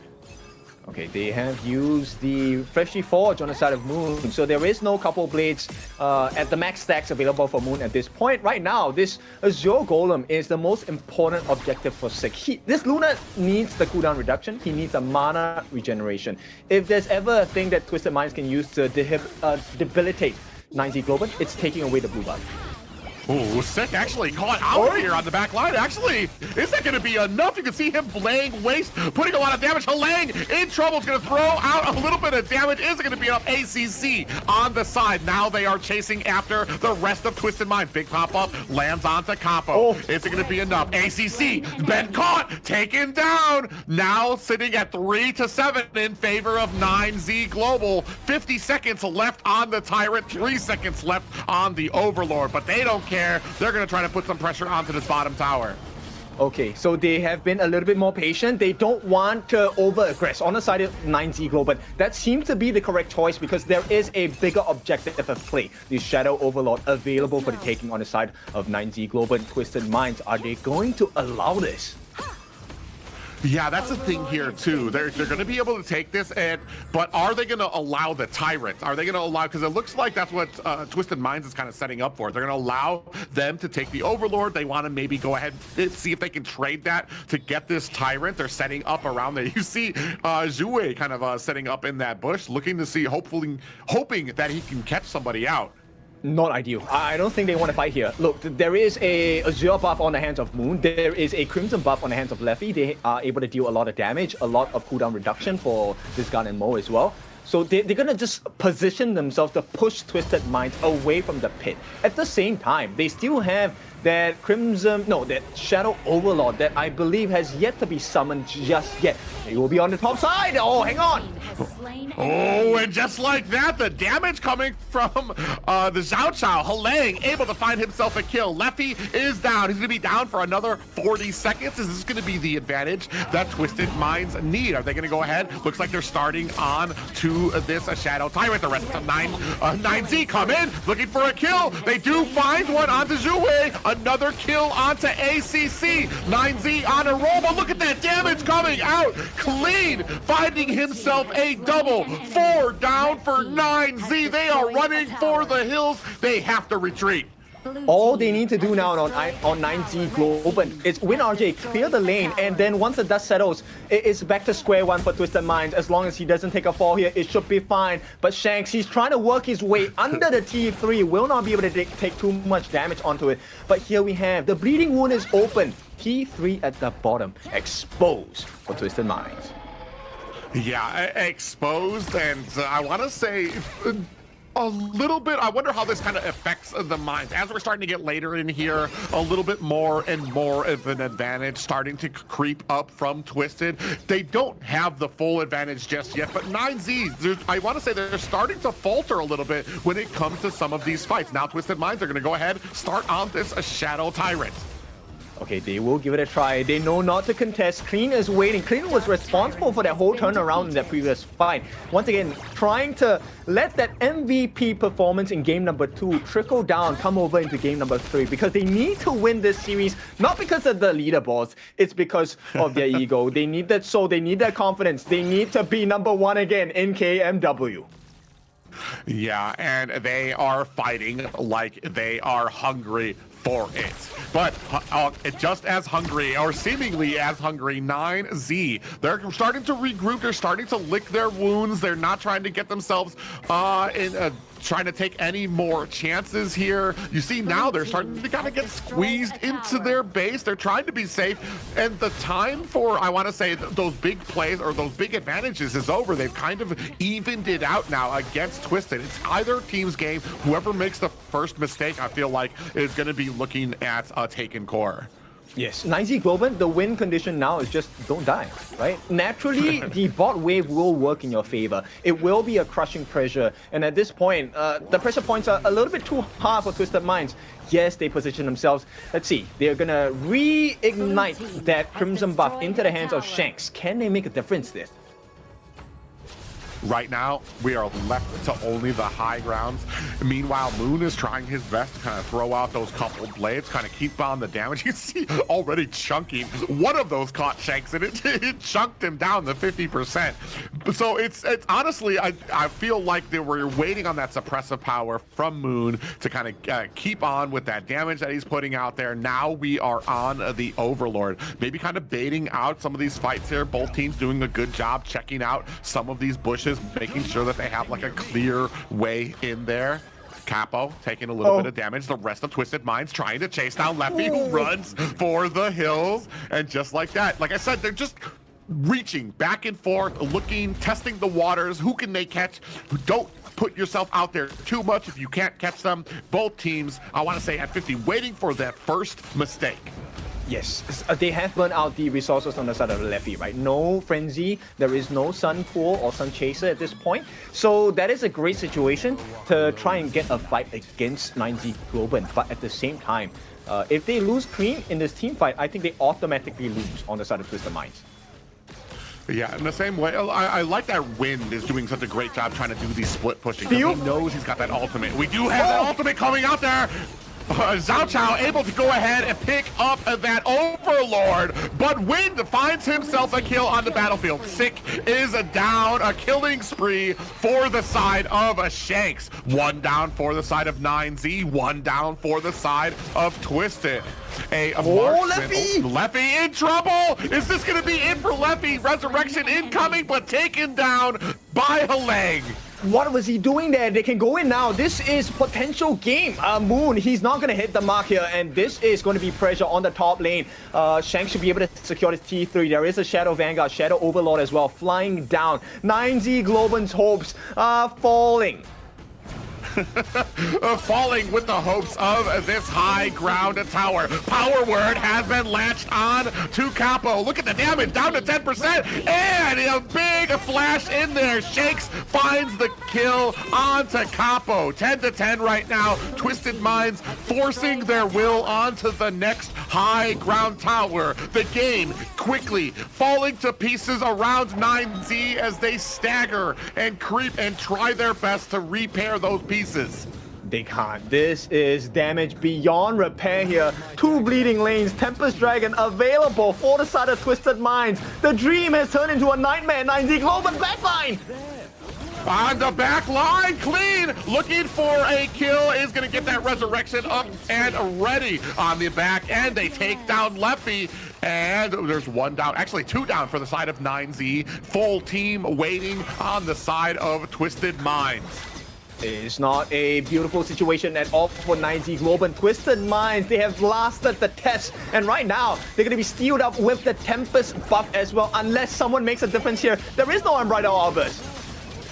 Oh, Sick was looking, he got Power Worded before he could come in and get, he was looking to try to steal that away, but the Power Word came in, locked him out. You do see Clean finds himself a kill as well. 4 down for the side of 9Z. They are chasing Sick. He's running for the hills. He's zigging, he's zagging, but I don't think that's going to be enough. A full team wipe, and Twisted Minds claim the last game of the series. Oh, reverse sweep, but this one Twisted Minds. Oh, that was a nail biter. Yeah, it was. And it is, honestly, I love the pace set there. As soon as Twisted Minds had the advantage, they put full pedal to the metal and never let up. I'll be honest, 9Z Globant, you won my heart with that one. I was not ready for this series to be this exciting. And I think, you know, our viewers were not in that same boat as well. They were talking about this looking like a grand finals, and unfortunately it is where you need to have nerves of steel, you need to have calm and composed gameplay, and they just faltered at the last moment for 9Z Globant. Yeah, and that's unfortunate too. There was a great part of the game where we were just kind of back and forth waiting for that first mistake to come out there. And that's kind of where these top tier teams are made, is those ones who can keep composed, to understand. And especially, that game was not looking good for Twisted Minds for a pretty big bulk of that time. All they needed was an opportunity though, and once they got that opportunity, they never let up. And that's, like I said, what makes those great teams, where they understand, okay, we're losing, doesn't matter, none of this matters until we get that opportunity, and we can kind of push that and turn that back around. And this is a great situation because now you get to see what teams are made of. And we are only looking for the teams that are made of championship material because we will have championship at the end of the year. So right now, Twisted Minds, they hang on. They take the reverse sweep against 9Z Globant. I'm going to ask you a very difficult question because I can't decide for myself, but who is your MVP for the side of Twisted Minds? Ooh, Twisted Minds. I was gonna say I want to give it to there's a part of me that wants to give it to ACC just because of that. There was a point where Sick was coming in on that Luna, and he was definitely going to try to steal. He had great timing for it too, and ACC was right there, locked the power word on him, and there was nothing else that could happen there. I feel Zhao Chao, I felt like I saw more immense. That damage that was coming out there might be it for me. I'm gonna go with Zhao Chao. Okay, so I agree. I actually prefer ACC over Hylang for the MVP. I think, yes, I fully agree. It was his power word control that really changed the state of the game because Sick was looking for that entry, that gap. And they got the stuns coming in, right? Win RJ, he got the charge in. He was ready to get the stuns in. They actually stopped Shui from actually using the smite. But unfortunately for them, Sick could not enter simply because ACC was there. Yeah, I honestly, there was so much poeticness that was going to happen there. Seeing Sick come in there, I'm like, oh, he's got the timing down. He's ready for this. And then right there, ACC is like, nope, we're going to lock you down. And then, even then, his team, 9Z, was doing what they were supposed to. They were locking down the enemy jungler. And they're like, what's going on? Come on, man, come on. And then you look over there, he's locked down, stunned, he can't move. Yeah, he was in handcuffs, right? I mean, this one was so hard. Look, the entire graph is red. It was 9Z Globant at the peak of their performance in KMW. This was supposed to be their series, their game. But this is what happens when you play against one of the top tier teams in the world. And of course, the one that made it all happen. Okay, it's the guy we were sleeping on. Shanks here, 4-0-8, dealing 35% of the total team's hero damage across to the opponents on the side of 9Z Global. Yeah, I mean, he was the most consistent. There were those little outlier plays that we like to point out when it came to ACC or when it came to Twisted Minds. When it came to laying out that damage on the Zhao Chao. But when it comes to consistency, yeah, Shanks was putting out the damage. Most of these highlights are going to be basically 9Z pushing their way through Twisted Minds. Yes, and I think we just pay a special attention to where Shanks is at. It's the same situation, right? So Shanks is free hitting because they didn't have the option to focus on him. Everyone was very focused on this Xue, on this Ogren. They were trying to get rid of ACC to allow Sick to come into the battle with full potential. But unfortunately for them, they could not buy enough time because Shanks was cutting that timer really quickly, right? Members were melting left and right on the side of 9Z Globant. There's a big example there of Shanks being able to kind of get in there, gets the flash into there, finds the kill on the capo as well. So you're talking about it, like he's had some great positioning, which was allowed by the rest of the team. Twisted Minds. Here, you can see down at the bottom, ACC locked down Sick so that he wasn't able to get in there, find himself the steal. But man, a great game played by the whole of Twisted Minds. He literally saved the game because, like, ACC, my goodness. I know you're not the MVP, but we will give you that shout out because you saved the game twice. And I'll point to you what those two moments were. The first moment was when, Xue was about to die, and that was the one save. ACC got the ultimate down, and they couldn't finish him off. With that, they saved the game because that would have been entry into the crystal, game over, and 9Z Globant would have gotten a win. Second one, that final one you guys saw, stopping Sick from coming in for that Tempest steal. That one was a godlike play. Yeah, but ladies and gentlemen, I think everybody needs a little bit of a break after that as we wipe our sweat. We'll see you guys right after this moment.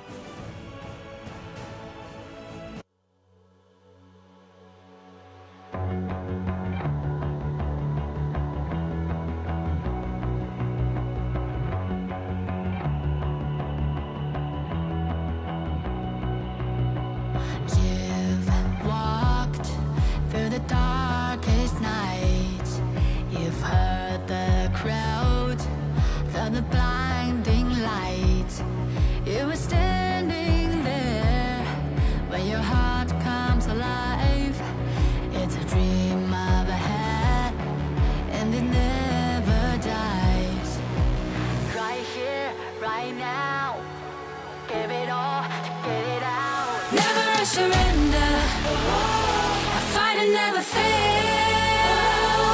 I am a contender, a challenge I can feel.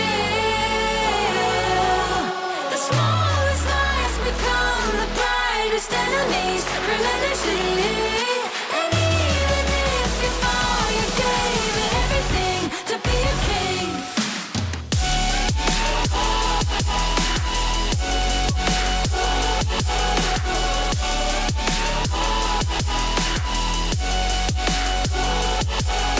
The smallest lies become the brightest enemies, relentlessly. And even if you fall, you gave it everything to be a king. You carved your way with a sharp attack. You watched it all burn, and you never looked back. There will come a day when your fears will rise. You protect your crown, so it never dies. Never a surrender, I fight and never fail. I am a contender, a challenge I can feel. The smallest lies become the brightest enemies, relentlessly. And even if you fall, you gave it everything to be a king. On my way, find my way, find my way. On my way, dream my way, never a surrender.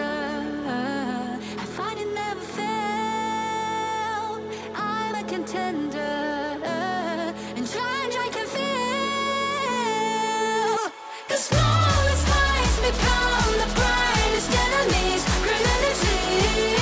And even if you fall, you gave it everything to be a king.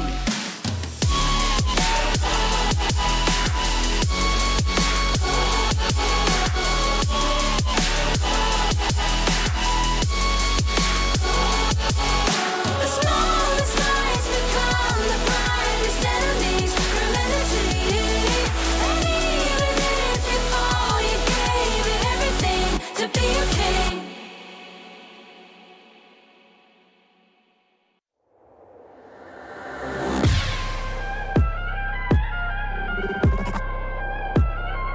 Turn it back.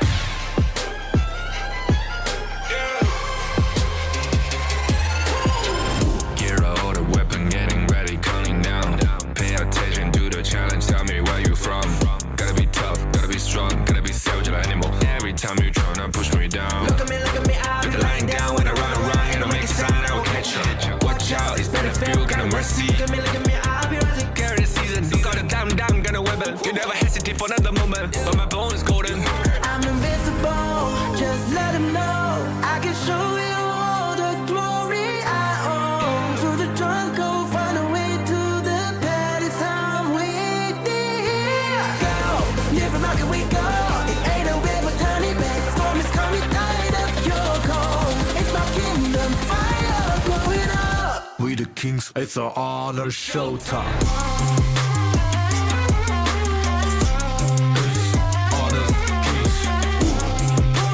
Guess it's gonna burn up.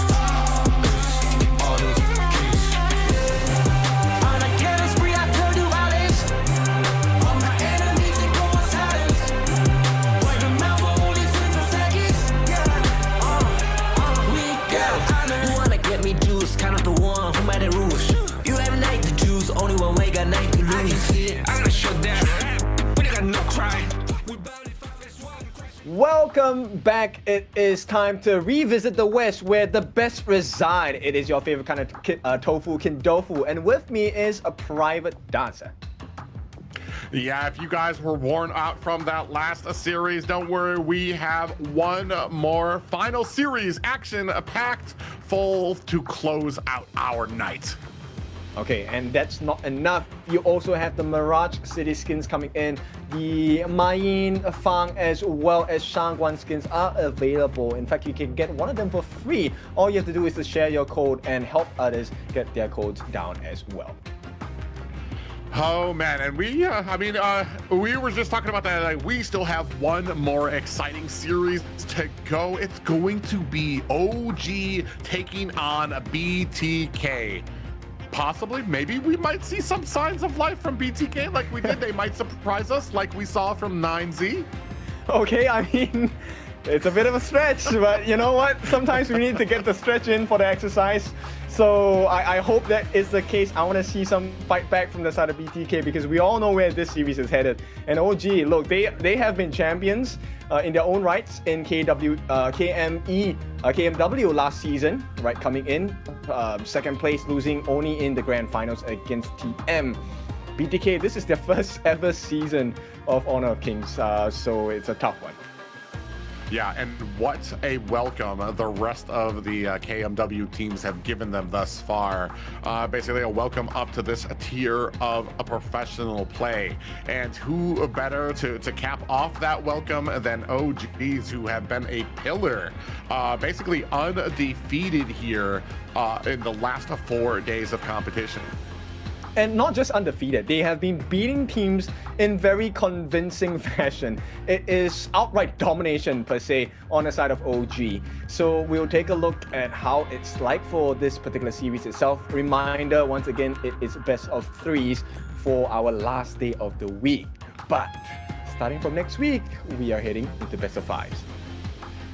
Yeah, and that's going to be pretty exciting too, as we were saying before, like especially when it comes to the global ban, testing out people's heroes pools. Maybe once we get to next week, we're going to start seeing some of those picks that we don't always see. But without further ado, let's take a look at OG. So you should never give up. You gotta fight for it. Whoa, let's go. I know you want it. I see the fire in your eyes. You gotta fight for it. Let's go. The battle's calling. You better give it all you got. You gotta fight for it. The time is right for you to raise a bar. Yeah. Cause you could be the greatest of them all. Yeah. Let's go. The battle's calling. You better give it all you got. You gotta fight for it.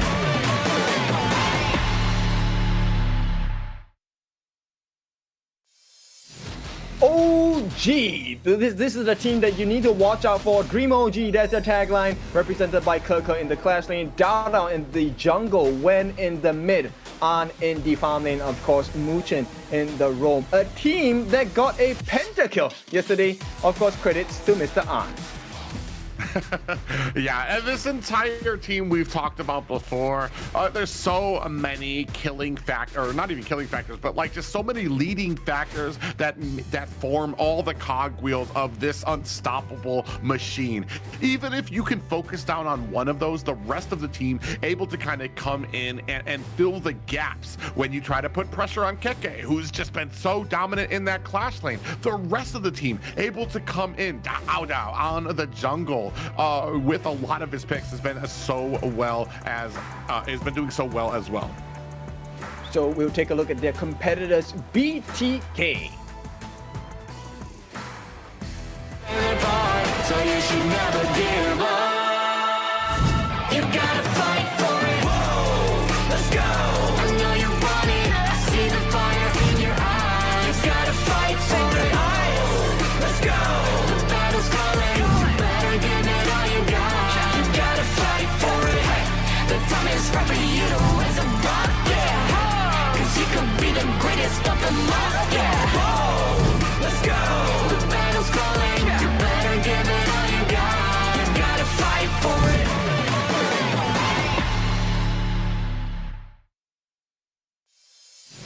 And from the United States, ladies and gentlemen, the Bloodthirsty Kings are bringing up the clash lane. It's a fried chicken. In the jungle, it's a best player one. Sitting in the farm lane, it will be Moba Zane. The roam picked up by Shark. And finally, in the mid lane, it is Hoon. And if you want to talk about teams who have had that taste of what it is like in top tier competition of Honor of Kings, BTK is one of those teams that have had a very frustrating start, but have shown a great swaths of improvement. Yep, and now the final test is the highest mountain, right? This one, the number one in the entire of KMW, OG Esports. This one is going to be a true test of their mettle, right? And at this point, I think, look, they have started to explore a little more heroes on the side of BTK, which I absolutely love. But this time, can they survive? Because OG gets prio pick in this first game.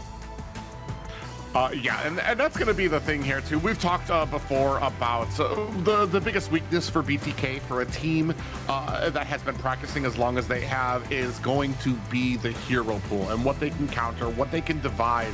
And when you're talking about going up against a team like OG, who has had some of the soundest drafts, this is where I'm kind of hoping, like you said, maybe BTK, maybe we just don't stick to some of those the more peculiar pickups that we usually have. Maybe we kind of go outside that box. Maybe we go outside to see what else we can make comfort out of here. That's true. I mean, at this point, if you're BTK, right, you don't really get to change your position in the tables anymore. So why not just try stuff out, right? Take a look at what is the potential weakness of OG, and hopefully you come back all the way from the bottom. Yeah, there's some, you see them, I want to say the big thing about BTK right now, they understand where they are. I don't think there was anybody on BTK who thought they were going to come in here and dominate. They're here for the experience, to try to understand what it is, where they need to be competitive in HOK, to be competitive in KMW, and they're taking this experience in. Like you said, hopefully, maybe now is the chance to really kind of start testing things out. Do we see maybe a type of a weakness that in OG, in maybe their play style, in their draft, that maybe we can try to exploit? Now is the time to go ahead and experiment with that, because I mean, they're not going to get kicked out, they're not going to get dropped out if they lose this match, so might as well throw something out there. That's right. I mean, end of the day, when you start, nobody is the best when they start, right? Everyone is going to have a bad day. Everyone is going to try and fail forward. And BTK, I think they have been consistently failing forward. That's the most important thing, learning about your mistakes. Now, OG, they start off with the Dharma. This is one of the strongest Clash laners in team fights. And they're going to pair that up with the potential Agudo and Chano. This is not looking good once again for BTK. The Lung is not having a good time against the Chano in lane. Well, yeah, with the Dharma being picked up, that's just a great setting potential for the team. Pickoffs, or just being able to kind of get in there. Oh, Hino, I'm not sure we've seen this yet from the side of BTK, so maybe something new coming out from Hoon. It's a potential Hoon pick, but it can also be put into the hands of Best Player 1 because he is actually quite a sustainable tank if put into the melee mode on the side of BTK. They will take out the Xiao Chao. They don't want that instant burst onto Lung. As we've already seen previous series itself, the moment you allow the Xiao Chao to get the knockup, welcome to the skill set. Welcome to your grade. And it's honestly kind of crazy to me that we haven't seen so many more Xiao Chaos until, I want to say, honestly, until I've seen a Hoon play it, and probably on day one, kind of really flexed of what can be done if you catch them on that pop-up there. OG here, they're going to go ahead and take away Menki from a best player here, so they're assuming that Heino is definitely not going to be in the jungle. Okay, so this is the first test, right? BTK, what else can you offer? If there is no Menki, what do you go for next?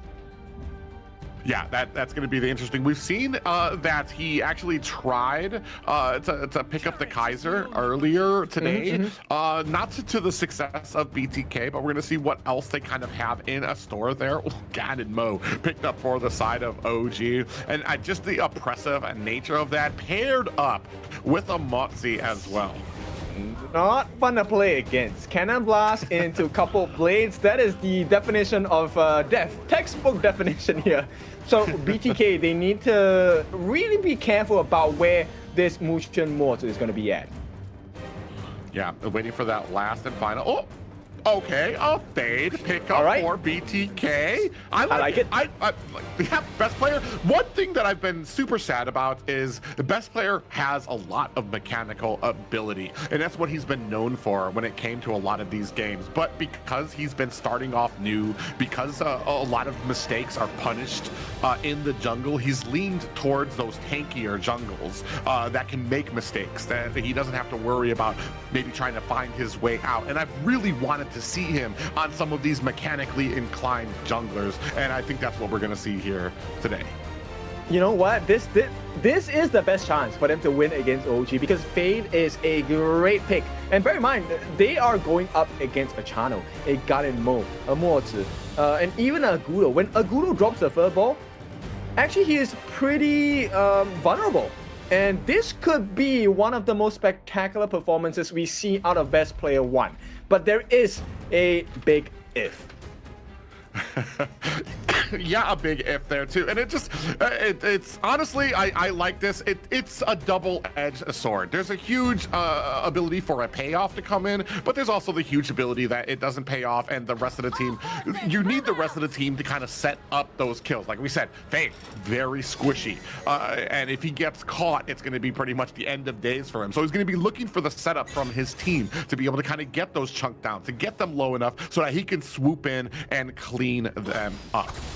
We'll see. The start of the game is really important for the side of BTK here, and right off the bat, they're really trying to push back. Yeah, and continuing on, those cannon blasts coming out.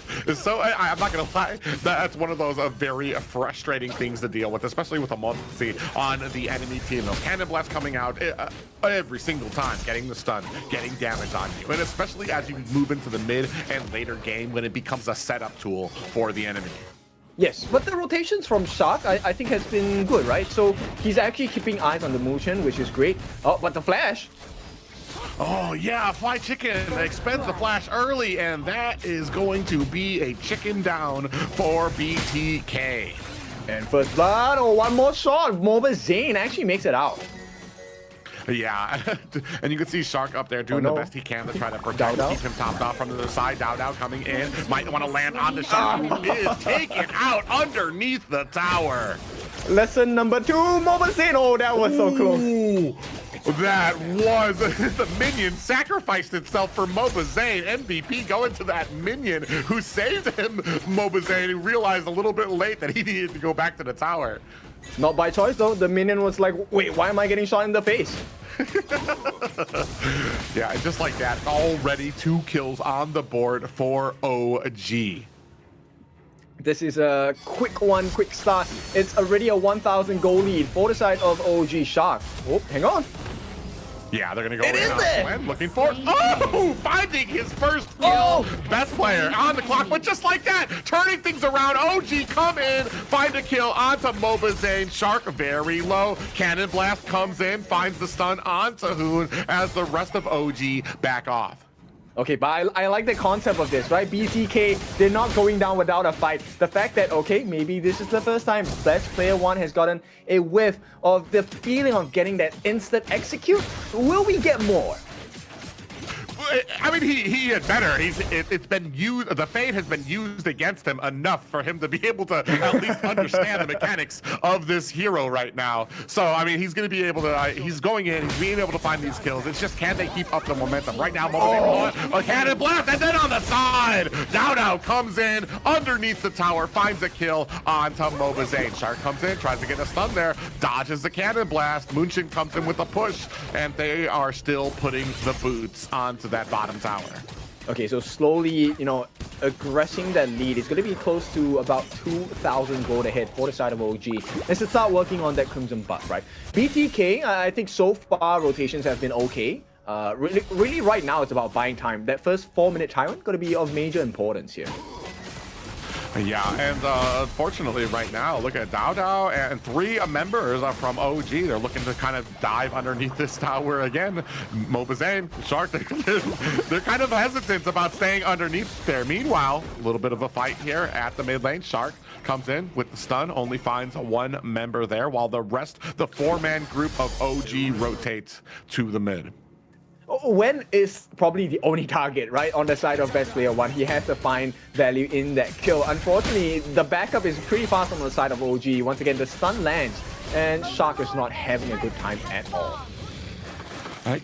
Even with Yuhuan and all the health he gets. Ooh, speaking of which, there we do have a kill. Does take down a best player. OG find another one. 5-1, and another stun lands. Shark goes down for the count. Dow comes in there to clean up a shop. Meanwhile, on the back end, Mobazane gets caught with another stun there, and looking to find the finishing touches there. Does not find it as Mobazane safely ults himself to safety. Yeah, this is the OG album if you have ever seen one. 4 minutes in, this one is going to be a freebie on the Tyrant for the side of OG. And another one as another shot comes in. Fried Chicken gets caught though. Yeah, and a big stun. Fried Chicken is not able to find himself a way out of the safety there. Gets taken down. The pressure continues, and now it looks like OG, they catch best player with another cannon blast. Dow comes in. He wants the rest of this jungle, while Muchin kind of playing up in the front lane there, making sure that he's being that suppressive power, those cannon blasts, that box, everything he can to kind of be the oppressive nature in front, that wall in front of BTK. Man, they can't even catch a break, man. Keke actually takes away the Crimson buff, and Muchin has been an absolute nuisance with the Cannon Blast so far. Yeah, and that's the point here, Muchin, and that's the value you're getting out of a Mopsy when it's played like the Shark dodging back and forth, but he might have bit off a little bit more than he can chew. The rest of BTK coming up there for a little bit of reinforcement on the back end. Puts a little damage onto Mobazane, and just like that, even though Mobazane was able to get away, he's lowered down to 25%. Dow on the back end puts a little bit of a stomping onto best player. 3 members back there as Dow trying to look for an opportunity to get in there. Muchin coming in from the side. Hoon still trying to put out the damage. Cannon Blast catches 2 members, and that's going to be all they need to be able to distract BTK. Oh, Keke, what a catch. That mid-tower, best player down on the back end. A big flank from Keke coming in is going to be able to push BTK as his team gets another tower at mid. Oh, look at those blades coming in, and that's going to force out the infinite fastness from Mobazane. He's going to have to try to get away. The rest of the team needs to get away, and look at the pressure we're putting onto this mid tower.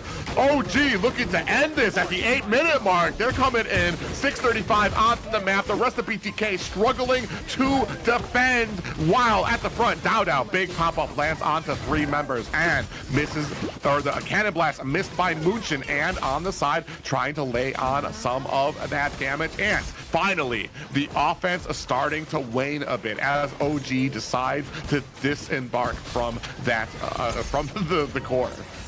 I mean, they're looking at setting new records for KMW, right? Fastest game ever, maybe. But for now, BTK survived. It's a painful experience for sure. T3 in the mid has been wiped clean off the base of BloodThirstyKings. And one more snipe coming in, attempted by the side of OG for Wen. Yeah, and that's something that you don't always see too often when it comes to teams like this, is they just pushed their way. They just burned a hole through mid instead of like doing what a lot of teams do, which is just go side tower, tier 2, tier 2, tier 2, tier 1, tier 1. Oh, and just like that, 3 members of BTK done and dusted. OG find a total wipeout of BTK. Now they're going to turn their attention to the high ground towers on the bottom end, looking to close this one up. Yeah, the level damage, level difference is just too big. There is going to be best player 1. What can he do? Gets pushed away, and he's going to be taken as cannon fodder at this point.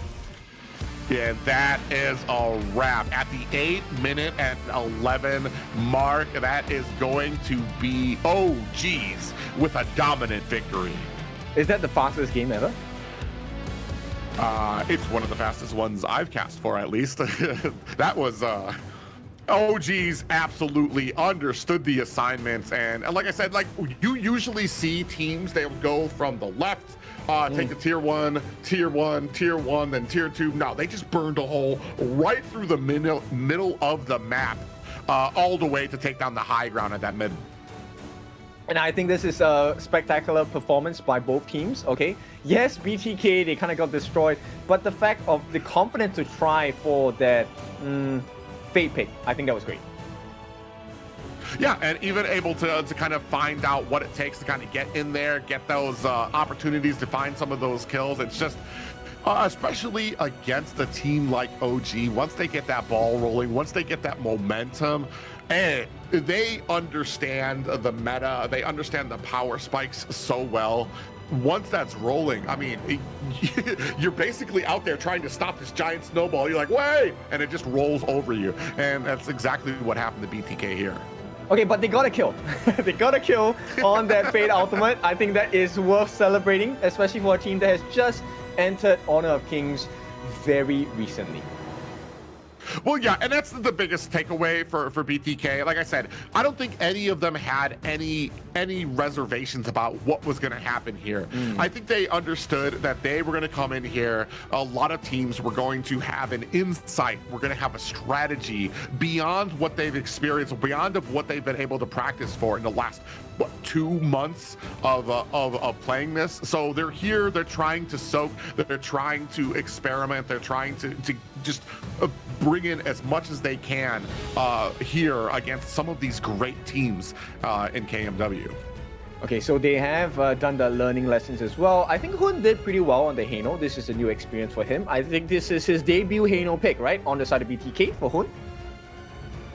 Yes, because I haven't seen him on Hano before. But then also on some of on the other end here, man. Motzi has been one of those ones. I don't see him often enough for how much of a nuisance I feel he is on the battlefield. Those cannon blasts, the box, and especially once you get to mid and late game where he's just lobbing those things out to a point that if he catches somebody, the rest of his team is going to dive up on them. He actually was my introduction to HOK. So I freaking love the Mortar. It's actually one of my top 3 heroes. Because it's so fun. You just stop people because you slap them in the face with the cannon blast, and as you can see, what Muchen has already pleasantly showed you, it is just shots galore. And when you are shot in the face, there is nothing much you can do. Yeah, and especially that mix with the Ganon Mo, mixed with those blades, it was pretty much a doom. The chunking fairs, and you can take a look here, the gold, all OG, all a game, and they understood what they needed to do, and they did not allow any breathing room from BTK. Yes, they did not. And no, I'm not eating anything. I'm just having a little bit of pressure coming from BTK's games. But we'll see who the MVP is. It is going to be Kaka. This guy, 6-0-1, dealing only 18% of the team's hero damage. You know why? Because the game did not go on long enough. And this guy was not playing as a Clash laner. He was playing as a Hunter because he was going in for Best Player 1 throughout the entire game. Oh yeah, and just diving in there, and that's a low percentage of health just shows how much of like surgical work he was doing. He wasn't laying on a ton of damage. He was doing just enough damage to get some of those kills. There's that lone kill there by a best player. We've been celebrating there from on that fade pick, finally able to turn that fade pick around on some of these teams a little bit here. And then yeah, you can see that big box coming out, the CC with the Ganon Mo from when the damage he was able to output out there, just so much coming out. That combination of Muchen on the Mochi, the damage from the Wen on the Ganon Mo. Yeah, this one was just a Kirker highlight reel, right? He was just consistently looking for all those openings. The stuns coming in from Muchen was on point as well, and even the think inside the box, it really made the biggest difference. And I think this is a great learning experience for the side of BTK. Once again, it's a great practice for OG to really get the synergies in place because they want to make sure they do not want to lose that grand final slot against Twisted Mind or even 9Z Globant this season. But ladies and gentlemen, that's not all. We have another matchup of this series coming up right after this short break.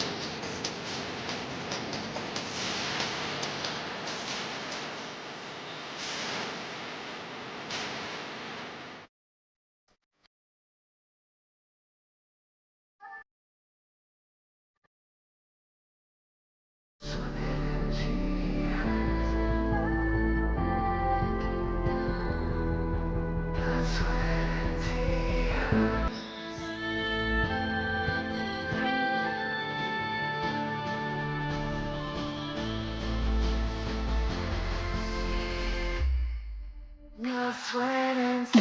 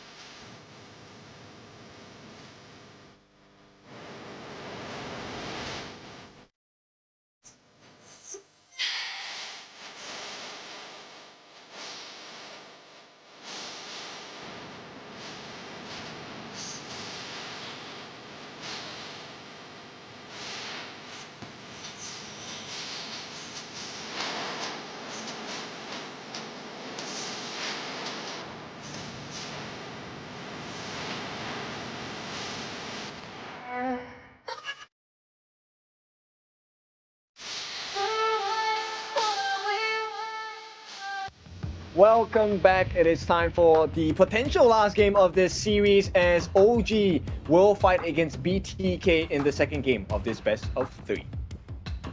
Yeah, BTK get to lick their wounds and try again. A very fast, a very decisive first match coming out from OG right from the get-go. I mean, it was all pedal to the metal there, and BTK, like we said, it was very hard for them to even kind of get their footing there before the map kind of closed in around them.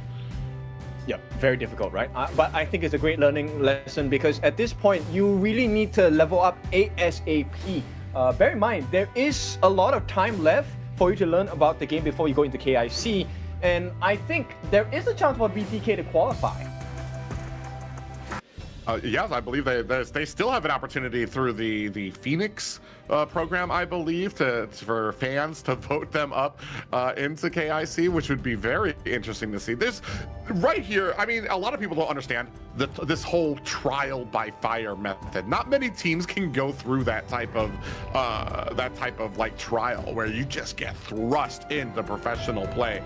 BTK, they have the metal, they have the mentality for it, they understand what it takes, they understand that they're not going to be able to win all of these. Here, they're still trying to give some advantage. But I'm going to tell you right now, OG, they are looking to make a statement here. They want to be decisive. They want to make sure that they close this up quick. They want to make sure that they can show you from everything from their draft to their strategy why they are #1 here. Yeah, is to make a statement, right? And then for BTK, it's more really about, okay, how many things are we allowed to try, right? In the faces of one of the strongest teams, if not the strongest in KMW Fall season. Now OG, they go for a very scary draft. This is a Lung and Dia combination. Heals and big burst damage. But they allow BTK to get the Hun special, the Mai Shiranui. Yeah, and that's one of the things I really kind of like about when it comes to BTK. They're actually getting, I want to say, a lot of comfortable picks that they like. Mai Shiranui, we've talked before about it, how well Hun can be when it comes to kind of rotating there. Here, I think they're going to learn, as we've talked about, like, this is all a great learning experience here. One of when you're on your best player, when you're on your best hero, what can go wrong? How can we kind of make those close the distance on those side lanes? Here, they're going to pick up the lamb before we go into the second banning phase. True.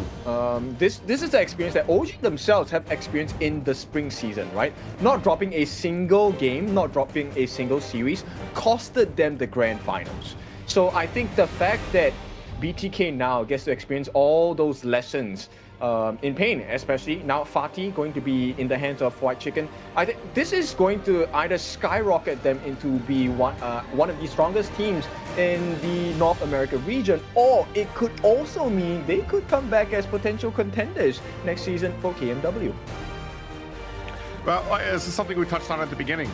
They say the biggest lessons are learned in losses and failures, especially more than you would get if they had come in here and started winning. What do you learn out of that? There's no challenge that has been had here. And I think this kind of sets the tone for HOK, for KMW, for the West here, the type of competition, the stiff competition that you're going to get here. It's never going to be a walk in the park for anybody who comes here. And it's definitely going to take a lot of that training and a lot of that practice that's going to come in here. Ooh, Mobazane actually going to be able to lock in the Marco Polo.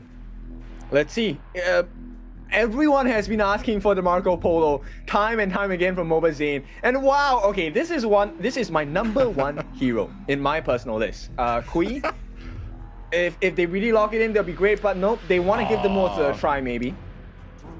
Yeah, and on the opposite side there, we have the Zia picked up there as well. The kind of combination. The interesting thing about Zia is going to be able to use that passive to give another member of his team the ability to get levels beyond 15, to get all the way up to level 25.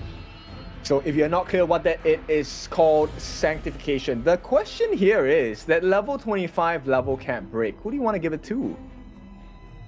Honestly, I'm not gonna lie. When I'm playing Zia, it's whoever's doing the best. Whoever's closest to that level 15, I give it to them. And they can go ahead and carry with it. Here, I mean, honestly, depending on how well Lamb is doing, how well. I honestly, I think it's a cross between your jungler and your farm laner, depending on how well they're doing here. I've seen farm laners can be probably a little bit. Because of how well they can do, how fast they can grow, sometimes it'll probably go over to them.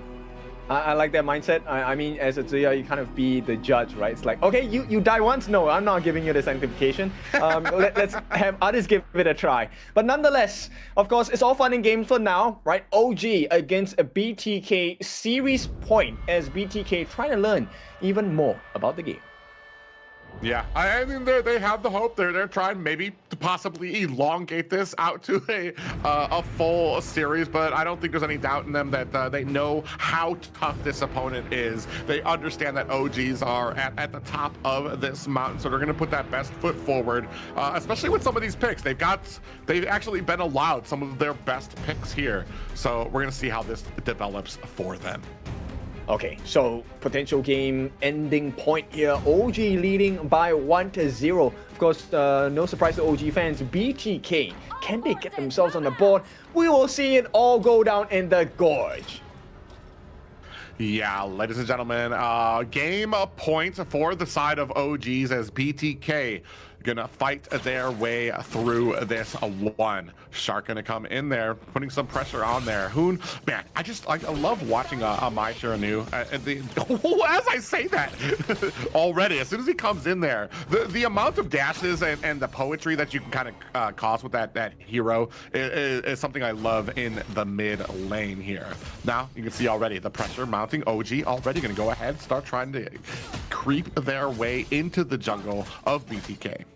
Actually, this is a matchup I'm pretty curious, right? As a player, Fried Chicken against Kirker, how well can Fried Chicken do? But right away, that camp is going to be stolen away by Kirker as they look to put a little bit more pressure on this bottom side of the map. Oh, yeah, a little bit of, looks like that they were able to go ahead and pick up that Hawk at the bottom, and, ooh, we did have a Cannon Blast, just goes wide of, and, oh, Keke actually taking a heap of damage, down to about 25%, forced to go back and get that healing behind his tower. Meanwhile, Dao coming in to aid in. Looked like he was gonna try to maybe jump on to Fried Chicken. Best player coming off the back end to stave him away from that. Speaking of which, Muchin able to get away, and down goes Mobazane. A great pickup there by Ann. A double kill here, and this is what we expect out of the farm laner on the side of OG. They have made some bad mistakes in the past, but OG, the OG of the day, definitely much cleaner than the old versions in KWC.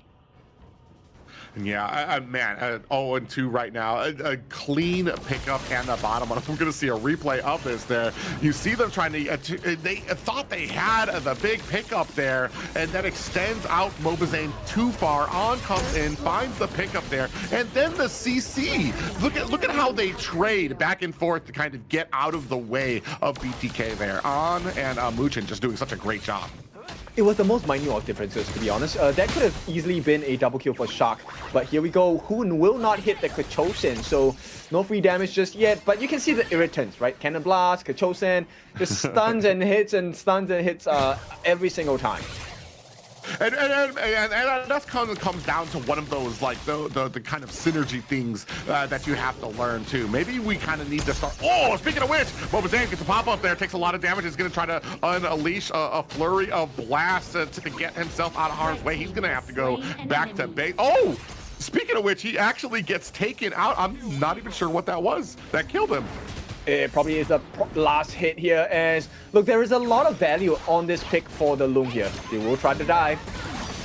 Ooh, they do get a dive in there and trying to find it. Big Box comes out, finds the kill onto Mushin as the On able to find his escape underneath the tower. Best player going to go ahead, start forcing his will on this and trying to pick up that jungler. Meanwhile here, Wen still with the damage, clearing out mid.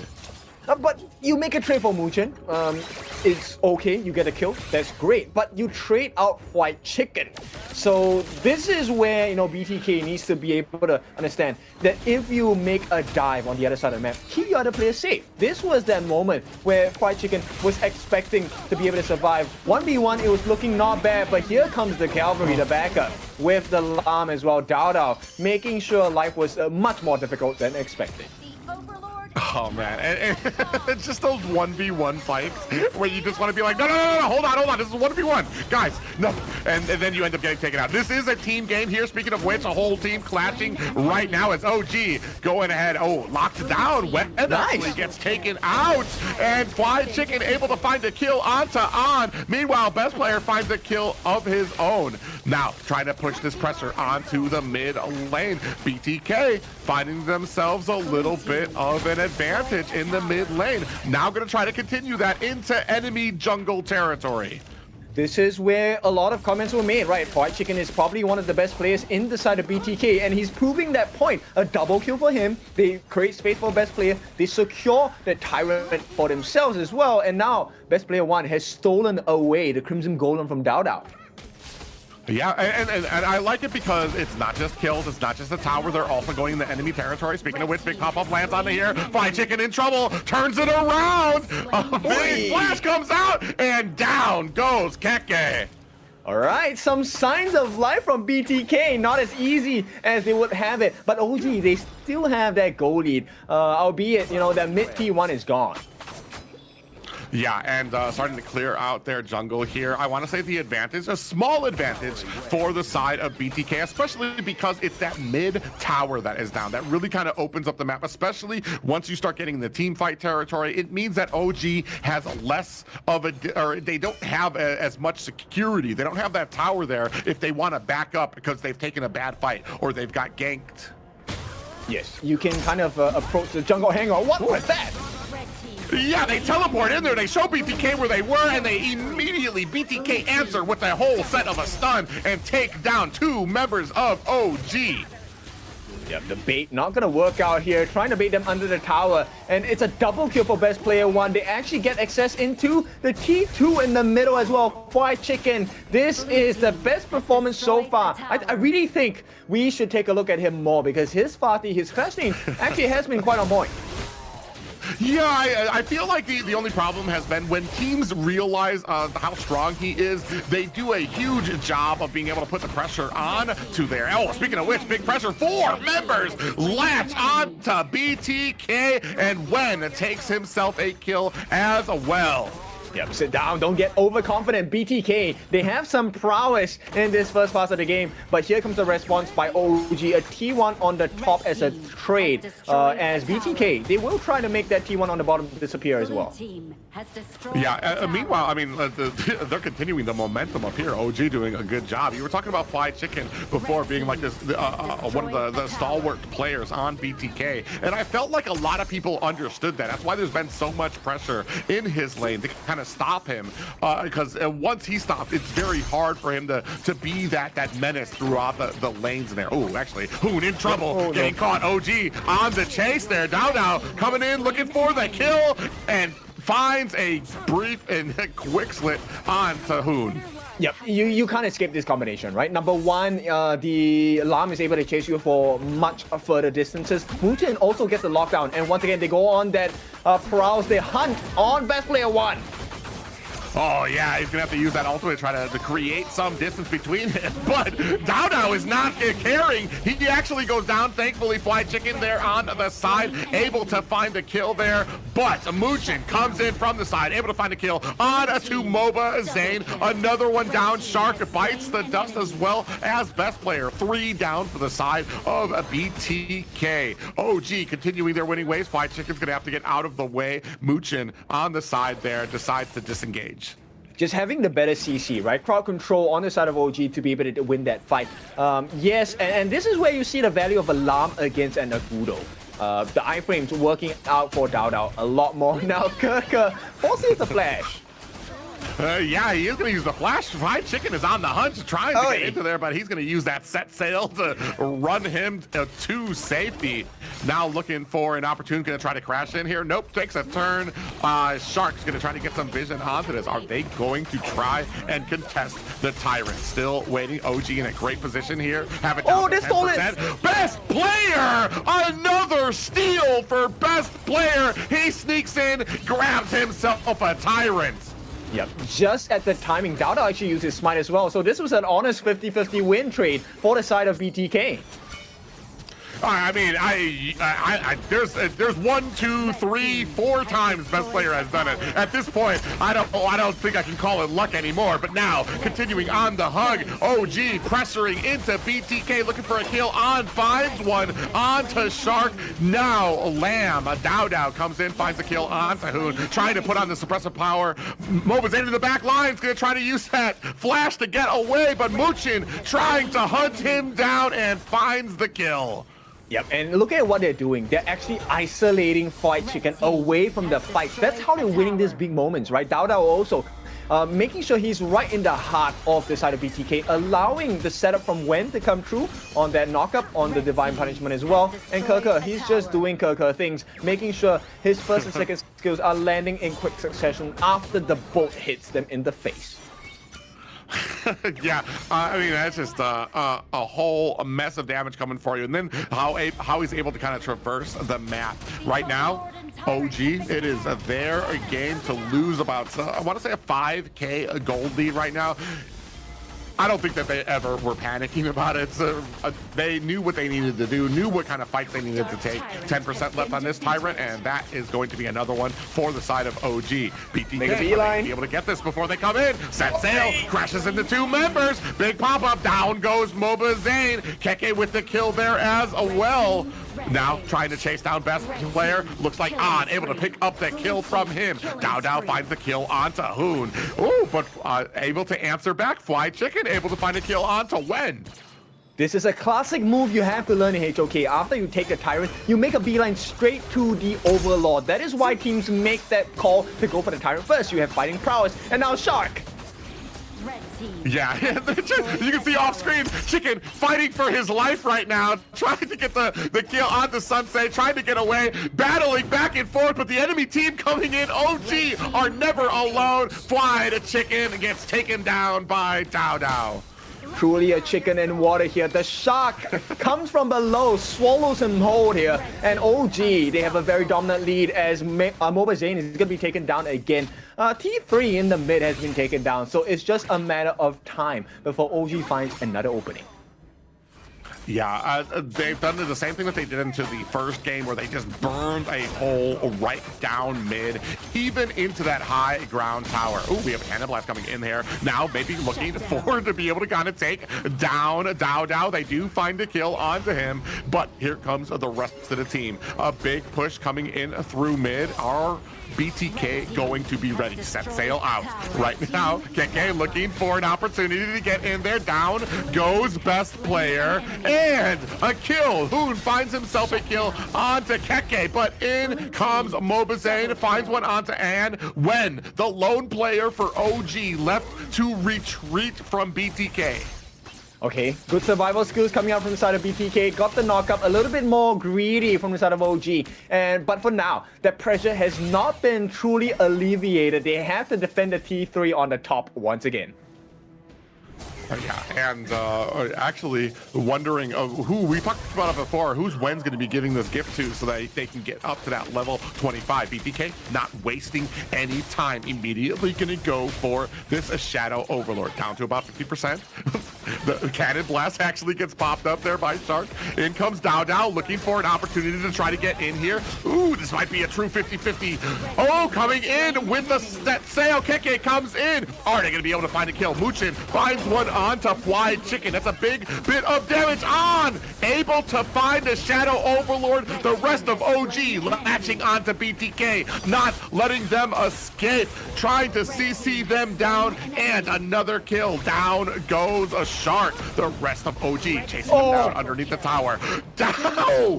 Keke finds a kill onto Mobazane. Hoon able to return the favor, but not before being taken out by Dao. There is no way here. The time is ticking. 5 seconds for Fried Chicken, but what can he do? 1v4 because OG are already at the crystal. Yeah, it's a 13-minute win for OG here. Okay, much longer game, right? Almost double the time for the side of BTK. I think this is an impressive growth so far. They did manage to find a couple of gaps in between OG, won the team fight. And I think if you're a BTK fan, you should be proud of their performance. Yes, they have not won a single series, but I think they have shown their growth. Yeah, I mean, when you put it into the grand scheme of things, being able to kind of step into a house against a team like OG, what they've learned, what they've been able to absorb from this game in such a short amount of time is commendable.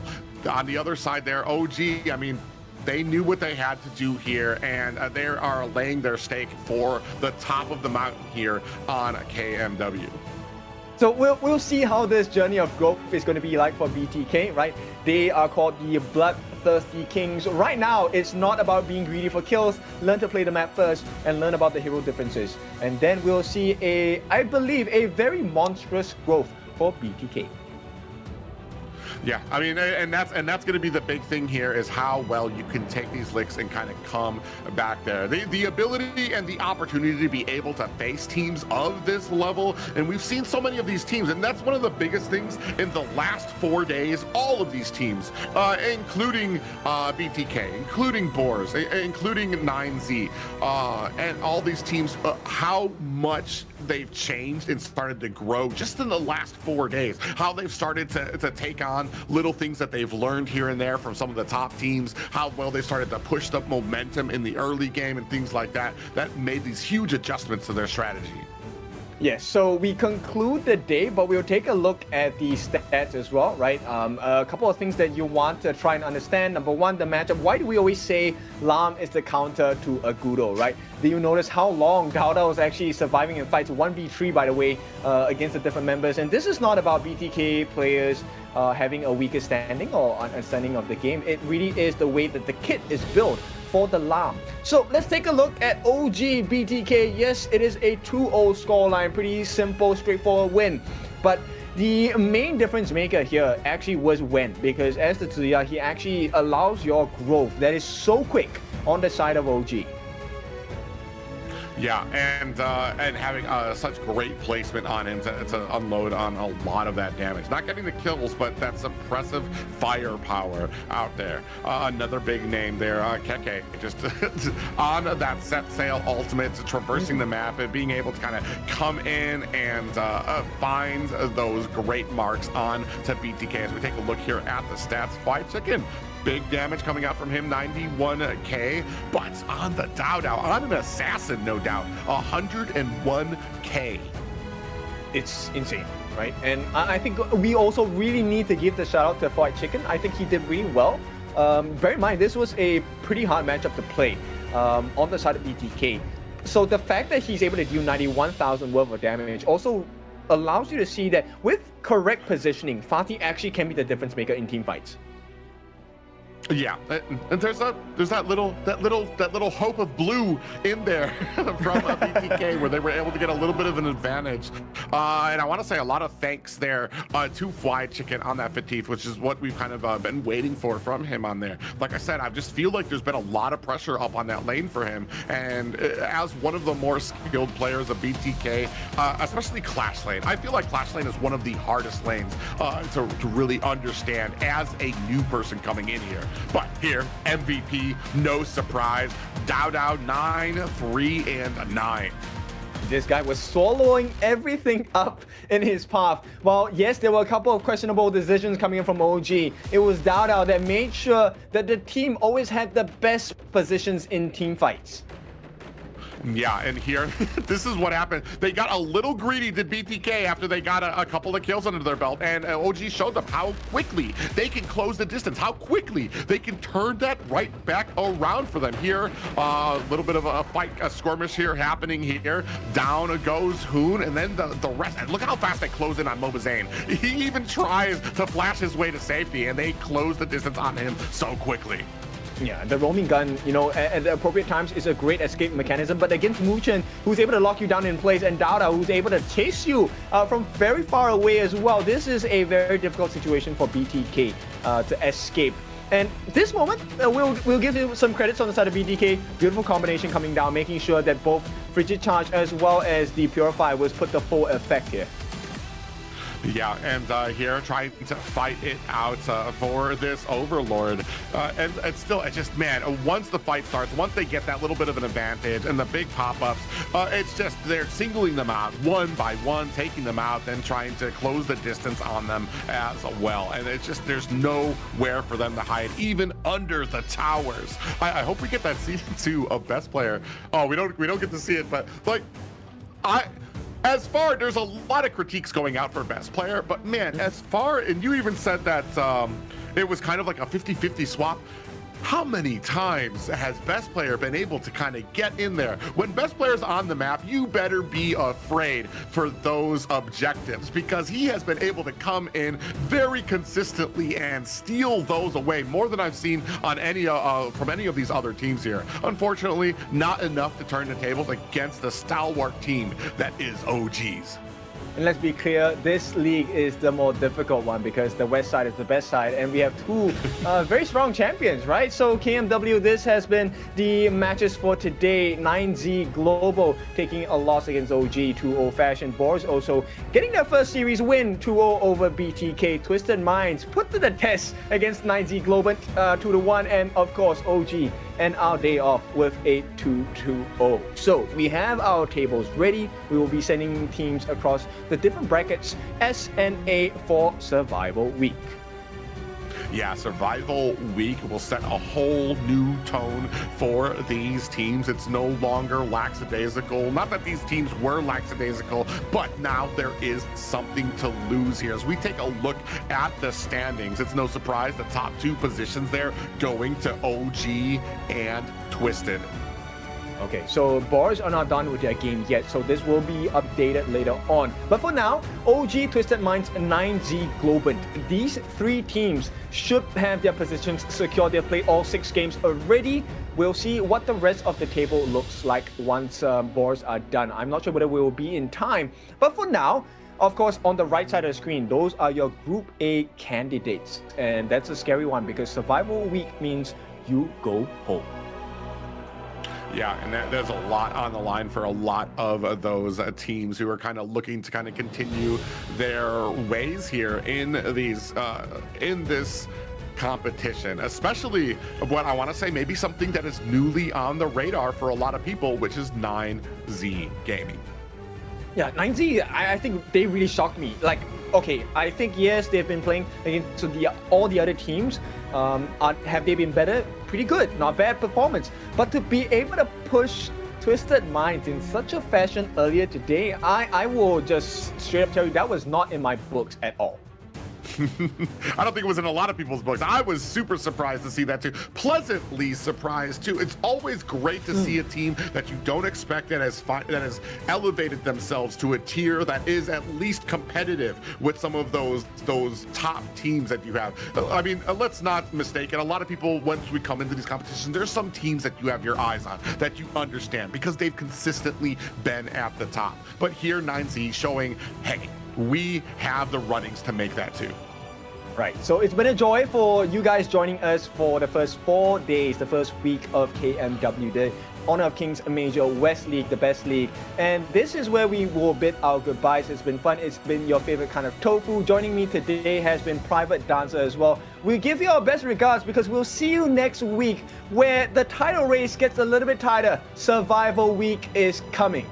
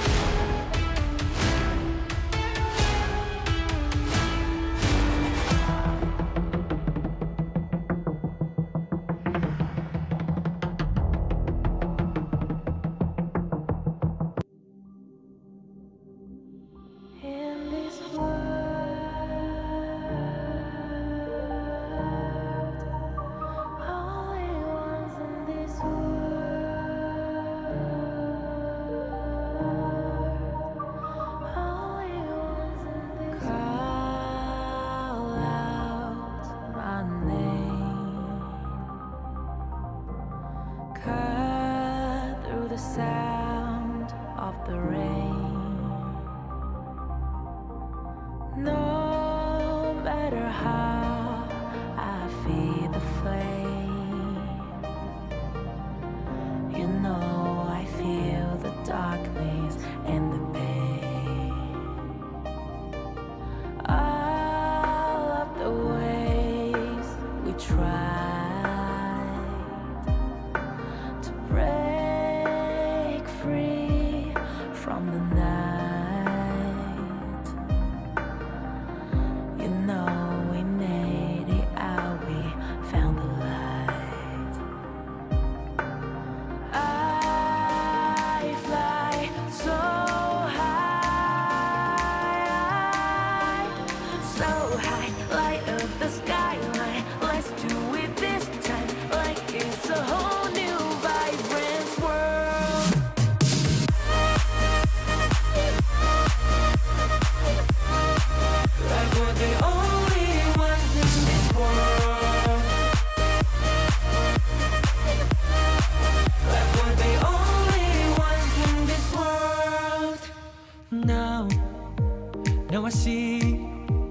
that I got everything I need.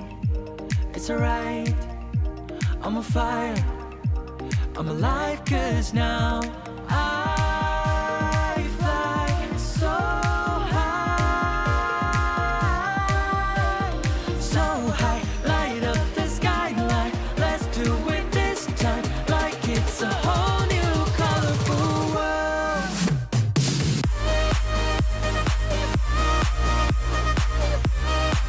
Like we're the only ones in this world.